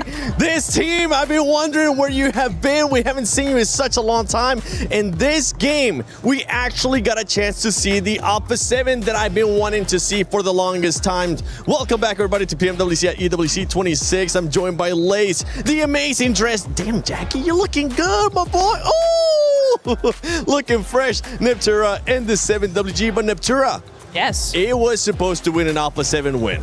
It was supposed to be. We'll get to that in a second. But first of all, Alpha 7 doing a fantastic job on those early game rotations. That's what got them that second place win, because the zone was centering up. They made a full rotation down to the south side. Zone moves up to Pachinki, and they go, ooh, that's not very good for us. Let's go around again up to the north side. So a really nice set of wraparound rotations in that mid phase, enabling them to get a great position, not only in the zone, but in comparison to where the other teams were, right? Because all the other teams were on the southeast side, all battling each other, and for the longest time, A7 just were having a picnic up there. Yeah, I mean, they had that control of the northern side, just exactly like you said. Revo going for the scout onto Geeky. But then Alpha 7 were a little slow heading on and up that hill to get into that third fight. Obviously, the terrain, a little bit difficult for them to sort of push through. But I think the mistake may have came from Revo not telling them that Geeky is moving on the southern side. So obviously that would have been like the kind of misconstrued message, which would have held them back even further from pushing into this third party with EARE and Tiabat.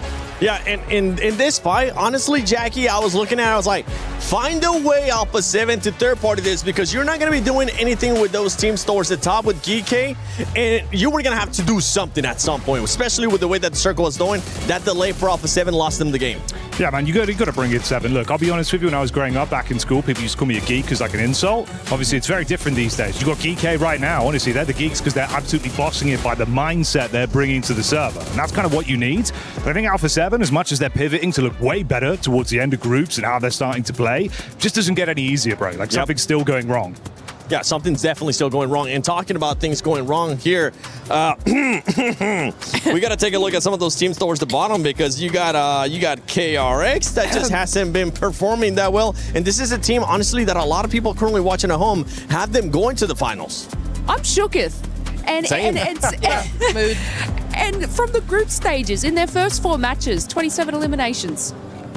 And I don't know what's happened. This is A7A qualifying, mark my words. Great stuff. But look, look, they found themselves in a nice little pocket of placement, but then they actually just kind of waited there. They had the vehicle cover. If they would have just pushed the vehicles just the slightest bit more north, they would have been able to have a great position scouting Tiabat on their left-hand side there, but they kind of just played there. They played there nice and safe. And then who came up behind? Every other squad sort of rotating into that circle. And this is just a little bit unusual for them. I mean, I'm just kind of a little bit dumbfounded. I want to add like some more sort of information to it, but this is not what we saw in the group stages. Yep. This is not what we've saw from international events.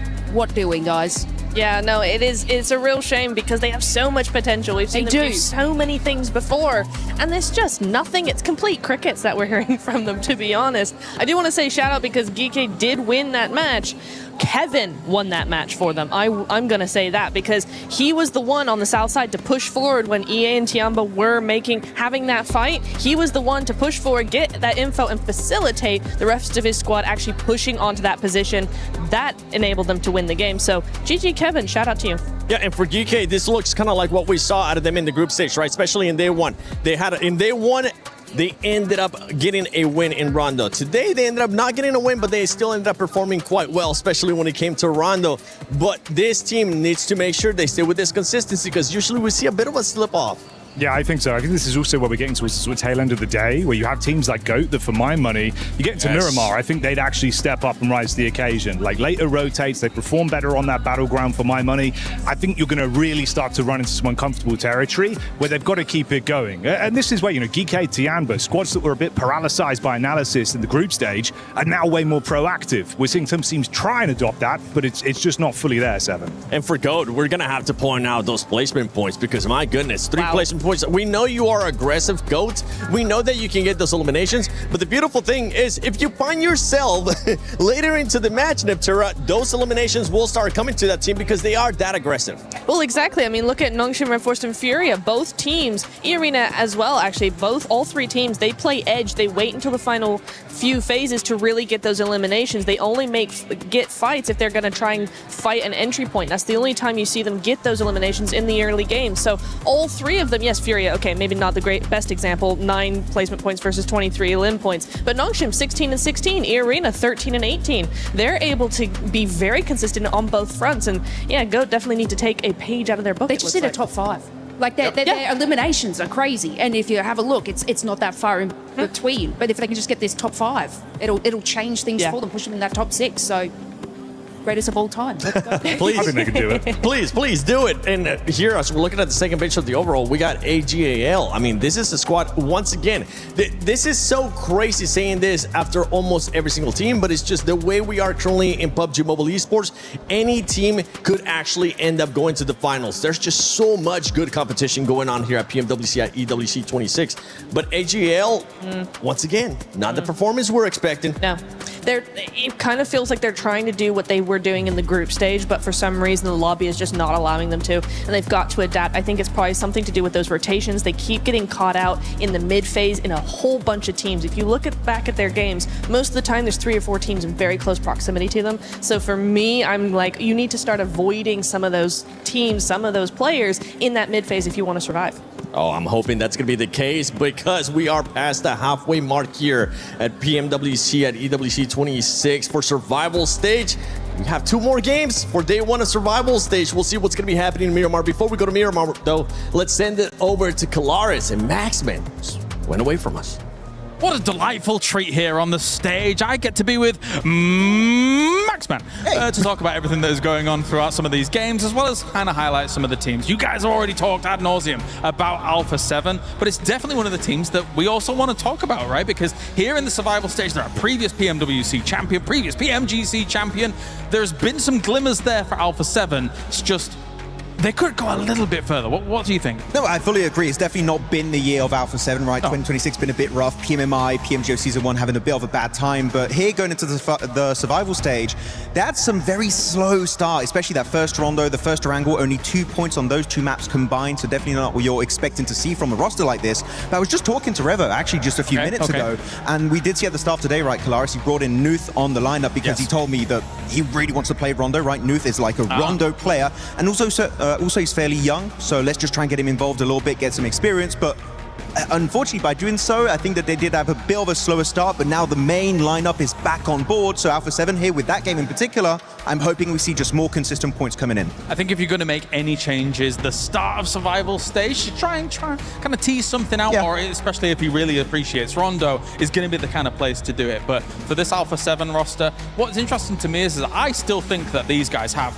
the gun power, the play, the potential to get bigger limb games, but we're not quite seeing it just yet. When you go to the next Erangel, right, where they're in a position just above kind of that Nongshim Red Force compound, when I say above, I mean verticality-wise, it was south. But there, you're eventually always going to get crushed down on by those teams that eventually will come along. So it's nice to be there, but it's just being there too early that is kind of the determining factor. I was actually really surprised they survived as long as they did in that game, right? The Nongshim Red Force did win. But yeah, I feel like they go for some very passive positions. But Alpha 7, we saw in that game, they have the gun power. I want to see it more going into Miramar. The defending champions, so for all of these, like the Yangon Galacticos and a previous PMWC champion here to do well here in the survival stage. For now, though, it is time to head on over to another game here for PMWC.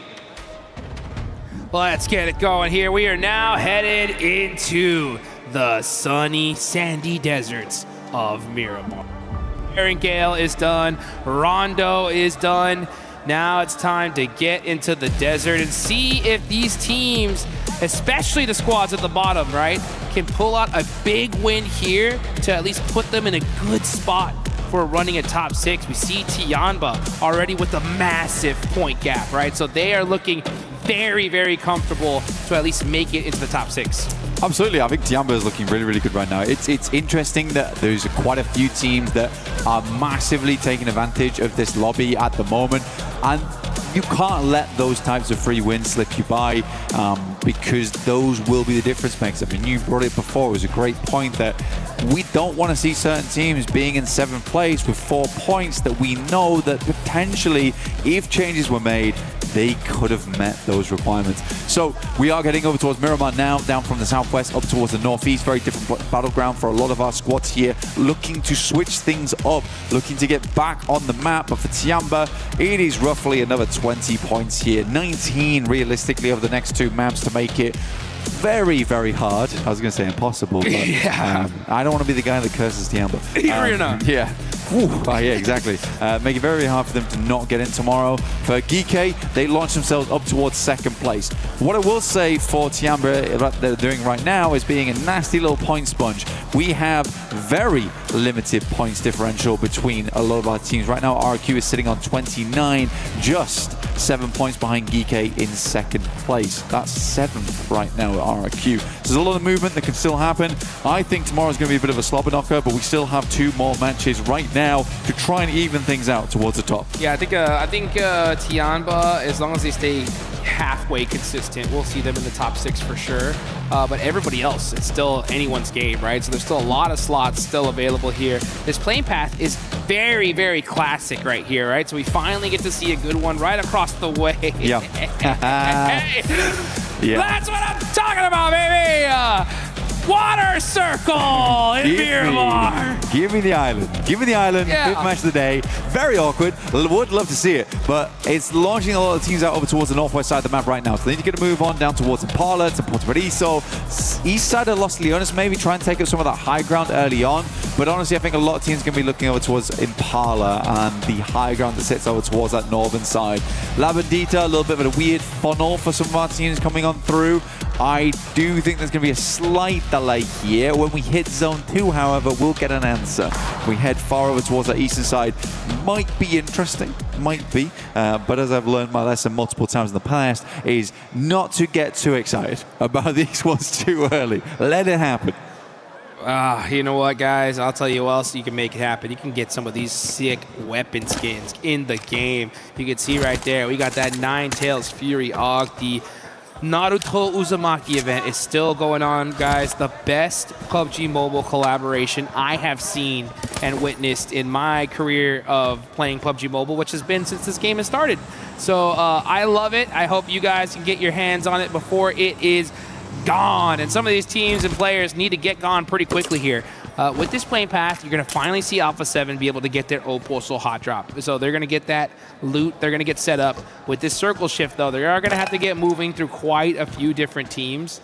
And hopefully we can see them get into a good space. Again, personally, I'm extra harsh at this point here because a lot is on the line here, especially when it comes to the legacy of Alpha 7, winning PMGC, not making it to a final just yet. And losing that last game had me really just scratching my head here. And I know we literally saw Carrillo scratch his head after that one as well. So hopefully it lights a fire in this team and just be like, you know what? All right, we should have won that one. Let's make sure that we make it happen here again. Sometimes all it takes is just to get a good, decent game to really get you going. And it could happen here and now. Yeah, for sure. Again, I think there needs to be something that launches them into action. We were having talk beforehand. It's we're banging on them out a little bit right now because literally everyone else has talked about. Max has just talked about Kale's just talked about the Deaths just talked about them. But yeah, I think it boiled down to us saying, just be Alpha 7, guys. You guys are aggressive. You're a strong team. Great teamwork overall. Let's just see that. Let's go back to what we've seen in the past, what we know they can do. It feels like a loss of confidence almost coming through at the moment. However, that confidence will be needed by much more teams on our map right now as they do slip on through. We've got QZ with some parkour over down towards Los Leones, likely going to be eking their way over to the eastern side shortly. One thing looking at the leaderboards right here is our top 6 are some serious names, right, already. So they're looking really good. You got Goto right below them. Young Galacticos, our previous World Cup champs from last year. All these teams below them, though, this is kind of already starting to get crunch time. You're trying to hunt down top 6. Tomorrow is going to be wild, especially in those final games, because it's no longer the bottom 3. It's pretty much almost the whole lobby's going home after this. So the desperation is going to get worse and worse and worse as time goes on. So you really don't want to wait till those last couple matches to be that last hope to get into that top 6. You want to get those points here and now. Exactly, because you do not want to see your keys heading over towards that Crusher, because we are going to be getting rid of quite a few of them tomorrow. 10 teams will be tossed in there. And again, for 6 squads, they will be moving onwards to meet the other 10 that made it through from groups. But 2 days to do it. That's right. Still quite a bit of time to make it work, but it definitely feels like a very big sprint for some squads. Doesn't help when Tiamba slices out so far towards the front of the pack at the moment. That is really, really tough for you, because you don't want point sponges this early on. You'd like to differentiate yourself, and that differentiation has only come through from Tiamba, which is exactly why off one big win, Geeke can be into second place as we head in towards the 5th match. Nongshim Red Force, been fairly pleased with how these guys are playing. Got to speak to some of those guys before. They're very self-critical though, this squad. Very, very self-critical. So it feels like every single game they've played, they've come off from it and basically are thinking to themselves, what can we change? What can we do different? So I feel like Nongshim should make it into the top 6 here. They seem to be a very, very dedicated team when it comes to let's change this, let's change that, let's make sure that coming into these next 2 days we have everything we need to make this work. They're also coming off the back of some momentum on that Group B. So yeah, I do have some hope for Nongshim. Oh, I mean, yeah, I mean, we saw them be the first team to smash an international event at PMMI. It was Furia that ended up with the most points, but ended up getting 2nd place because Nongshim Red Force won the last game there. Oh, nice shot there from Genfos, taking out Aking from Tiamba. Now, Tiamba have had a great day so far, so not crazy amount of a worry, but they are going to lose that player early on. You know, I like that. I actually like that. I think that's a smart move from Tiamba. It's an unfortunate circumstance, but the right move there for Tiamba was to move, right? It sounds obvious, but still, they instantly send over towards that northeast side. They can't wait around. It's a really awkward hit and a good pickup from RRQ. They're waiting for that team to exit from the warehouse. But for Tiamba, they know that we can't stick around. We have to get further ahead here so we can set up for the late game. Yes, we go down to 3. Yes, it sucks, but this is the only way we can really play in. A lot of these players want to continue to be playing here in the PUBG Mobile World Cup live here in Paris, France. We can see Genfos, RQ. Okay, they're hunting him down, right? They say, hey, you know what? We got that elimination. We have the numbers. We're in a 4-3 split here. We know it's Tiamba. We want to slow them down. And RRQ are looking to do it here. Pushing up close and personal. Milu with the nade! Turning the tables! And he's doing this all by himself! It's the squad wipe! 1v4 from Milu! What did we just witness? In a blink of an eye, RRQ is just gone. They just wandered in and Tiamba was having absolutely none of it. I say Tiamba, it's just Milu. This guy went 1.5 miles for the rest of his squad. Woo! That's what I'm talking about here. Said, you gonna take out my teammate? Goodbye. Oh, man. QZZ wasn't even phased, dude. He was already taking shots at other teams. What happened? All right. I guess, good job, Milu. Yeah. All right, good job. Let's get back to business here. Oh, man. Devastation on the side of RQ, but Tiamba He finally. looks happy. He looks happy. Yeah, he's smiling there. You should be. He's like, oh, let me go ahead and make sure we're all good. Okay, now it's time to get back to business. Now you gotta let that heart rate kind of get back to normal. Yeah, I mean, that's probably one of the quickest 1v4s I have ever seen. Let's take a first-person replay on this one because, goodness me, insane nade. RRQ, honestly, no smokes, no nothing. To be honest, walking into the building like that was mega disrespectful. We have to say that. As a 2-man, very easy nade. You could see it a mile off. But yeah, wonderful stuff from Milu. I think the craziest thing about that is the jump past the doorway into the S12K shots that came through, and then just the pure aggression My guy was rapid going through that doorway. And Milu, the man on fire, literally, right? Just putting in that work. He's been doing it all day long for Tianba, you know? And it's plays like that that breed so much confidence in you, your team. There's a lot. I mean, I am that way. I'm a little superstitious, you know? Yeah. Sometimes when you do a play like that, I'm like, it's meant to be. We're going to win this, dude. Like, what else do you want? Well, but that's the thing. I mean, I was thinking about it earlier that for Tianba, they're a realistic team that just, they've had this momentum. And I think a lot of teams are lacking this right now. It's just confidence in that survival stage to make plays, to make those big moments, because you know, if you're not in that top 6, you're going home. You don't have that safety net anymore. If I'm not in top 5, at least I'm going to the survival stage. So only 3 of us are going out. Everyone's playing very scared at the moment. Now, I do want to go back to Tianba, though. Okay. Because when RRQ was chasing them, in quotation marks, Tianba was actually the ones to re-engage. They re-engaged back onto Longhouse, cut RRQ off, almost goaded them into fighting them. I've never seen anything quite like it, honestly. And to be fair, in that 3v4, it sort of worked. Like, RRQ showed them no respect walking into Longhouse. Unreal. Vamos. Let's get it going here.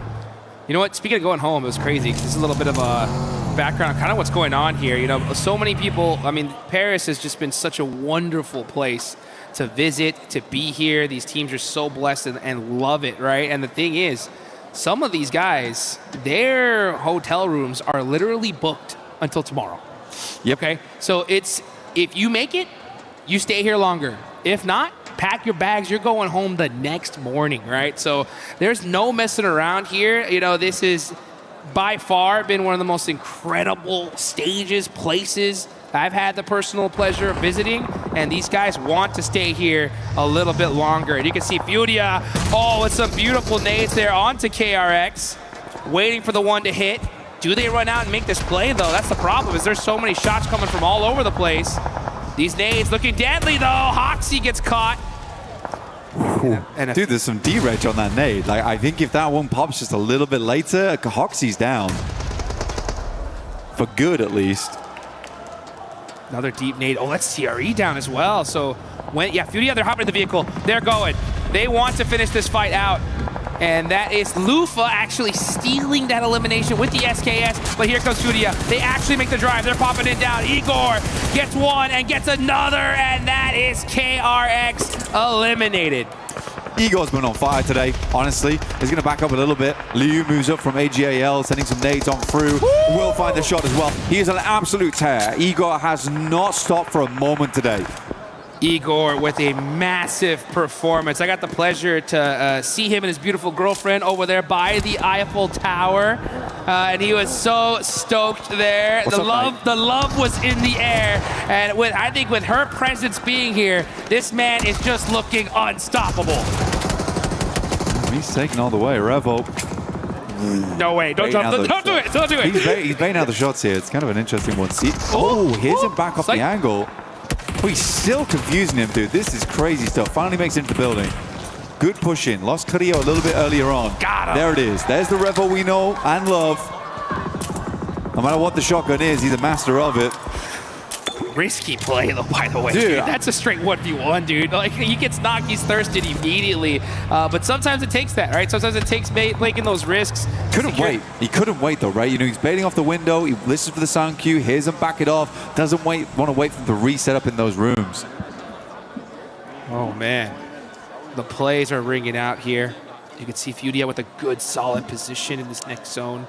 A lot of central spaces are taken already. Wolves have a good spot here. They're one of those teams that desperately need a good performance if they want to hold on and stay just a little bit longer here in Paris. And let's get this going. We are in the hillside between Los Leones and Impala. Where's the zone going to go, though? Up to the north. Okay, all right. So Furia locked in the middle. Tianba as well. Wolves have a position. And our previous champs, Young Galacticos, on the south side, gonna have to fight their way in. Yeah, tough push for them. If they try and isolate over towards Geek, because that's a full-on drop-off down towards the warehouses where they're playing, Yangon and Galacticos could find some good shots their way, and then maybe swing around over towards 721 GS. Be far easier just to wrap in past Goat, though. Goat's currently moving. Tiamba were able to find themselves a decent building. These guys they're just expanding in the lobby right now. This is very much a lot of pressure coming through from the squad. Furia took some risks. Igor's cancelled all those risks out fairly swiftly. Now they got Alpha 7 over towards their northern edge. I think a lot of teams just do not want to see this one move over towards that northwest side. Dopeness taking a bit of a gamble on the compound that sits in the middle of the fields. That's that MK. That Bob Barker bringing out here. Didn't have a lot of ammunition in fourth, though. I think I only saw like 38 rounds. Just got to be a little bit conservative with that. That's one of the biggest things when it comes to Miramar. Resource management is so important. You got to have that util towards the end game. And sometimes the only way to get that is by looting some boxes. There we get Skewin and looting. And the MK, it hurts. Shoot it as fast as you can click it. But I think for these moments where it's just pure situations where you want to get up in people's face, like when the shotgun would be very, very nice here. Schweppes dodging the vehicles, moves out the way, will duck back down again. Look to take some shots over the top side though, but Claus will shut him down. The rest of the arena floundering a little bit. Schweppes immediately on those front lines, not able to stick up, and 10k next to fall here. The arena just getting brushed aside basically right now by Alula. Quick with the quick thirst as well. The Thai squad in some trouble here. It's up to Joker. All by himself, 0 eliminations. Tries to put something on the points, on the board for his team. Quick's gonna throw that nade. That bounce does hit him up a little bit. Another piece of util. And Joker barely surviving that. And now that burn, baby, burn. That is E-Arena out. Al-Ula with 3 eliminations, controlling the north side. Al-Ula now looking to force their way down from the north. I mean, E-Arena just crumbled there. A real unfortunate scenario for them. Was hoping they could go further in this game. For E-Arena, they're sat in 5th place. They would love to add some more points to their tally. Not meant to be though. Yangon Galacticos, they did swing over the top side of 721 GS. We're looking for those teams moving up from behind. Smile does take a knock on the back lines though. There's 2 down for this squad. This is a rough fight between the 2 of them. QZ, I don't know how he hits that shot, but he does. That's right from the center of the map. He is sending letters off to the very corners of Miramar. Making it happen. QZ, 20-year-old Chinese superstar. He was the MVP of the PUBG Mobile Macau Invitational, even though they didn't end up winning it. It looks like Milu, though, is really performing so well. You know, that's hyping him up, saying, all right, it's time for me to start putting in some work as well. Next zone does pop. Tiamba are going to be in this next circle, so is Furia. Ooh, catch a break here, and they honestly need it. They've had a really rough day. They only have 2 players up, but they have a central position. Not the best one, though, because everybody's going to be looking right at them. It's going to be tough for them to get some eliminations. Maybe they can catch some steals. We'll see. But looking on the south side, not in zone. Goat gonna have to push on up. Yangon Galacticos right next to them. Looks like this fight is imminent. Yangon Galacticos, they did go for that reset at the moment. Go start to move up on through. Cloud is completely out here. They were able to recover Smile earlier on, but as I said before, no one really wanted this one to head over towards that northwest side. Sadly, it does. We'll see just how much it cuts in the near future, but it's going to become a very uncomfortable final couple of zones. Smile, ducking, dodging as much as he can, gets behind the vehicle at least. We'll see if he does get flushed off the back of that one.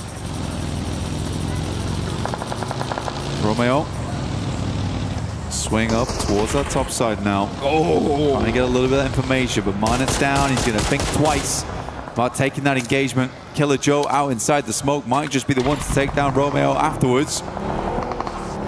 Killer Joe said, let's go. Let's get out of here right now. And oh, Foops, man, with the M249. Making it happen, putting down that suppressive fire. He's got plenty of ammunition in the bank. And it's time for him to start using it. Switching weapons over here. Very, very interesting as he's popping off some shots. 721 GS, you can see the look on their faces. These guys are locked in right here. 7 eliminations so far. This could be another good game for them. They are climbing up those leaderboards little by little. They're in 8th place right now. But they know now's the time to close the gap. and win this game. They're on the edge of the circle, but they are just trying to hunt a spot in this next zone. Foopsman, ooh, got that 8 times. Hitting them lean peaks, looking good. It's funny going from the 8 times to the M249 with the red dot. I mean, he is really mixing and matching what kind of ranges he's working with. Gets a bit more ammo online.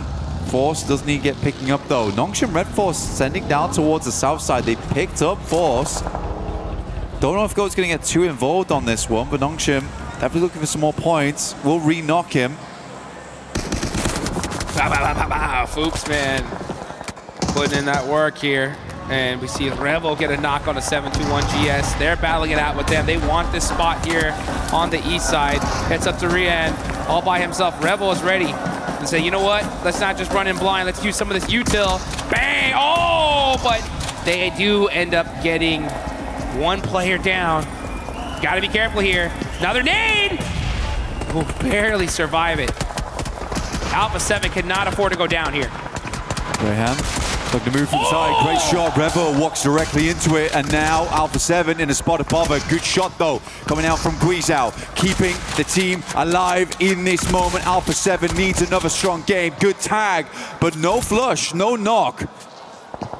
Here's the first aid. We'll keep putting the pressure on, and good stuff from Guizhou. An incredible clutch here. So important for Alpha 7. Ooh, and there is Nongshim Red Force eliminated as Goat survived here. Fights happening all over the place. That was a huge break for the side of Alpha 7 and Goat, as they are going to get a full reset. You can see the frustration for some of these players here as we are in the second to last match of day 1. Only one more left to go, but this is a critical one. Tiamba went down to 3 players much earlier in the game, and they're still kicking around down towards that southeast side. Furia also playing from Showhouse were able to get some good work done. Igor, mate, Igor's is just unreal today. I do not know what's gone into him. I know. Yep. He had that. He had that twinkle in his eye yesterday. I'll tell you that right now. He said, "You know what, baby? I'm gonna pop off tomorrow." And it looks like he is doing it. Silence has got that P90 as well. Furia looking rock solid here in the end game. Let's see how they're going to be able to finish it out. They're currently in 3rd place. Trying to throw some util towards Alpha 7. Now it's a battle between the Brazilian Brotherhood here. It's A7 versus Furia. Revo getting pieced up, but he's driving that Murado up close and personal.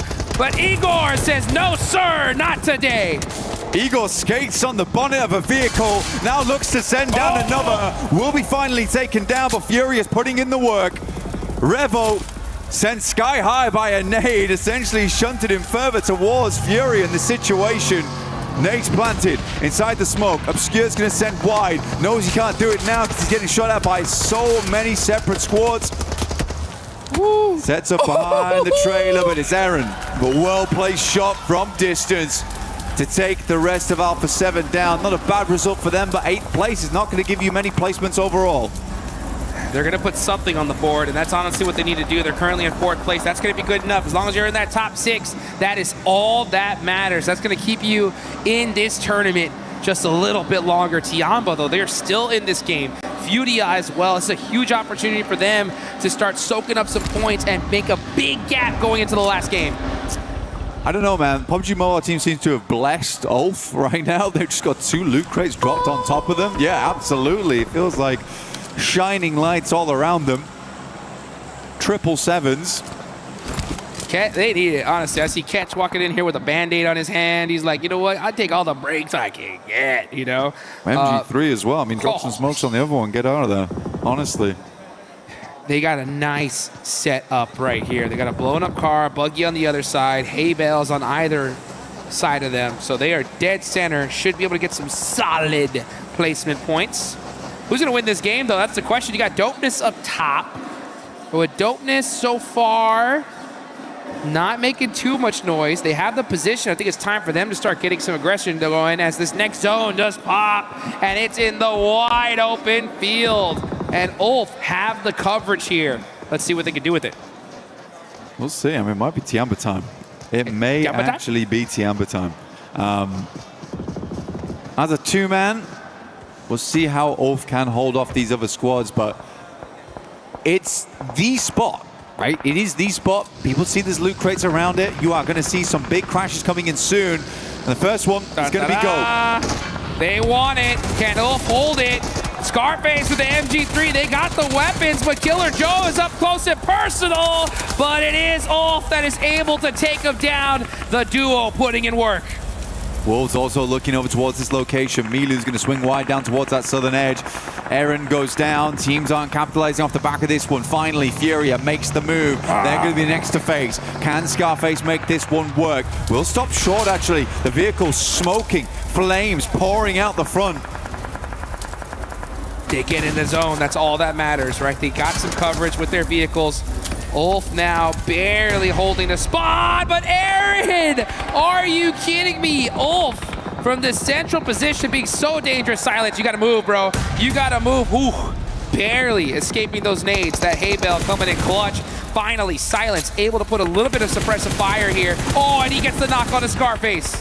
That's the MG3 down right now. Might be the thing that saved them before, but it's not in play anymore. Molotov over the top. See if he can sink this one just about right. It's a little far, might spread. Still taking some little shots here and there. Tiamba, in the meantime, were just backing off the Wolves, who have sent themselves crashing into Alula on the western side.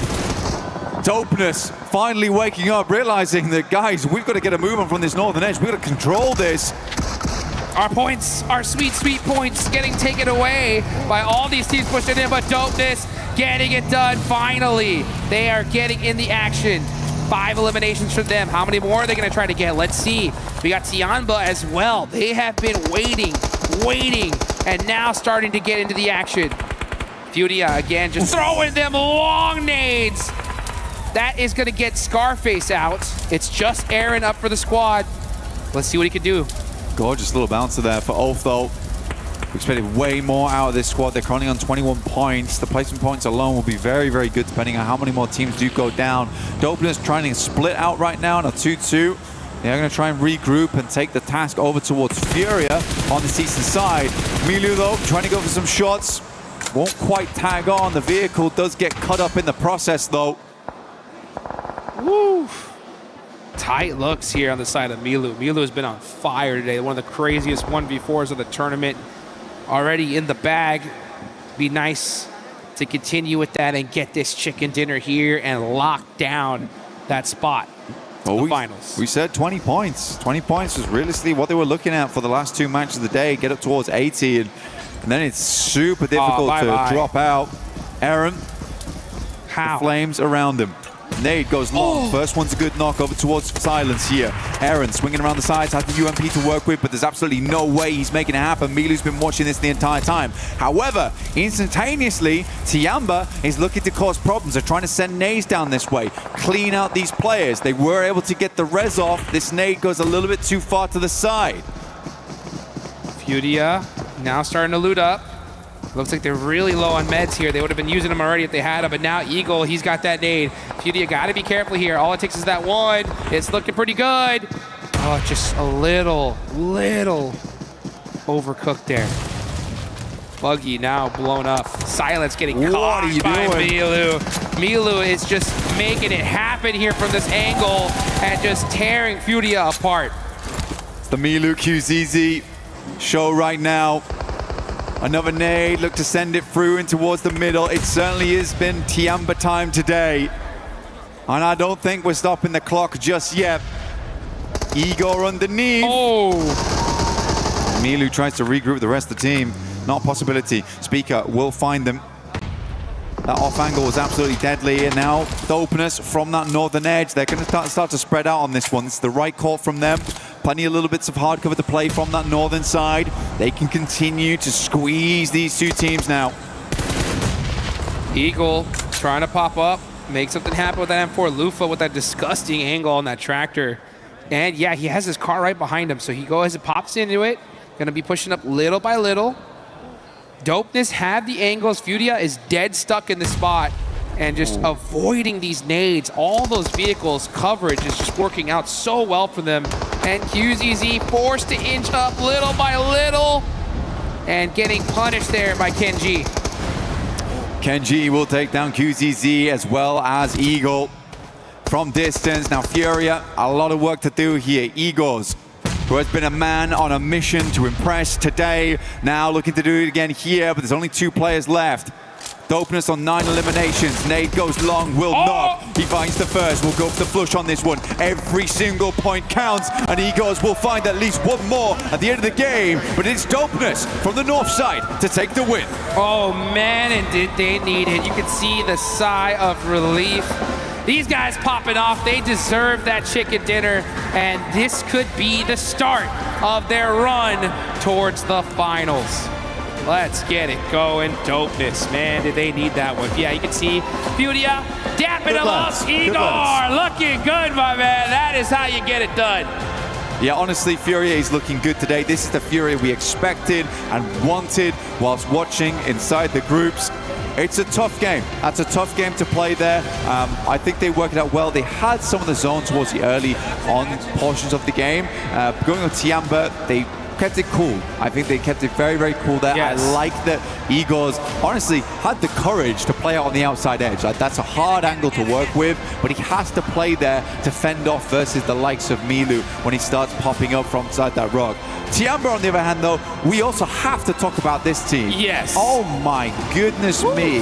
What a set of just bold play after bold play that worked out. And it's great to see. I think Milu is feeling it. Oh, Milu is on one right now. I'll tell you that right now. This guy is looking too good. That 1v4 was ridiculous. This is the Tiamba that you know, Max and I saw during the PMMI PUBG Mobile Macau Invitational, and then come group stage, we're like, what is going on? We were talking to each other, being like, this is not something that we have seen from them. They're playing it so passive, not looking confident at all.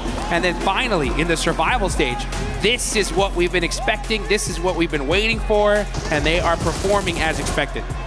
For Dopeness, there's not been a whole lot of highlights from this team so far. I mean, over in the group, it was a cool finish for them to make their way into survival stage. But this is kind of the major moment for them, right?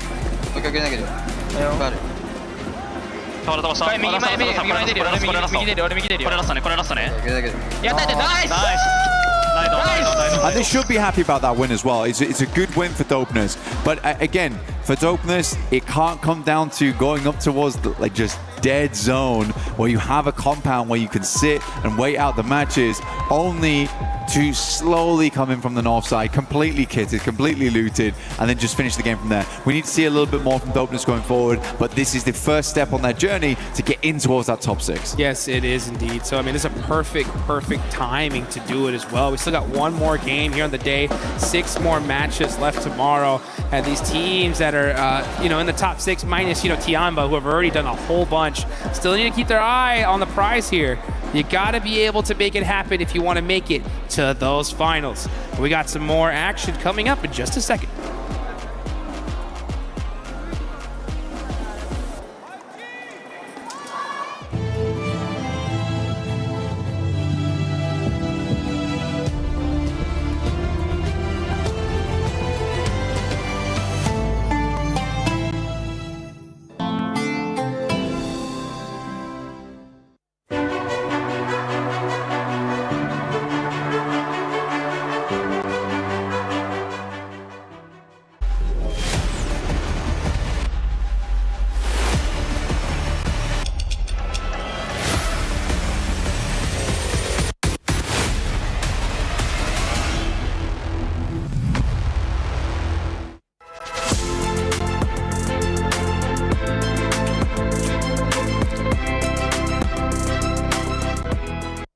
Now, one of the cool things that popped up here in week 6 is this new PUBG Mobile booth in collaboration with Naruto. We just did a live segment here, so we've got everybody still hanging out, but you guys need to come check this out if you are hanging out at our venue, because it's kind of one big game. The more that you interact with this booth, the more cool prizes you could potentially go home with. We have cosplayers. Show them over there. We've got a chicken hanging out, ready for some photos. Apparently Dawood is running around in true Naruto fashion, and you want to come by, take some photos here, because at the end of it all, there is some really cool free prizes that you could be winning. You might have seen it on the broadcast. There are Naruto t-shirts. You see Dawood in the headband, who is really tiring himself, making sure he joins in on this action. And of course, you can come hang out with your very own chicken. So make sure you stop by and see everything that we have to offer. But who's inside that chicken, Leonard? That's what I want to know. Hey, if you can find that out for me, that'll be great. Because right now we had Dopeness come out with the win, Max. And this is a team that really needed that win, really needed the points. Give it to them, but still, you need the points, Dopeness. Good job. You know that Regios here and the entirety of Reject are like, yes, finally, they qualified, they're doing something. But yeah, as you said right there, Seven, it was definitely a gifted win. They are seeing the dropped in Picardo. They went for very quick rotation, which I do have to say I appreciate. Very quick movement, and especially great control on the third party. Furia is fighting. There's also Tiamba getting involved, trying to compete for that chicken dinner. They're not slow, which I was expecting them, because they've been such a passive team the entirety of this event. But no, they committed to the push. They got involved. And generally, Nitra, we're looking at this one. I am hoping that that's going to give them just a bit of confidence to play it more aggressive, just like we saw Yangon Galacticos do too. Because before this point, Dopeness were just fully invisible. No, they were. It's really fun to be able to see them, and like you said, they're not being slow. It's not a game winning by chance. It really is. It's loud. It really is that moving forward and being able to actually, and it's vibrating. The cameras are vibrating. Yeah, keep saying what you were going to say. What we're going to say. Keep saying. What we're going to say is, no, it's really, really nice to see them. They were controlled. They were methodical. It was a really, really good push, slow and steady, but the synergy was really there. Again, they went from 0 to 100. They were able to maintain that pace without letting earlier games get away from them. Yeah, look, I just want to give it to Team Dopeness, and this is coming out of the group stages. I think you guys have to remember that they actually clawed their way out of the bottom 3 to be in the survival stage. Yep. Yes, Max, kind of a gifted zone for them, I must agree, but also, yeah, their way that they defended that, especially with 9 eliminations, like this is something that they're obviously desperately wanting to hold on to, but when they are gifted those zones, they control it, which is something massive that I love seeing from Team Dopeness, and of course, that was the same kind of team we saw in the last kind of matches in our group stages. So, I mean, it is deserved. Yeah, for Dopeness, though, just quick reminder, it's not about not being in the bottom 3. It's about being in the top 6 here at Survival Stage if you want to be able to get a chance to actually go to finals. Quick guess, who's going to be the MVP? Milu? Hey, Milu indeed with the 6 elims. And honestly, with the way he's performing, we'll get a chance to do some predictions once again towards the end of the day. But I wouldn't be surprised if that man is going to be none other than the MVP of the day. But let's look at the match ranking. Dopeness there with 21 points. Happy to see that. But Furia was able to have a hell of a match here as well. I loved Furia in this match. I loved everything that they did. It was controlled, it was methodical, it was really, really nice to see them come through. We're going to get a replay in a little bit where I really want to break down a play that they made, but their timing was impeccable. And, you know, any critique that I've had of them is that they're just playing too slowly for this lobby. Yep. It's worked in the past, but just not here. And here you can see some of the replays coming on through here, you know, up against Ulf, up against Tiamba. They were caught between Tiamba for the longest time. Them and A7 able to really pull up a really, really nice front of defense against them. And, you know, here we are going to see Tiamba have a great high ground and be able to take out Furia 1-by-1. That is them for the 3rd place, but just a really, really good play overall from Furia this game. Very happy with them. Yeah, and Tiamba as well. I mean, continuing on that consistency that we've seen throughout the day, I was expecting a GAL from China to actually end up performing well, Max. That is not the case right now, and we're not going to talk about it because that is 2 squads that I'm pretty sure, 100% sure, we have in our predictions. So our predictions are sucking, my friend. I actually have all gamers in my predictions and not Tiamba. I should have checked your predictions before I did my predictions. Okay, but now looking at the final moments here, Higor, what an absolute banging moment. I think you might actually talk about one of Higor's plays this game. He's been an absolute menace, him and Milu in particular, putting on an absolute clinic this game. I was loving it. Good times. I want to do something that we used to do in the past, Max. And I want you to look at the camera and just tell me why Alpha 7 was pissing you off that last match. Oh my goodness. Why are you guys pushing one by one? I'm going to get really close. Can we get... I'm going to... Yeah. Why are we pushing one by one? It's 2026. It should not be happening anymore. And they all push onto Higor or Furia. I am very confused as to what's going on because Alpha 7, we know they're a good team. They can do the clutches. But so are the other teams, right? Especially your Brazilian brethrens in Furia. What a misplay. That was one of the biggest throws of the tournament outside of Arena. Yeah, talking about Alpha 7, at the beginning of the day, I was talking about how they ended up benching Obscure. That is not the case anymore. We actually forgot to mention it in that last segment that we did. Obscure is playing again, so I'm not sure what ended up happening there, if maybe the pressure was getting to the 17-year-old substitute player that they have here, but it's the core squad. Yeah, it is the core squad. We're starting to see core squad things happening, except for the 1x1, because what was that? I'm also annoyed about it, because they're usually so good about that. We saw that earlier in that game, right? Revo using the window animations. Yes, using the window animations to really try and spawn, and try and get that information. He was doing a great job. He got some eliminations. They're moving through the building really, really well. And then they push 1x1. They're like, okay, we've done enough for this game now. We got enough points. It's fine. It's like, no, you had a good position. Why? Stop it. Stop it. Stop it. Stop it. Not like that, Alpha 7. I got school. For some of the other stuff, I know we had some clips that we wanted to see a replay of, and it was this one right here because Milu, my goodness, Milu popped off. I mean, those two knocks instantly with a nade, but then using the door frame to try and create a mini 1v1 in that scenario, and he's literally on fire at the end of that clip. What a beautiful play with that, especially that opening grenade. Yeah, so nice, and these opening grenades are also great. KRX in a bit of a rough spot here. Furio coming in, bouncing those nades up. What I love about this is they wait for those nades to get them really, really low. They know they have to be getting rid of that health pretty quickly. They get that knock instantly. Well, in a minute, instantly, they're going to be pushing forward, right? Get another nade, try and get some extra damage, and then they come flying over the top. You're going to see them come through here now, getting in that vehicle. They're going to move over, and actually, they're not going around because 721 is over there. They're not going onto the other side like they could do because Tiamba is there. They have to go immediately across. They come on through, make that play come through, get the knock, get the win,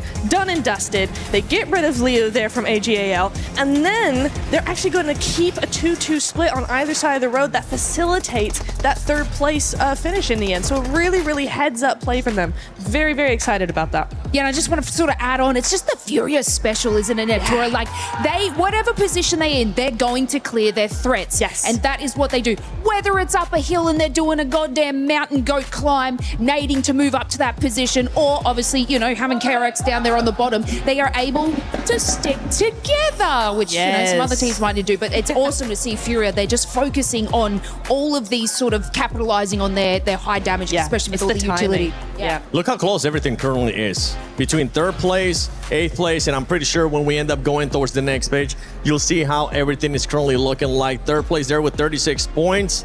9th, I mean, all the way down to 13th place, Max.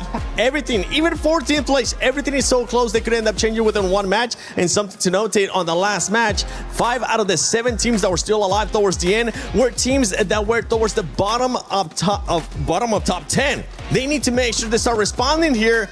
Of Barney, and whoever ends up in first place of survival stage is going to end up crushing your keys. Ladies and gentlemen, let's set the scene for those of you who may not quite know what is at stake right now. We've got $3 million on the line and a chance to immortalize yourselves in the ESPORTS World Cup history books as champions of PMWC. Now, tomorrow, just 6 teams will have the opportunity to step into the finals, where the other 10 teams, if this will open, it apparently will not. That's okay. The other 10 teams will have their keys destroyed by this stunning crusher. Look at that right there. Now, imagine what it would feel like to have the only remaining intact key whilst the 10 remaining teams... There you go. There she is. Now you get to see this beautiful crusher before it chomps on those keys tomorrow. Now imagine what it would feel like to have that remaining intact key whilst all of your other opponents have their keys destroyed, like this one right here. Now, it's almost time for our final map of day 1 of the survival stage, and some of our teams really need to step it up a gear if they've got any chance of making it through the survival stage and into the finals. And so with that being said, casters, let's go over to you for our final map of day 1 of the survival stage. Let's do this. That's right. Sometimes you got to warm her up before she gets going. And I'll tell you what, some of these teams are looking red hot. finally, right? Tianba, these guys are looking so good. Dopeness are finally getting red hot here after that chicken dinner, but we got one match left here.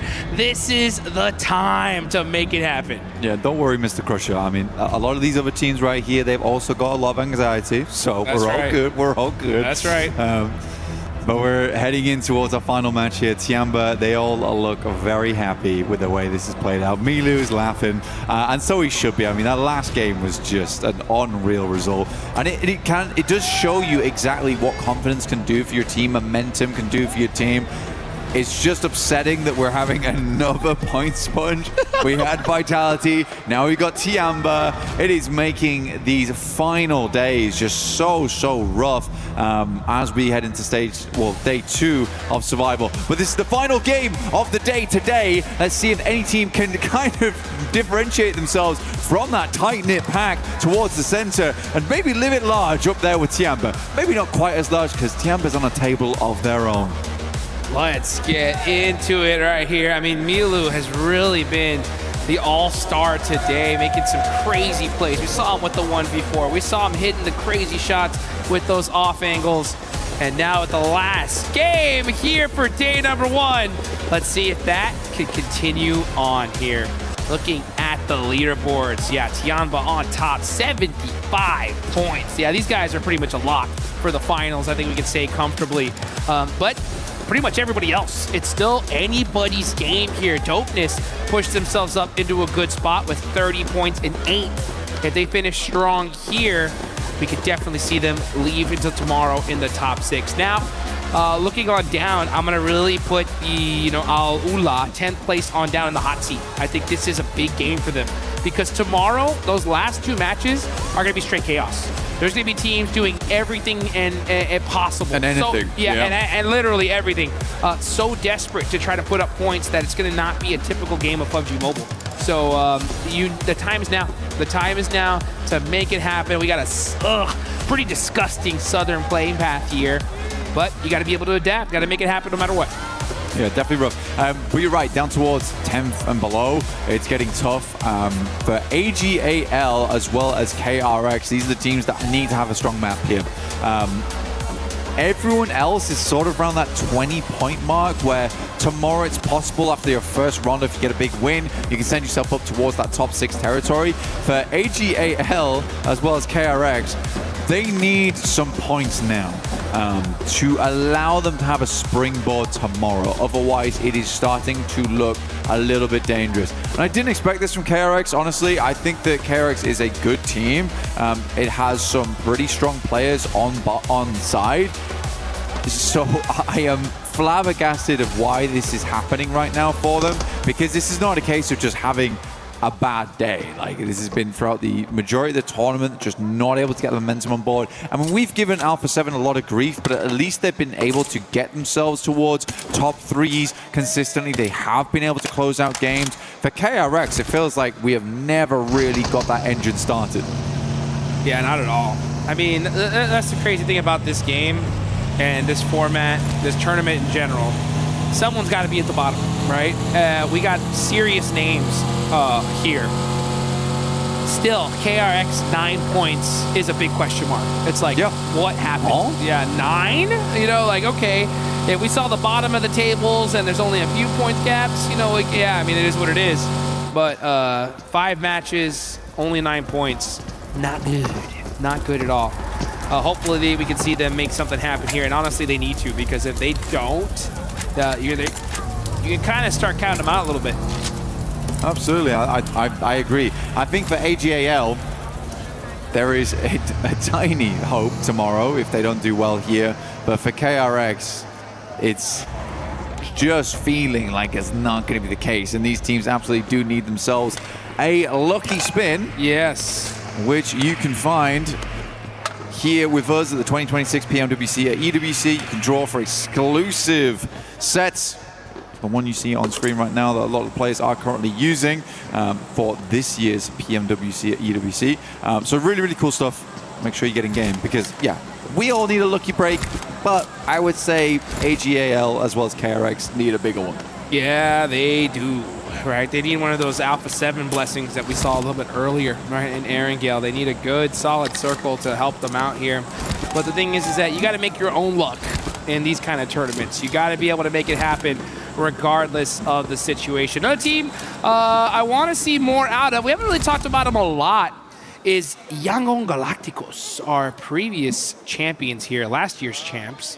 They have a beautiful skin in-game that you guys got to go check out as well.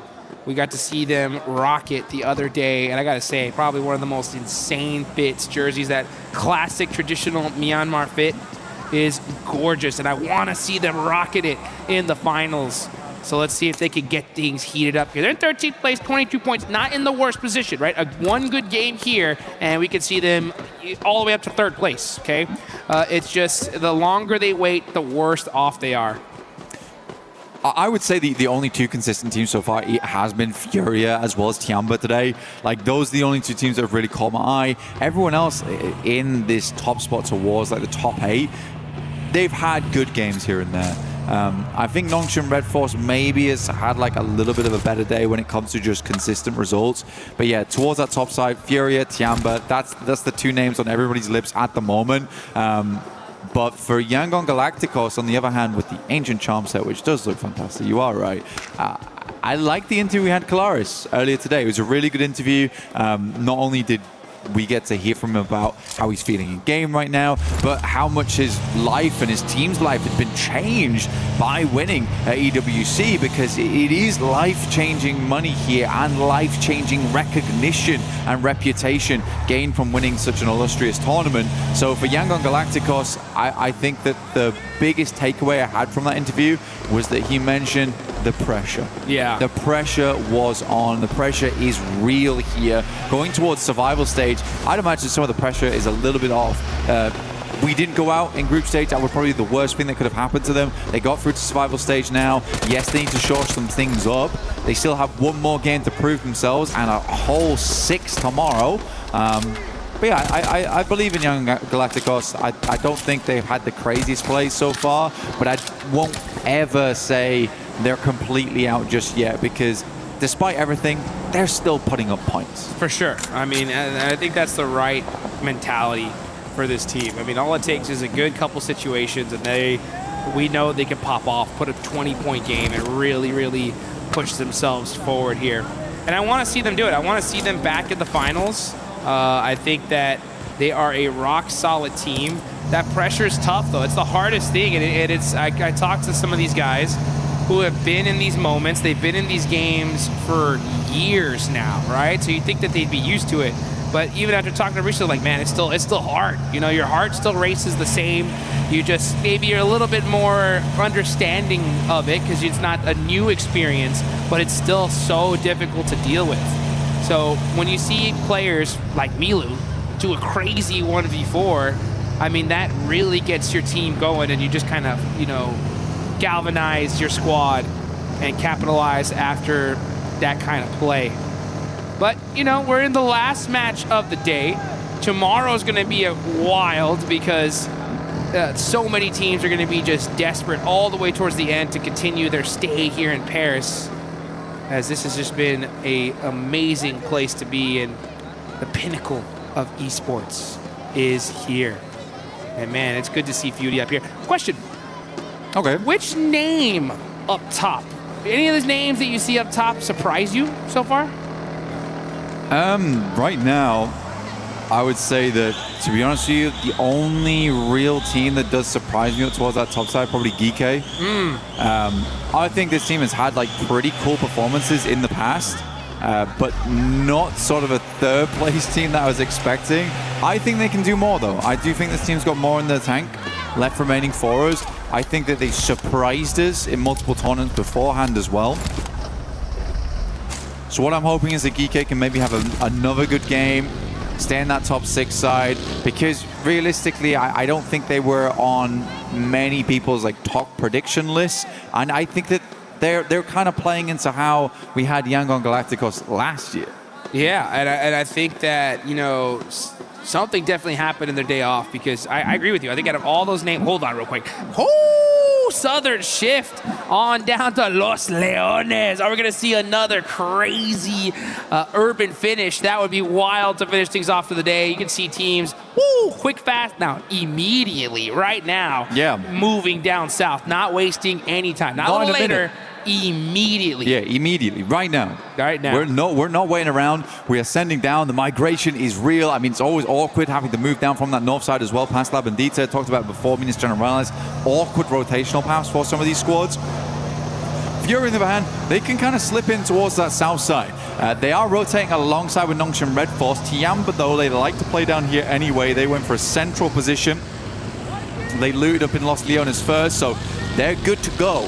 And they can set up their vehicles very fast and start to be on the lookout, be on the overwatch for some of these other squads as they make their way in. However, it's actually RRQ to take down Milu. That is surprising. That's a huge finish. I mean, that is the star of today, right? I mean, the uncrowned king of the survival stage going out early here. And you can see Solus getting those thirsts. Players, now you can see just an extra little bit of sharpness in these shots. They know there's no time to waste here. Last game of the day, we got to make it happen if we want to continue our dreams here in Paris, France. It is amusing, though, to me that RRQ pretty much went out of their way there. They were like, we've got to find Milu. We've got to take Milu out. Where is he? Because if Milu's in the lobby, we're scared, we're worried. We do not want that kind of pressure. So a bit of revenge, you know. Redemption, almost. Get him out in the first 10 minutes of the game and never have to experience another 1v4 again. It's not possible versus Milu, at least at this point in time. Oh yeah, because if Milu's there, he could elim you. And you do not want that. You do not want to go back to the lobby here. So Tiamba are going to go for the rest of this match with a 3-man. They do have a spot in this next circle. But with this zone, is pretty scary here because, I mean, it could always hard shift down straight to Los Leones. That'll be a wild game to see if that's the case. Young Galacticos are going to be doing a beautiful wrap all the way down to the south, most likely hitting that Los Leones urban side. Everybody else just trying to set up a position here in this circle. You got Tiamba right next to La Bendita. QZZ up on the roof, just trying to keep away. Oh no, QXZZ getting knocked there and beat up as well. So, my God, dude. Are you kidding me? Those shots onto Binny is just demonic going through from QXZ. Unbelievable stuff. Now from RQ underneath, just get absolutely obliterated by Hoxie. Luckily, Fearinkin able to come around the side, moves through the window, bold maneuver, Terra down. Lepar, as per usual, kind of picking up the slack here for RRQ. Benny throwing in the nade. He makes sure that his teammate is eliminated by his own nade. Benny, though, with the pump shotgun, trying to find some angles here. He's low on HP. He's got to be picture perfect. Jump shot for the QBZ is not going to do it. And that is KRX out of there in last place. The worst case scenario. Tomorrow, if they want to make it happen, have to just go insane. Yeah, for KRX, we already talked about it, right? They weren't in a good position. If they were to have a bad game here, it is miracles that need to happen tomorrow to get them in. Very unfortunate for the squad. Not what was expected from a team that tenure-wise has had great success over the years. Feels like survival stage might just be the final hurdle for them. They just could not get over. We'll lock back in with the next circle that does move down towards the south side. It is torn between Los Leones and the northern edge up towards the roadside. We've got some of the hills in play still. A lot of teams don't really want to be playing over towards the northwest. Alpha 7 would like to get a little bit further into this one. Dopeness, on the other hand, they're happy to wait. It worked out for them one time. We'll see if it works out for them again. Yeah. And they could definitely use it for sure, because this one is pretty dang close. And the zone is starting to close. You got Young Galacticos wrapping that south side out. Ula is quite close to them here, though.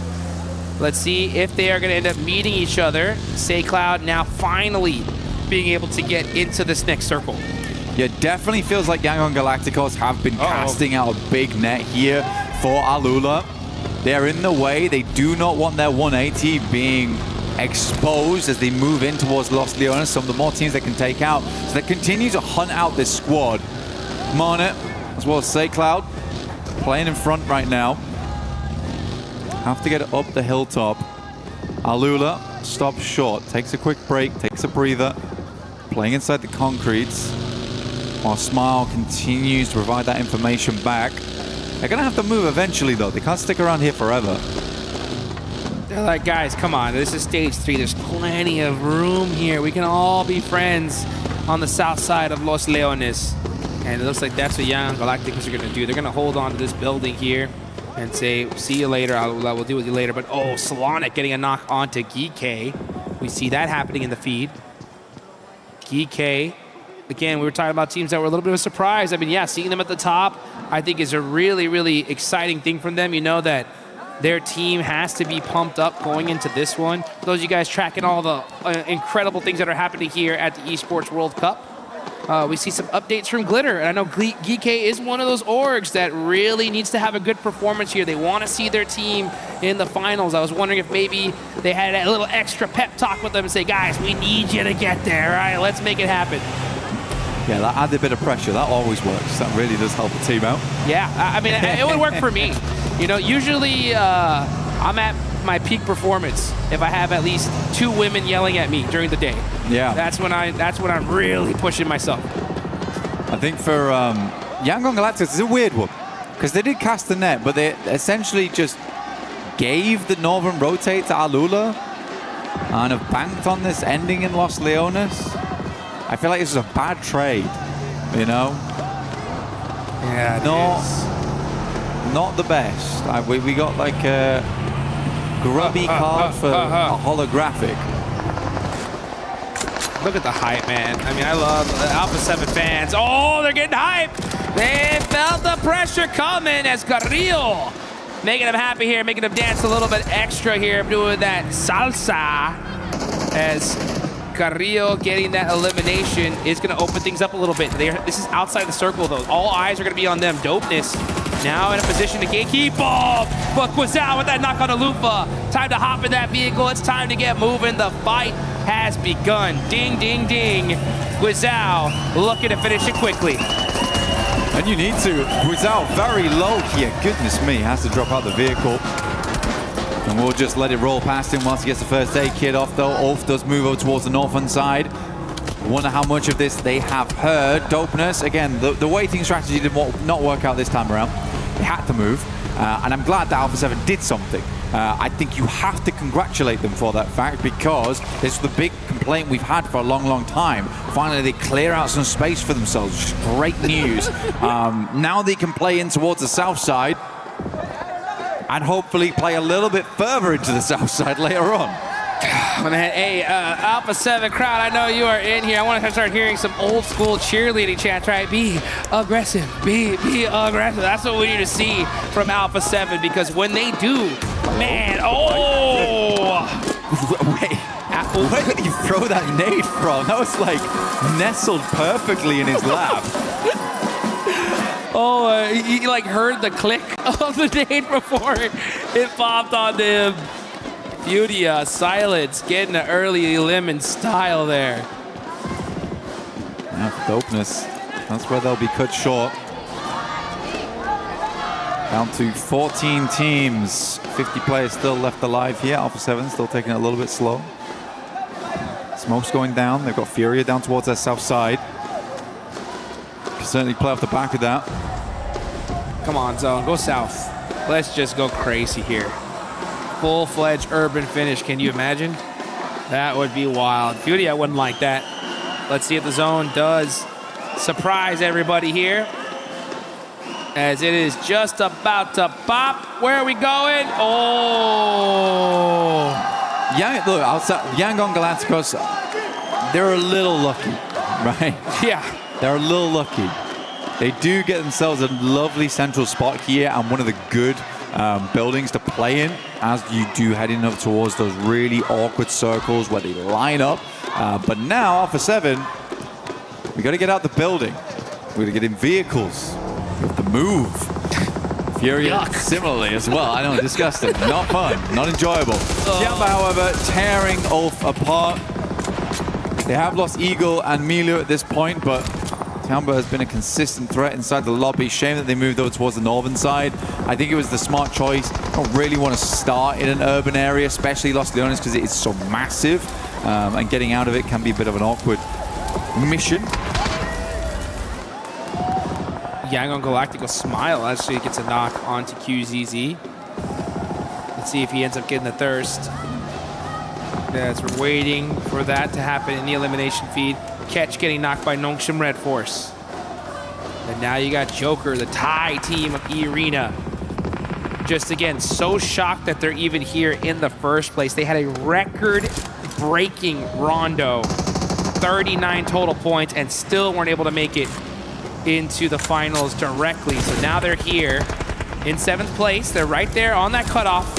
Gonna go ahead and get even closer to that 6th place position with that elimination there. Right below the likes of Nongshim Red Force. So easy, gets a knock onto Obscure from Alpha 7.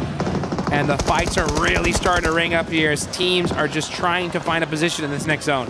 Yeah, Alpha 7 plays up towards the silos, tries to get a bit of high ground to work with, to watch down towards a lot of these other teams. Should be very resible here for Obscure too. They've got RQ underneath them. Nade plays should go well. I mean, Carrillo has full broadside on this, just doesn't want to expose himself to other angles from within the city. That's not a bad position to kind of stepping stone from, potentially. Your Fury coming in from that western side.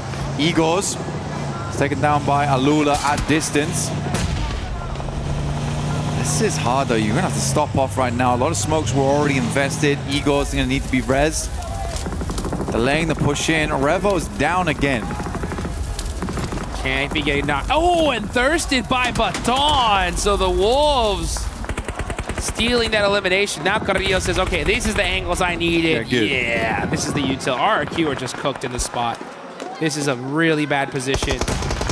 Fortunately for them, though, there's so many other teams right above, forcing Carrillo to not be able to make some plays. He finds an angle, though, puts some pressure, immediately pops back on over, and now Furia are going to get the mix here. Furia with the push onto RRQ, getting popped out of these vehicles. They're getting punished here, but they do end up taking out RRQ. But is Alpha 7 going to get in there? Yeah, Carrillo steals an elimination. Yeah, this is exactly what they need. I mean, Carrillo's been doing a good amount of work here, waiting for the rest of his team to recuperate, revitalize. Revo's completely down now. Ayala underneath with Igor's. Trying to get him back up on his feet. Realistically, for Alpha 7, they want to slip down towards this location so they can continue to play things out. Sightlines are a bit awkward. Get out the vehicle, confirm the flush. Oh no, Guizao ends up getting knocked here. Carrillo gets popped back and forth. Ayala doing a great job of just continuing on that pressure. Looks like it is a 2v2 situation now. Carrillo and Obscure versus Ayala and Igor. Guizao gets knocked by Schweppes though. Or finished. And the nades are starting to ring out here. Ayala gonna be throwing someone back, but Obscure catches the edge of Igor. Carrillo with 3 eliminations though. Gotta make a play. Stun grenades out. Ayala, last line of defense here for Furia. Will look for the first. Carrillo does get himself the nice drive-by. Vehicle is flaming. Very, very low. But Alpha 7 definitely looking a little bit more aggressive here. And Carrillo honestly has stepped up this game. I think Carrillo is the main driving force of this match so far, which is a good thing to say. Been with the team for a long, long time. Everybody knows this guy is a phenomenal player, but it's the first time in a while where we've seen him really take the game into his own hands. I like how you said driving force right there. I know you did that on purpose, dude, because these guys have been doing these drive-bys all day. I've never seen them do this so often. Usually they just play. Yeah, they just like, oh, we can do this. You know, all right, I want to start doing this more often. And usually they just end up playing together on foot, pushing together, and just being an unstoppable force. But now they're doing these like really cheeky drive-by plays. I don't know if I like it, but it's working for now. They're in 3rd place, and that is all that matters. As long as they make it to that top 6, that's where they need to be. Obscure getting some shots. Gonna have to dodge those and throwing out that util onto Goat. Not able to get the knock just yet. Carrillo knowing that, man, this is going to be a tough one to get into this circle. Everybody's looking the direction. Do they have any vehicles? No. It's going to be up to Smokes and that M4 to get them in this next circle. Oh, ow, ow, ow, ow. That hurt. Yeah, Creo making that cross there. It was always going to be difficult. There's so many angles, so many sight lines, and at this point in time, we are just getting rid of the outsiders at the moment, which is a fair few of these teams trying to make their way in. Again, it's not an easy circle, really isn't to play. Goat's also struggling now as the circle moves further and further downwards. But let's take a look here, Hot Jukes. E-Arena looking to redeem themselves up towards that top side of the tables in 7th and get themselves some more points on this game. Look a little bit prettier. Furia went down after 7th to get some more points. Oh. And again, we are starting to see more and more squads push themselves further up. Now for Ulf, tough push. Tough push indeed, but they're making it work so far. Ulf finally started to show some signs of life. AGAL, another one of those teams, really trying to make things happen for their org in this World Cup. Only one elimination so far. Ooh, that one hurts. Down to 1 HP. No, actually, no, he does have 3 first aids. Let's see if he's going to start using them. AGAL starting to push up there towards Ulf. Catch, going for the res. Should be able to get it on the Solus. He does. Zone about to close in the next 39 seconds, though. Can they get these heals off? XEC just can't find that perfect angle to throw this nade, though. Gonna bounce it off the doorway. It was a little long, though. The airburst's not quite there for AGAL. We talked about this earlier. This has to be a big game for them. They see the circle shift and they decide that this fight is not worth it. It's going to delay them too much. Can they get further down? Can they snake their way into the circle itself? Tiamba, last player alive here in QZZ. And again, I respect the motion here, because they know that, yeah, they're on 75 points. It doesn't necessarily guarantee them tomorrow if they have a really horrendous day. So for QZZ, he's going to put all the stock into trying to live out this game as long as possible as a solo. No risk taken. Survive. Yeah. Gotta survive here. Might as well. I don't care how many points you have. You play as hard as you can all the way up to the end to guarantee that you extend your stay here in Paris. Here comes Nongshim Red Force, though. Monster squad. Putting some pressure on Al-Ula. Hyunbin, Maxman's favorite player. So humble, so accurate. Throws the nade and gets the knock. And that's why he knows how to make these fights work. DBS in hand. About to push on in. Wolves is the next target for Nongshim Red Force. They currently have 4 players still alive here. QZZ finally goes down. That will be Tiamba's run done. 75 points is where they'll finish the day. Again, like we're saying, roughly around 15 points for top 6. See if they can go further tomorrow. E-Arena, another team that desperately wants that scoreline, but Saycloud from Yangon Galacticos opens up onto 1. Geeke also chiming in here. Have to drop those smokes down, just wants players to get closer to them. Los Leones uncomfortable in the central position. Honestly, for Yangon Galacticos, if they can get rid of more and more players here from E-Arena, there is a world where they may want to cross the road. They're going to have to here. We can see them with those P90s. They're making it happen. I don't know who. Yeah, they got to go. Oh, they got to go immediately. As you can see, AGAL, getting hurt. Going to go ahead and get those first aids going. As we are now reached the final circle shift here. We are in stage 8. I don't know who it was that wanted to see a Los Leones urban finish here at the end, but whoever it is, they got what they wished for. From Ulf, we got 6 points on this game. They do get themselves a little bit further in the lobby here. Up to 10th now on 31 points. It's a decent innings. But you're right, we're almost heading in towards stage 9. I was surprised that Yangon Galacticos didn't try and hit the train here. They are slowly moving across because they know E-Arena is weak and they're on the center dot. Like, that's where you want to be, and they've opened things up, but they're being very, very careful right now. By the way, you go out right now, 1 placement point. Yeah, and we're almost in the last zone. 8 teams still remaining. None of them can afford to go out right now. You got Wolves there on the southwest side. Those guys need some points, big time. AGAL, Yangon Galacticos are previous champs. These are the squads that really need them more than anybody else. But you got the likes of Geeke, Nongshim Red Force, and E-Arena right there. You can see the Wolves getting into some CQC action. They take out quick. Now they're rocking a 2-2 split. DK are still in this match. All 4 up, only 1 elimination. It's really going to come down to the last second here. So many teams banking on this game. Yangon Galacticos maintaining high ground. I mean, once we got a better lay of the land, kind of understand why they're still playing up there. They have 2 players up front though, so there is a possibility of a daisy chain in the near future. Wolves also needing points off the back of this game. Only on 25 right now. Nongshim Red Force getting the parkour done, somersaulting through that smoke into a better position. So easy, gets caught on the back lines by a nade from Necessary. What a nasty spot to throw those nades in. We'll see if Nongshim Red Force can weather it. Oh, these guys need to hire a new roofer, man. This is so tough. This hole in the roof is being so rough on them. It's just Tizzy now for the side of Nongshim Red Force. And here we go. We are in stage 9 here, folks. The zone is about to close to the center of the map as Baton and the Wolves trying to keep their tournament hopes alive here. The NA squad up close and personal with Nongshim Red Force.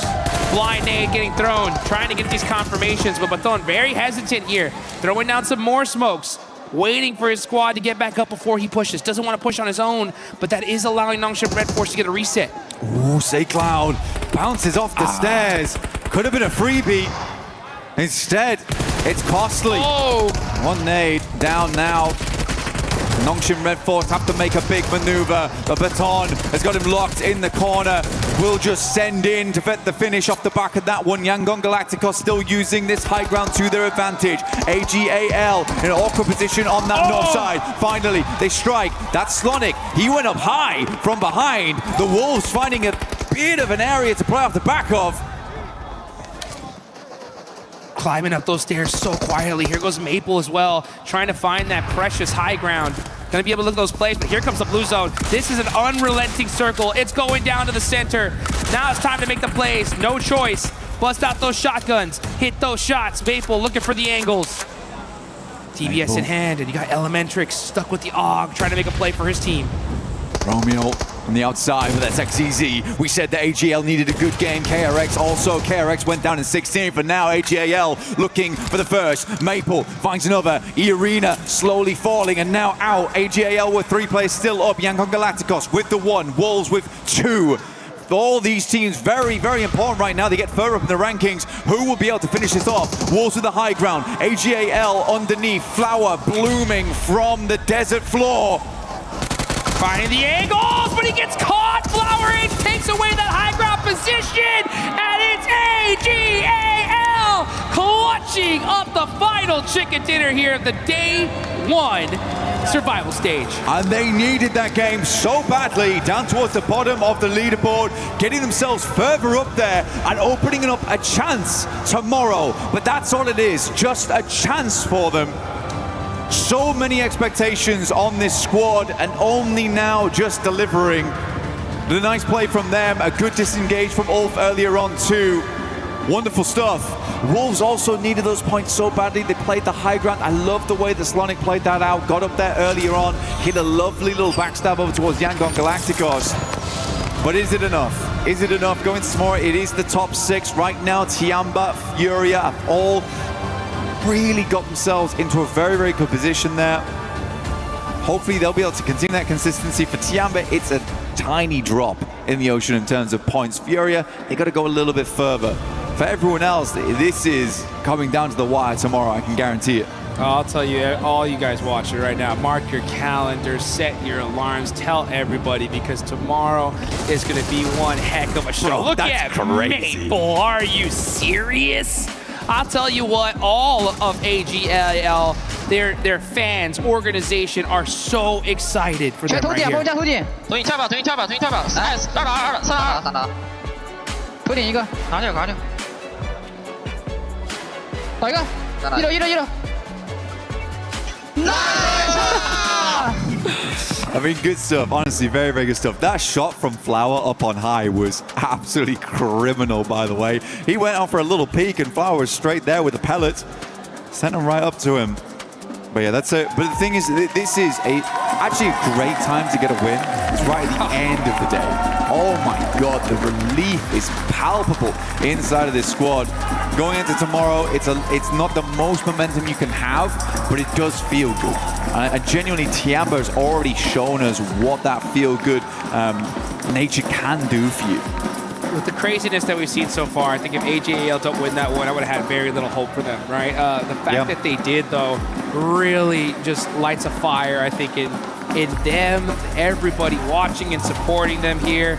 It puts them in a great spot for tomorrow. And one thing I did notice, and I'm starting to see a trend of, is that the word nice is international, baby. Because, I mean, you just keep hearing that no matter what. I mean, no matter what team, what org, right there at the end, that is the unification word of victory. Yeah, it's good. It's nice. But KRX, sorry, it's not so nice. No. It is not so nice. No. Again, tomorrow it's going to take miracles. This is a great squad. It's got some strong players on side. If anyone can do it, it's going to be them. They need an immediate chicken dinner tomorrow. Not even wait a little bit. Immediate in Rondo. In the meantime, let's head down to the stage to close out our day with Kalaris. That's right, thank you very much, Blank. Of course, I do have Ragnarok here from GK after they've had a pretty successful day, all things considered, for the game so far. So let's start off with this last Miramar. Obviously, it goes down to yet another Los Leones ending that we actually have here. You guys were in one of the buildings pretty early to try and play it out, but it's always hard to transition between those locations. What was the game plan for GK once you'd found that spot?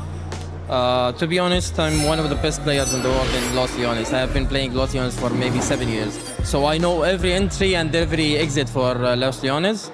I were really confident that the white building that we took, it will be clear. So we crashed it in the third zone. Yeah, it was clear, but it was maybe center of the zone. So everybody's focusing on us. We couldn't peek on much players. We couldn't take much eliminators also.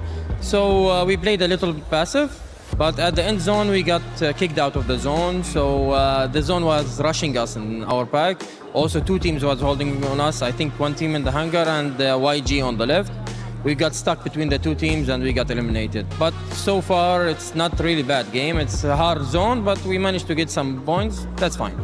Not too bad at all. Talk to me about the win that you guys were able to have today as well. Because I think that's your second win of the tournament so far, right? You got one in the group stage. So that win, obviously you had that compound for a long time, west side of Pochinki, or west from Pochinki, I want to say. So was it just a case of lock that down, and then when you kind of flexed out against the other positions of the rest of the teams and eventually dealt with Alpha 7, that looked fantastic. So talk to me about that finish. To be honest, it's a 50-50 zone. It was a little bit lucky that the zone came back to us, but still, if the zone didn't come back to us, I was managing the movement from this compound. I was going to manage everything. That's why I choose this compound, mini Pochinki, because I know how to move from this position. Yeah.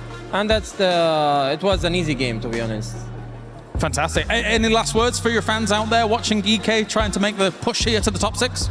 To be honest, I want to thank everyone who supports us, and we hope to make you proud. Maybe we're gonna play better tomorrow and take this qualification card for the finals, and in the finals we're gonna change everything. Don't worry about it. Ragnarok, thank you very much. Fantastic interview. It's time to head on over to Barney, who has more to come. That's right, Kalaris. I've got Tony K here from E Arena, ready to have a very quick chat. Tony K, let's talk about today. Typically, we're used to seeing a very hyper-aggressive E Arena, chasing down eliminations, but today seemed to be about placement points. You had 4 top 6 or top 5 finishes, I believe it was. Was that the plan coming into today? Was it all about placement and playing a bit more passively? ก็ปกตินะฮะทีม E Arena เนี่ยปกติฟอร์มของเราจะเล่นค่อนข้างออกไปทางดุดัน aggressive ทีเดียวนะฮะแต่ว่าในวันนี้เนี่ยเราค่อนข้างเล่นที่แบบว่าแบบค่อนข้างไปทางเรียบง่ายสบายๆ passive เป็นค่อนข้างเป็นส่วนใหญ่นะฮะแล้วก็เราได้จบไปที่แบบท็อป 4เป็นท็อป 4หรือท็อป 5นี่ค่อนข้างเยอะเลยนะฮะในวันนี้นะอยากถามว่าแบบมีอะไรมีความเห็นยังไงบ้างครับกับเรื่องนี้ฮะก็วันนี้ผมคิดว่ามันวงเข้าครับบางตาแต่เราก็ทำไม่ได้ครับ Yeah, I think today we a little bit of underperformance, even though the zone come to our side, but in the end it's just another bad day.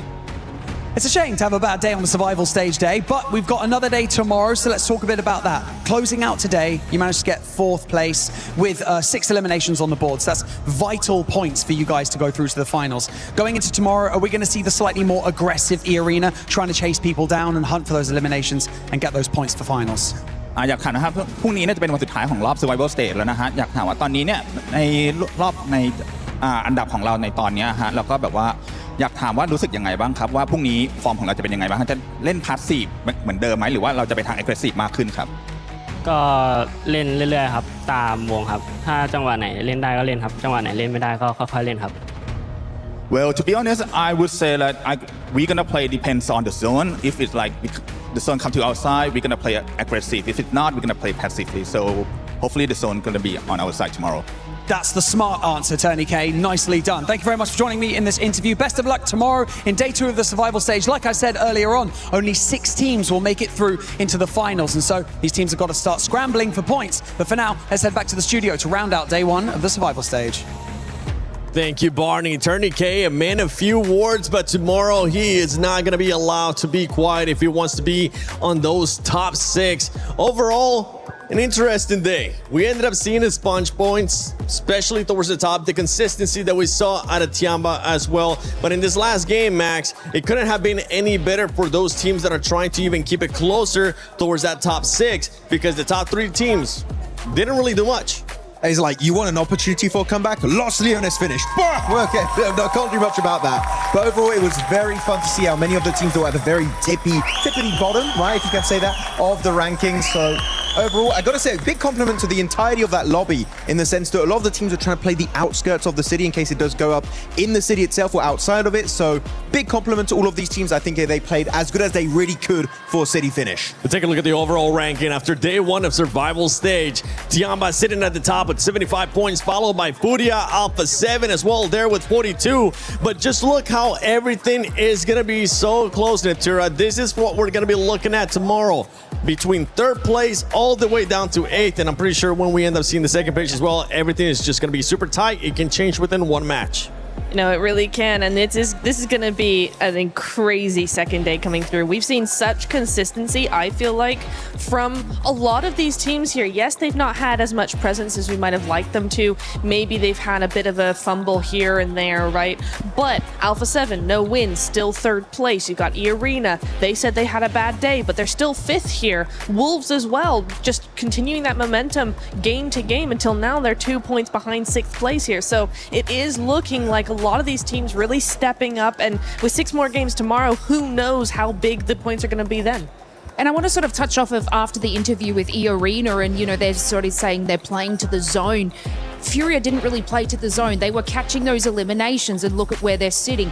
If E-Arena can just mimic that kind of play style, because when you actually have a look at this lobby, yes, Tiamba are skyrocketing up there, especially with placement points in general. But the only other super aggressive team is Furia. And if we add E-Arena, we've seen them do it before, where they're able to catch these eliminations in any way that they want. I think if they change back to that style, they could be definitely up there with Furia. Max, on the 2nd page of the overall ranking, I want you to look at one team specifically, and that is none other than GOAT team. Because when we're looking at that team, it's just pure fragging power. But once again, the storyline has been for this team, they need to find themselves a way into those later matches. IHC might not be in this tournament, but they reincarnated in the GOAT team. All about aggression and those elimination points. But yeah, 4 placement points. I don't like using harsh words, but that is really bad. Okay, that is absolutely terrible from GOAT team. Harsh. Okay. Yeah, it wasn't harsh. Yeah, but it was like PG, you know? Let's go PG. It's harsh in like the PG realm of what I do here on the show. Very unfortunate in terms of the placement points. We need to see more late game finishes. All gamers, you know, I'm going to also say a similar point. They get that 1 chicken dinner in a city finish, which you never know what's going to happen in a city finish. It's kind of like you throw in the hat, hopefully your name comes out at the end. But you remove that chicken dinner, Niptura, only 2 placement points over the course of 5 matches. That also is really bad in a PG way. No, it really is. I don't like that at all. And tomorrow has to be a massive step up from them, because yes, we are seeing a lot of ties, partly due to Tiamba's point sponge situation going on there, but I think in a regular lobby or in a regular day, they would be bottom of the leaderboard, except for KRX. They're actually bottom of the leaderboard. What's going on with KRX, by the way? You tell me. What is happening? I don't even know I'm because just the host we haven't had enough time to even see them. They just keep going out. Max, you have an opinion? Max, please tell us what's going on with KRX. I know. No, actually, looking at their position, they always go for spots which, when you look at the map, is not bad, but the positions itself are so bad to defend. It's like, oh, it's a shed, it's a tree, it's a dip, meaning if a team gets any angle onto you, you're just going to get completely dismantled instantly. Oh, look, that's a nade coming for our grouped up scenario. It's like, oh, this is a great dip. A team gets in 50 meters of you, boom, and DRX just completely disappears. So I would like to see them trying to fight for strong compounds or strong POIs around the map, and if they do so, we saw Hoxie in particular step up massively in the group stage. Right now, these positions today are just not it going into PMWC. I kind of want to say the same for Goat Team, actually, because we saw a lot of aggression. They set up really, really well. They push really well, and then all of a sudden they either disengage or they get third-partied or they're not covering their back angles. There's something like that that's going on because yes, the aggro is there. Yes, the setups are really good. They do 1-3 split, 2-2 split. They try to surround. They use the nades. They're not over-aggressive, but they just fizzle out in the mid game. And so for me, Goat, you just need to step that up, get those placement points, and you are good to go. Exactly what we see. I want to see how to go. Just please last until the later match, last until those end zones. But Max, I know earlier you got a chance to see a grenade for Maxman. Grenade of the day. It's Maxman's grenade of the day. Let's check it out. I don't know actually which grenade we're going to show, but it's going to be a surprise right now. Let's check it out, see exactly what's going to be coming out. We got many great grenades today. One coming out from Milu. He got the clutch. He got the 1v4 without opening grenade. But this grenade is a thing of absolute beauty. He chucks that first one and then, oh, well, actually, no, didn't work out quite fine because Oliko denies his position with that grenade and forcing himself to go back down into the shed.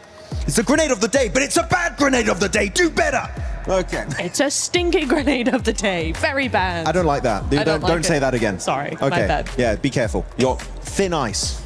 That was not PG. That was very close to PG. Max throwing a grenade at Neptura there. He did.